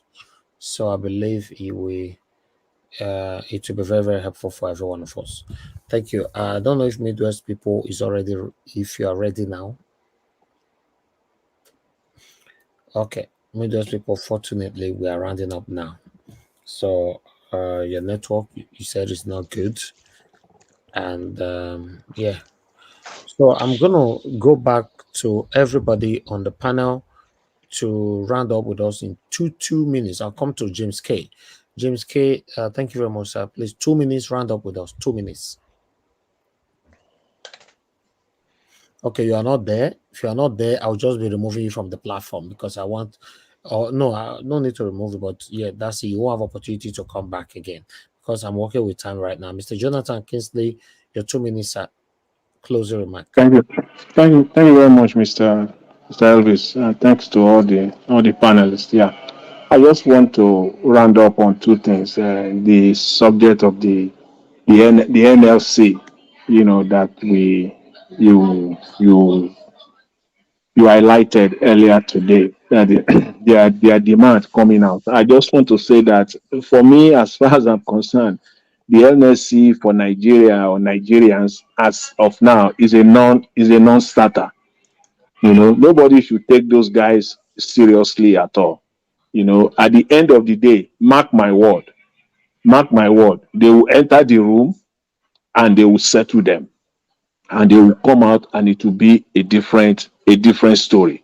So if you still believe the NLC at this age and time that we are all fighting and we are all crying to get our mandate back in this present day Nigeria, and you still believe in that old structure of Nigerian Labour Congress, today you still believe then that they are the mouthpiece of an average Nigerian worker, then I've got a bridge to sell for you.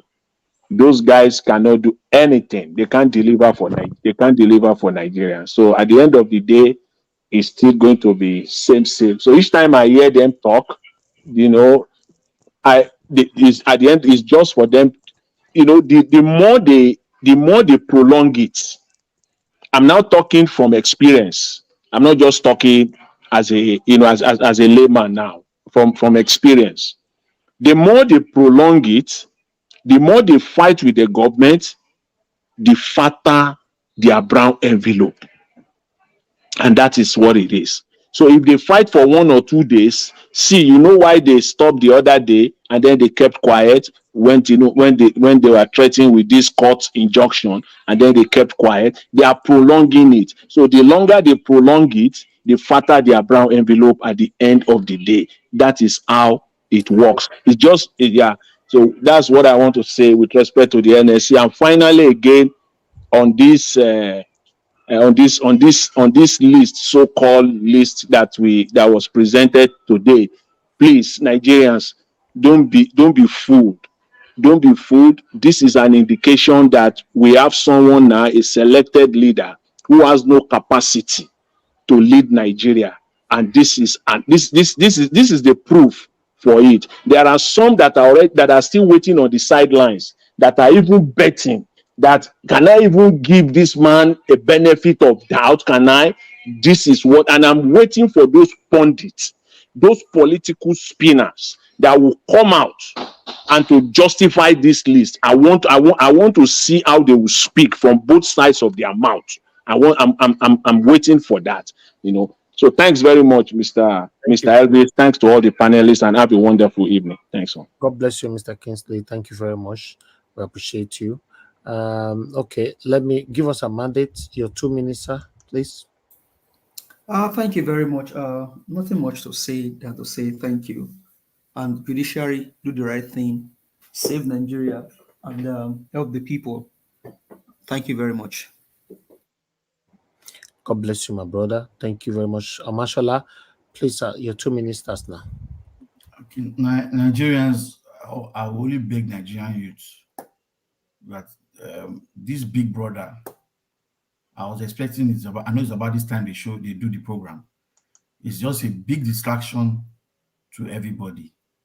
The labor union are not meant for us, because if you look at it, out of 100%, only maybe 45% of Nigerians are working under organized labor. Majority of the youths, graduate people working, market women, they are not under these people, and you are the ones suffering. So if you're expecting labor to negotiate for you, they are negotiating for their own pockets. It's about time you people should be outside. You're not meant to be inside. If it's pinching you, if you still have money to buy fuel for generator to watch a big brother, that means something is wrong with you. Then you need to be outside. Thank you. You see, this big brother of a thing, you know, it was deliberately, let me say, I don't even trust them anymore. It looks like they deliberately. Mr. Elvis, you see, this big brother, it's just a way of siphoning NTN, distracting the youth, money from Nigeria, one, and you're not making them concentrate on what else we're doing. I can bet you, I know a lot of people who die to buy fuel to watch this program on Sundays. It's that bad. Anyway, let's move on. One thing I like about most of the big blogs right now, they are not showcasing it at all. They are not promoting them. So that's beautiful, you know. So let's move on to Engineer Francis, sir. If you are there, 2 minutes, sir. Okay. I'm here. Go ahead, sir. 2 minutes. 2 minutes. Okay. Well, what I have asked if there's a way we could do this with the judiciary. If Labour Congress, if they can arrange this their march to also be in some solidarity with the judiciary, telling the judges and the justices that we are with them, for them not to be intimidated by Ndakuba and all those people, for them not to be intimidated by what we can now see as persecution on Emefiele using the law enforcement DSS to assure them that we have their back. I'm thinking that will be very good. Because right now, this thing happening to MFLA, we look at it, we say, oh, DSS is fighting with the Department of Corrections. But no, what the message they are sending is to the other justices that they can cook up any kind of case against you at any time if you rule against them. And then DSS will complete the whole shenanigans. That's what I'm going to say. Let's think deep about that, how we can bring in the judiciary as part of who we are protecting. Okay, sir. All right, thanks. Thank you. Thank you, Engineer Francis. God bless you, sir. Madam Rita, your 2 minutes starts now if you're there. Thank you. I'm here. Oh, thank you very much, Elvis. Apologize that I came late today. I just want to say those people who are merchants of Ajip, all government in power, we are watching them. We are watching them. We see you, just like the ones on this list. Yes, I would say they are merchants of Ajip. Agbado's Majip, and all of them will have that body long fever. We are watching you. Anybody who is an elder right now, whether you're male or female, I urge you to come out and speak the truth. Speak to the judiciary. If you're an influencer, if you were on the left side before, this is the time for you to come into the right side. Speak the truth, no matter where you are or if you're standing alone. Even if it means that the perks that you were getting before from this evil administration, you lose it, it's fine. It's worth it. Trust me. It's worth it to be on the right side. It's worth it. So please, Nigerians, let us stay focused. I don't know anything about this Big Brother thing. I'm really not interested. Let's just stay focused. We're gonna get a lot of distractions. We're gonna see the likes of Sheyi Tinubu coming out. Some influencers will start coming out now on a daily basis or on social media. You know, it's kind of like a slight, I would call it mosquito campaign, sort of, you know, to make Agbado look good. We know all the tricks. Like I said, we've been there, done that, won the T-shirt, we've seen it all. So we know all the tricks. So when all these people come out, just look at it for information's sake, but try and educate people to do the right thing. Thank you very much, Mr. Elvis, and I thank everyone here. I love everybody, and Mommy Diaspora, I love you, ma'am. God bless you all. Thank you. Have a good evening. God bless you, Madam Rita. We appreciate you always, always. All right. I'll leave. Mr. Elvis, can I also say something? It's me, Midwest people, but I don't know if it's clear. Okay, it's clear now. Okay, I'll leave Mr. CM for last. Okay. That's what I wanted to say. Okay, go ahead, sir. You have 5 minutes. Okay, thank you very much. I agree with your house and everybody that is here. I've been following the program since quite some time, but I can't just come in because I don't trust my network. And sometimes when I want to come in, the whole house is filled up. I thank you for the job you are doing, for not giving up and, you know, still having the strength, and those who are also with you still strengthen you. And I thank God for also your life and our life as well. One thing I want to say is this. Currently, we don't have a country. We just have to have that one in our mind. Nigeria is now a country of the politician, by the politician, and for the politicians. The common masses is having a very huge problem to understand the situation because we are being consumed with that tribal differences, and which is a very, very big problem that is scaling us back as a people. And except we have to have a mechanism to trash it or address it, there is no way we can unite and challenge these people. I bet you. People are suffering, but their brother is there and they have to support him. When another person is there who is my brother is there, I have to support him. I think I can say we, the Benin's, the Bende people, are the one looking beyond tribe as far as Nigeria is concerned currently. And the whole thing is really consuming the effort. And I will talk to people that, look, let them look for a way to start addressing this issue. We must do something. And something we have to do to get that momentum is to address that tribal something, or else there is nothing we can do. We will be insulting ourselves in the name of Igbo, Yoruba, Hausa, the other one Benin, and the other one Fulani. and why the politicians are in charge of the country. They might just look at the country where military generals are trained. They are be serving. Somebody just came in and said all of them must retire. And that retirement, if you trace it, is based on fear of ethnic differences. No other thing. This man is not from my tribe. So if he's in that place, I am not safe. And another one is coming to do it. So for me, I don't really know. And when I look at the judiciary, with what this guy did, this DSS did to Emefiele, my brother, is there no way for the judiciary to even invite the head of that security agent since we're in democracy? No way. So I am so worried. I don't know where they are taking us to. The pain is too much. Many players are watching. We saw what happened in Niger. But I'm not praying for our military guys to say they want to come and take power because they are the one that destroyed this country. They balkanized the whole state we are seeing today. They had the same people who gave us constitution to start this democracy that has never produced anything good in the first case. And they gave it to a retired military general who did not care about the constitution, just believing I can offer anything from my off head, and that is how he completed his 8 years. I think it was when Buhari was not ruling, people were saying, oh, constitution, constitution. We also having somebody from South. It did nothing. And I don't really know, but I thank you for the courage that you still have to gather people like this, to give your support and do your best to the contribution of this country. History will always be there to remember you because we are heading somewhere. Those who are quiet today, history will also remember them because the situation is becoming very complex, hopeless, and useless.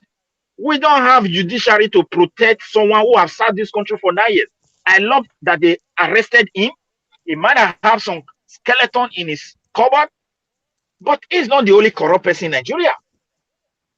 And the manner of arresting somebody and lacking respect for the judiciary system, and you are calling investors. Governors are destroying people's houses. They can wake up and bulldoze large portions of land. Nobody to ask them, and you are calling foreigners to bring their euro and dollar to come and employ your people. My dear, I keep telling people, investors that are having interest in Nigeria are those that are after the mineral resource. They don't care about the ecological system. They will make everything out of the soil and destroy the soil and pack their load. Use some dangerous chemical that the soil cannot even recover from in the next 200 years. Even after they have filled their purse with a few politicians who gave them bodyguards.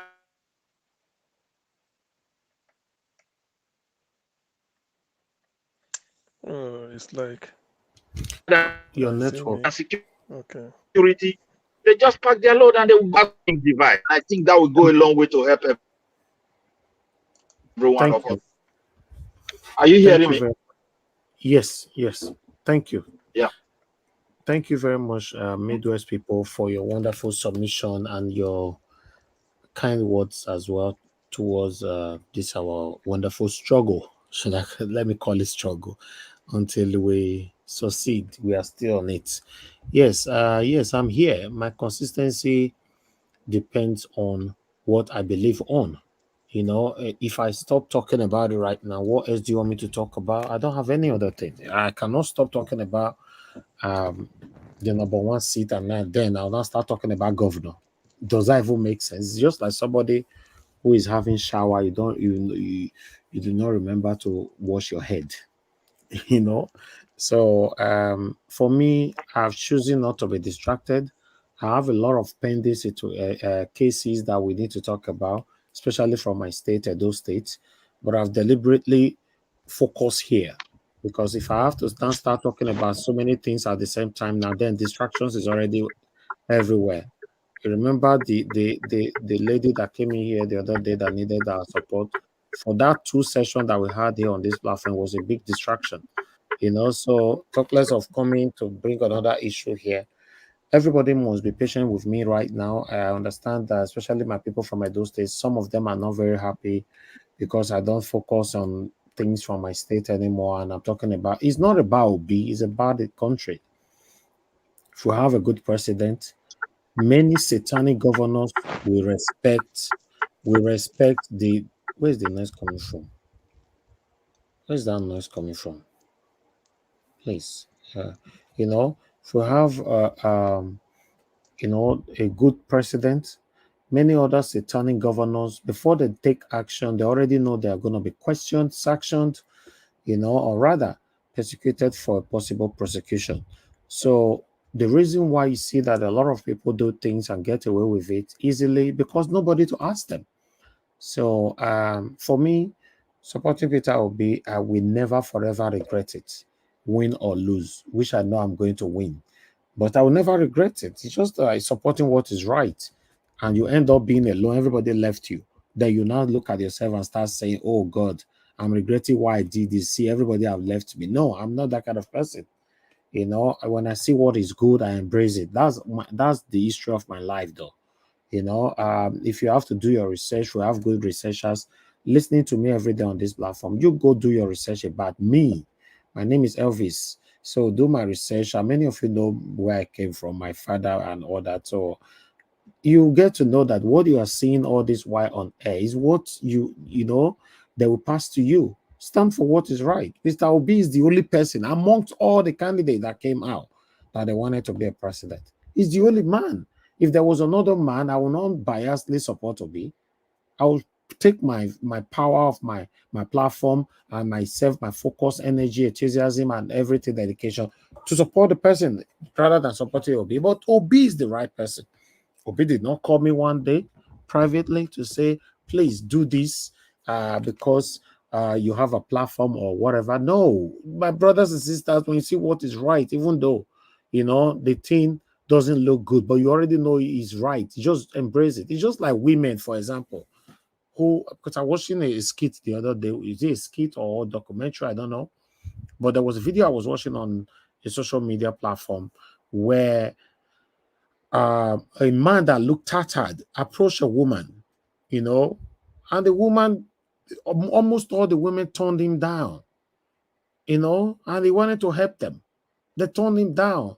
But a man that dressed nice with a borrowed car came in and they listened.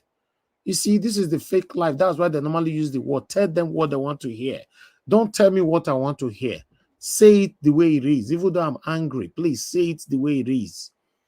Just say it the way. Tell me, Elvis, you are wrong on this one. That even though I go vex, tell me. That is how life's supposed to be. But in this life we live now, we are not telling each other what people want to hear. It's like me coming on air. Let me go and tell them what they want to hear.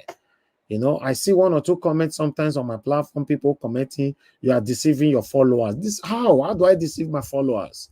Everything I project here is coming from a mainstream media. So if you think anybody is deceiving followers, then it should be the mainstream media that I bring my content from, not me. I don't just come on air. You think someone like me can deceive Midwest people? Mother Rita, Engineer Francis, Mother Patricia, Mr. CM, James K. Jonathan, give us a mandate, and a mashallah that is here with me now, and many of my panelists. Are you aware that I have a lot of panelists? We only have 10 sports. Can I, even though I managed to deceive one, can I deceive everybody at the same time? Like the satanic APC is doing right now? Thinking they are deceiving Nigerians, even when we already know that they are deceiving themselves for the past years. So Mr. Peter Obi have opened our eyes to know our left and right. Yes, that's what this man came to do, and he's going to do more by the special grace of God if he end up now being sworn in as the President of the Federal Republic of Nigeria. A lot of Nigerians will continue to learn from him. The same way Mr. Peter Obi is going to be speaking to every one of us on Saturday, I bet you, once he becomes a president, this man will do it more often. Write it down. That's my word. Somebody, it's not possible. We person will not be snake. We will not turn to snake. It's difficult. Now, wait till you be. Now you go represent. No matter, it be like ask me be. Now, no matter you go talk, say I bad rich. You go only see like 1 or 2%, maybe prospectively.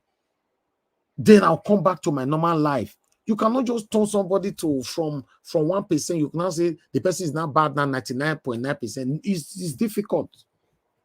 Are you going to tell me, Peter, you enter there now, you now start drinking and smiling and eating with the satanic past or rather present leaders? It's not people not the fit change like that. People they change, but they change completely. It's difficult. You know, say that person have trace of corruption, of satanism, of evil in their vein before. How can person your change completely? You know, you must first see that trace, no matter what. People where they lie. Let me tell you one thing you don't know. The day where God they expose you, you not go remember where you store your lies put again. Do you know the best life you can live is to live and say things how it is so that you don't have any reason to store anything in your brain, maybe for prospective questions. It's stressful. Or you don't know, say it's stressful. You come today, you lie, you go store them. Maybe CM go ask me a year from now. In case he ask me, I for remember to tell him. Then you talk another one tomorrow. My director, if you can ask me one day now, make I store him. The day we should go ask me, I tell him. You're already stressing yourself. All this cancer, different kind of sicknesses that is everywhere now. Sometimes you have to look at it holistically. We don't really know what they cause them. Maybe in a personal thing where we use our hand, they cause. It costs more, and it takes more to live fake life. Peter Obi can never, I promise. In fact, I promise with my platform, if Peter Obi become a president, no president go better pass Peter Obi. I've said my promise, no president go better pass for Africa, but it be like say that one go too big. My focus on my country. Where go they? With all I've seen from this man, every videos I've played, all my research, I'm a very, very good researcher. I did my dissertation on Arnold Schwarzenegger on my final year in university. I did my dissertation on Arnold Schwarzenegger. When I submitted my dissertation to my professor, he was asking, how did you get all this information? It's not on Google. If you really want to get organic informations, especially when it comes to dissertation like that in university, you need to pay for it. And there's platforms where you pay for these things. It is what is on Google is for the public use, but there are things that is not there that you need to pay for. So my people, I've done my research over Mr. Peter Obi, and this man have said it. He talk him. If you find any trace of corruption with my name, I will stop campaigning. Abuna no hear him.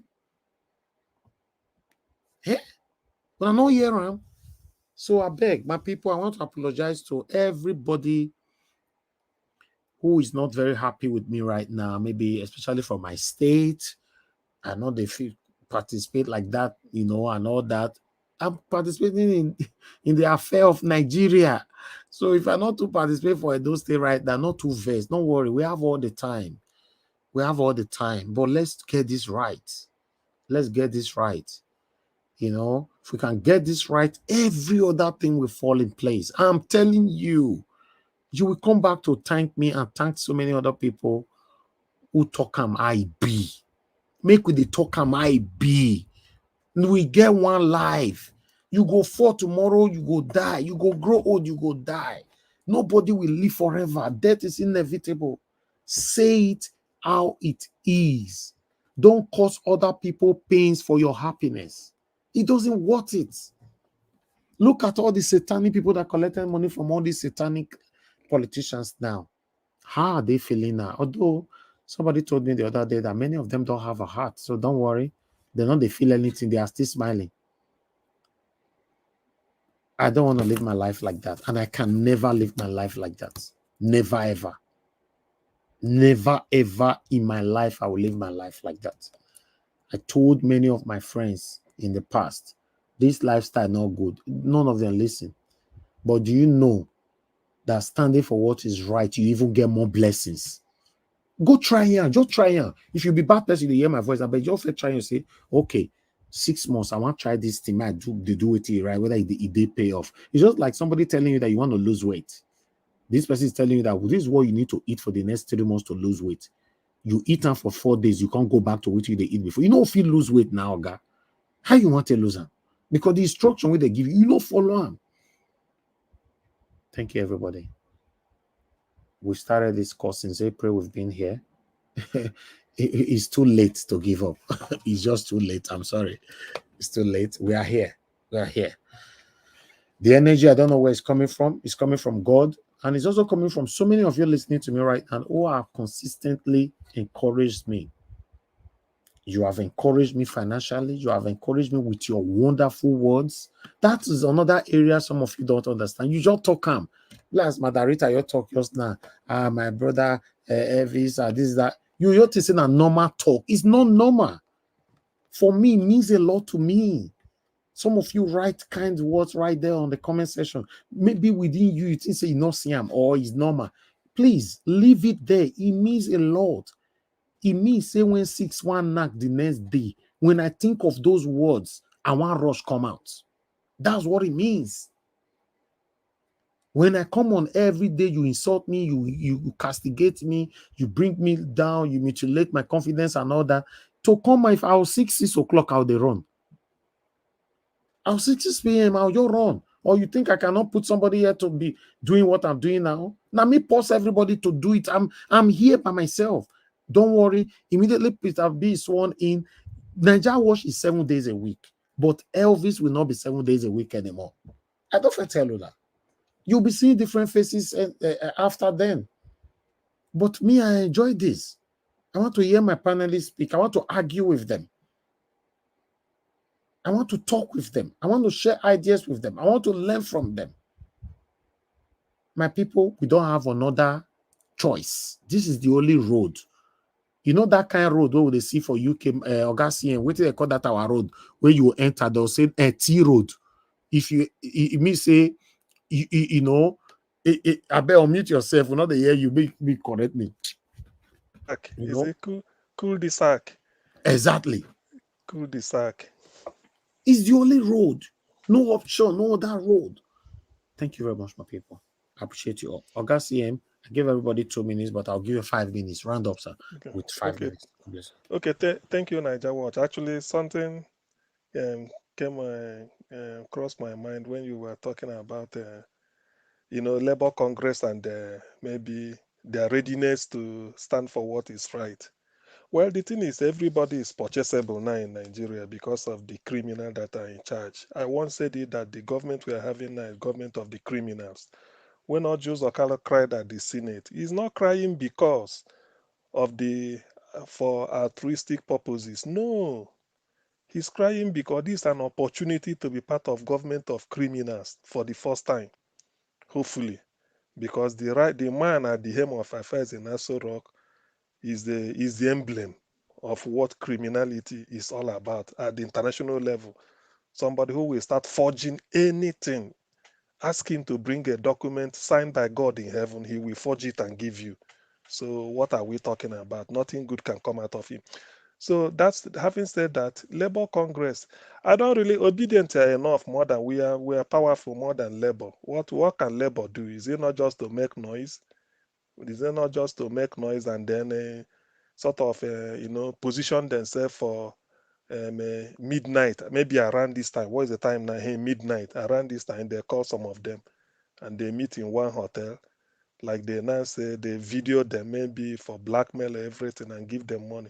Anyway, look, to be honest with you, like somebody said, Nigeria is just like dead for now until P2B comes in. You know, I said it in announcing P2B as the winner, we automatically add two months to the lifespan. I think it should be one year, because the hope, people will now say, oh, I thought God has forsaken us. God hasn't, because it will change.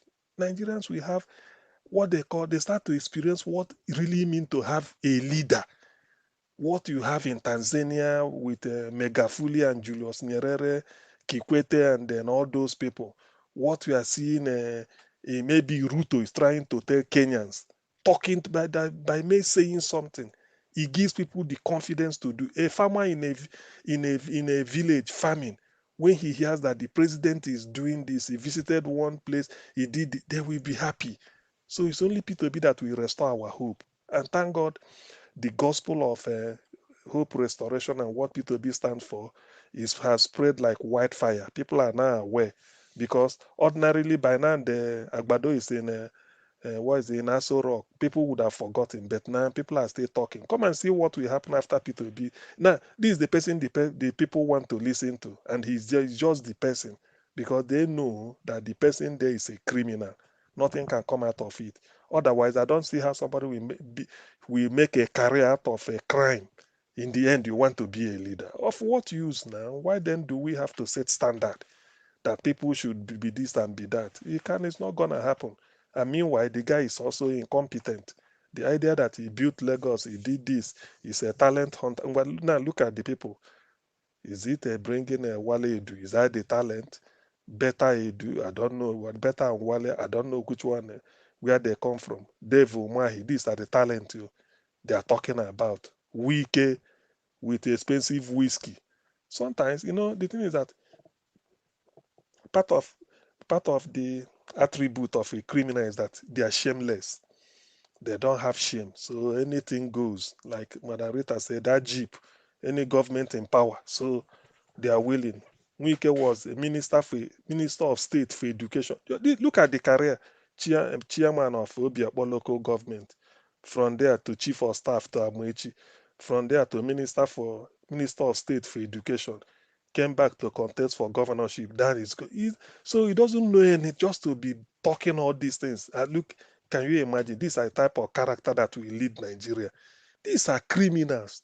Somebody who can change vote, who can instruct or who's the order, change the vote, put this man, don't put this man. Even Wike denied his Igbo identity crisis. How can you, when you deny yourself, of what use are you then to humanity? So there are a lot of irreconciliables that are staring Nigeria in the face. But my only hope is that P2P is around. So God will use him to put smile on the faces of Nigerians, because I wouldn't like every day we'll be hearing of figures, 133 million people in multidimensional poverty. It's unheard of. Not even China with 1.4 billion people has all this type of poverty. Even India with 1.3 something billion. So you can imagine, yet Nigeria is parading poor people all over everywhere. Electricity we can't have, no petrol, and no refinery is working. Yet we have managing director of NNP, Kaduna Petrochemical Company. They have an MD, chief accountant, everything, executive director, this, and they're all taking salary. And a drop of petrol they can refine. Warri Refinery, the same thing. They have the retinue of officers taking salary. And they are paying 157 stars combined. So, and that is, and then not only that, they are taking, the MD will still be doing inside business, Yes. So these are when they read the budget of 88 trillion, you will shout. In the end, they can't spend more than maybe 500 million on education. Then the rest, where did they go? This one has to take. Yet you don't. Is it not a shame? Do people really reason? What are you doing in Kaduna Refinery? I'm working there. I open gate. You open gate and close. I'm a gate man. Where is the petrol coming here? Nothing. And that somebody is MD of that place, taking salary, everything. You see, P2B, that's why when the man comes in and starts, this is cutting cost of governance, Nigerians will shout. Augustine, the reason why they don't want to make this man rule, people will go prison, go too much. These people, a lot of them have a lot to hide. That's why they are fighting so hard for this man not to come into power. Exactly. How no country can be raped. But it's inevitable. Like of course, and that's why now that's why there is God. God is on the throne. There's nothing. If Colombia, a country nothing like Colombia, exactly, a country like Colombia, known for narco business, even they are the headquarters, they grow, they do everything. In fact, it's like an industry there. If they could change Colombia now, Spain now looks up to Colombia for help. Spain, their colonial master. Augustine, a time we come, we'll look back like this and also be proud of our country. A time will come. It's just that say that time Augustine got old. They use stick the waka. Don't reach like how many years? Like 90 I years. beg now this time, I beg you. No. We could start the enjoyment from now. But listen, even though they put it will be tomorrow, we are not going to get a magical. Yes. But the hope will be there. That's what I'm saying. The hope will be there before Nigeria will become how we really want to be. Maybe better even past Dubai. It will take us at least a minimum of 30 years from now. Yes. That's true. But at least Dubai won't be waiting for you. Then go they develop, they go. So then go look at you. Like cash up Nigeria, go to cash up. Look, it is well. Make we get the level of Tanzania within 4 years to start. Or Rwanda. No, let's forget that. You know the thing. Let us get to African standard. Rwanda, look at South Africa. Forget about anything. It's still 10 times, 100 times better than Nigeria. Of course, South Africa. So let us get to the level of South Africa. South Africa be like a Western world now. So let us get to the level of South Africa, Rwanda. Even Tunisia. I mean, North Africa self. Egypt. Egypt is building a new capital. They want to leave Cairo. They are now leave Cairo is no, they are leaving the Alexandria in Mediterranean. They are coming into desert, coming down south as if they are entering Niger. They want to build, that is a brand new city of everything, plant trees. Can you imagine? Then Nigeria is still talking of whether na 10 megawatt, 5 megawatt, they distribute them. You know, the distribution, right. the disco and the disco. Everybody. Yes. You know, this FOIC increase, if you try to Peter Obi, Nigerians won't mind suffering for it. Because he will tell them that this is the money. You know, Peter Obi, you know, he said it on Arise News. Let me just put this. They asked him, Ruben was asking him, and the Rufai, what about the fuel subsidy? Are you going to remove it? He said, look, when I come in, I look at it. What will I use if I remove the subsidy? What am I going to put in place? This is what he did, and if I remove it, what will it be? Say that is what we have to talk. He said borrowing on its own is not a bad thing. Every country borrows, but what do you borrow for? Do you borrow for production or for consumption? So Agbado is borrowing to share. That is consumption. Because after sharing after giving the National Assembly 70 billion to share, how are you going to repay that money? So that is borrowing for consumption. But if you had taken that 70 billion, you said, I want to put it in a refinery and make sure that this refinery is working. When the refinery starts working and you start selling, that is your production because you have to pay it back. The money you give National Assembly can be paid back. Thank you. Thank you, Augustine. Thank you very much, everybody. I can see somebody on the comment section asking, so, Peter Obi will not... Peter Obi not get magic wind. No. I'm not that kind of person that will deceive the people that Peter Obi we change Nigeria to become Dubai overnight. No, it's not possible.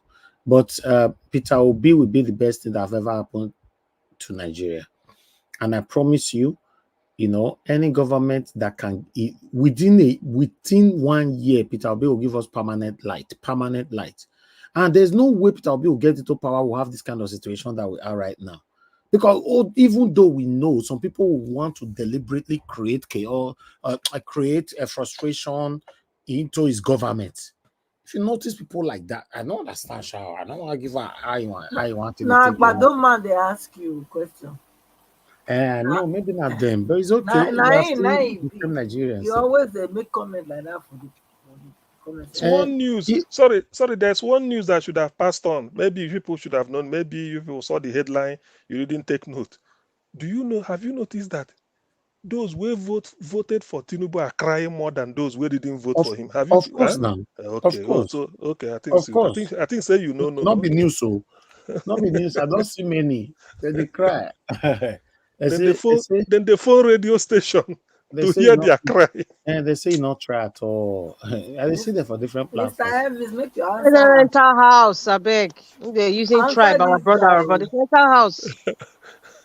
He said then give Agbado 1 year. So you want to give Agbado a year for the situation? When it's still the mandate. You not see situation where person did, so most give another 1 year for this one. Guy. Will I say you yourself, you like the software where we did so Kai, even though you now your principal, but maybe you see situation where we did now 1 year, Jesus, God forbid. All right, my people, I appreciate every one of you. Thank you so much. I want to appreciate you all. I can see we still have full screen at this time. Wow. Mr. James, thank you very much. Jonathan Kingsley, thank you, sir. Give us a Monday. Thank you, sir. Madam Rita, Regina Francis, Madam Patricia, thank you very much, people. Amashola, Midwest people, Augustine, and God will bless you. Now, those of you that came into the panel earlier on, thank you very much. God bless you all. And today we received call. Yes, I received only 2 calls. Yes, thank you, my callers. Those of you that called in, and those of you who are not, if you pick their calls, like I said before, when you are calling, when the panelists they are talking, I don't pick calls because if I pick them, I can't stop them from talking. But once I also say that I want to start picking calls, people know they call that time. That's another thing. But nevertheless, we'll continue to manage each other's. People on the comment section, thank you very much, my people. Hoodie, thank you very much. Jeko, Obedient, Michael, Oganamaro, thank you very much. Good night, my people. Jeko, Tony South, and we have Mofi Ray, Dodgem Conde. Anyway, my fellow great mama first. Mother of all, Mommy Diaspora, thank you very much, Mommy. We appreciate you. We love you always, always, always. Mother Patricia, thank you very much for all you're doing for us. Yes, I have to appreciate Madam Irene as well and Madam Martina Obasui TV. Thank you very much, my wonderful people. I appreciate every one of you. Peg Body, I can see you. Thank you, thank you, thank you. Guys, before you leave, please press on the like button if you know so you never do them. Even though be a bad person, you day press on the like button. Remember we are Nigerians. Now only politicians now divide you and I. Now politicians now divide us. If Nigeria are good today, we know how to fight each others. So let's show love for each other. It's very, very important. All right, Atunsa, thank you very much. And I can see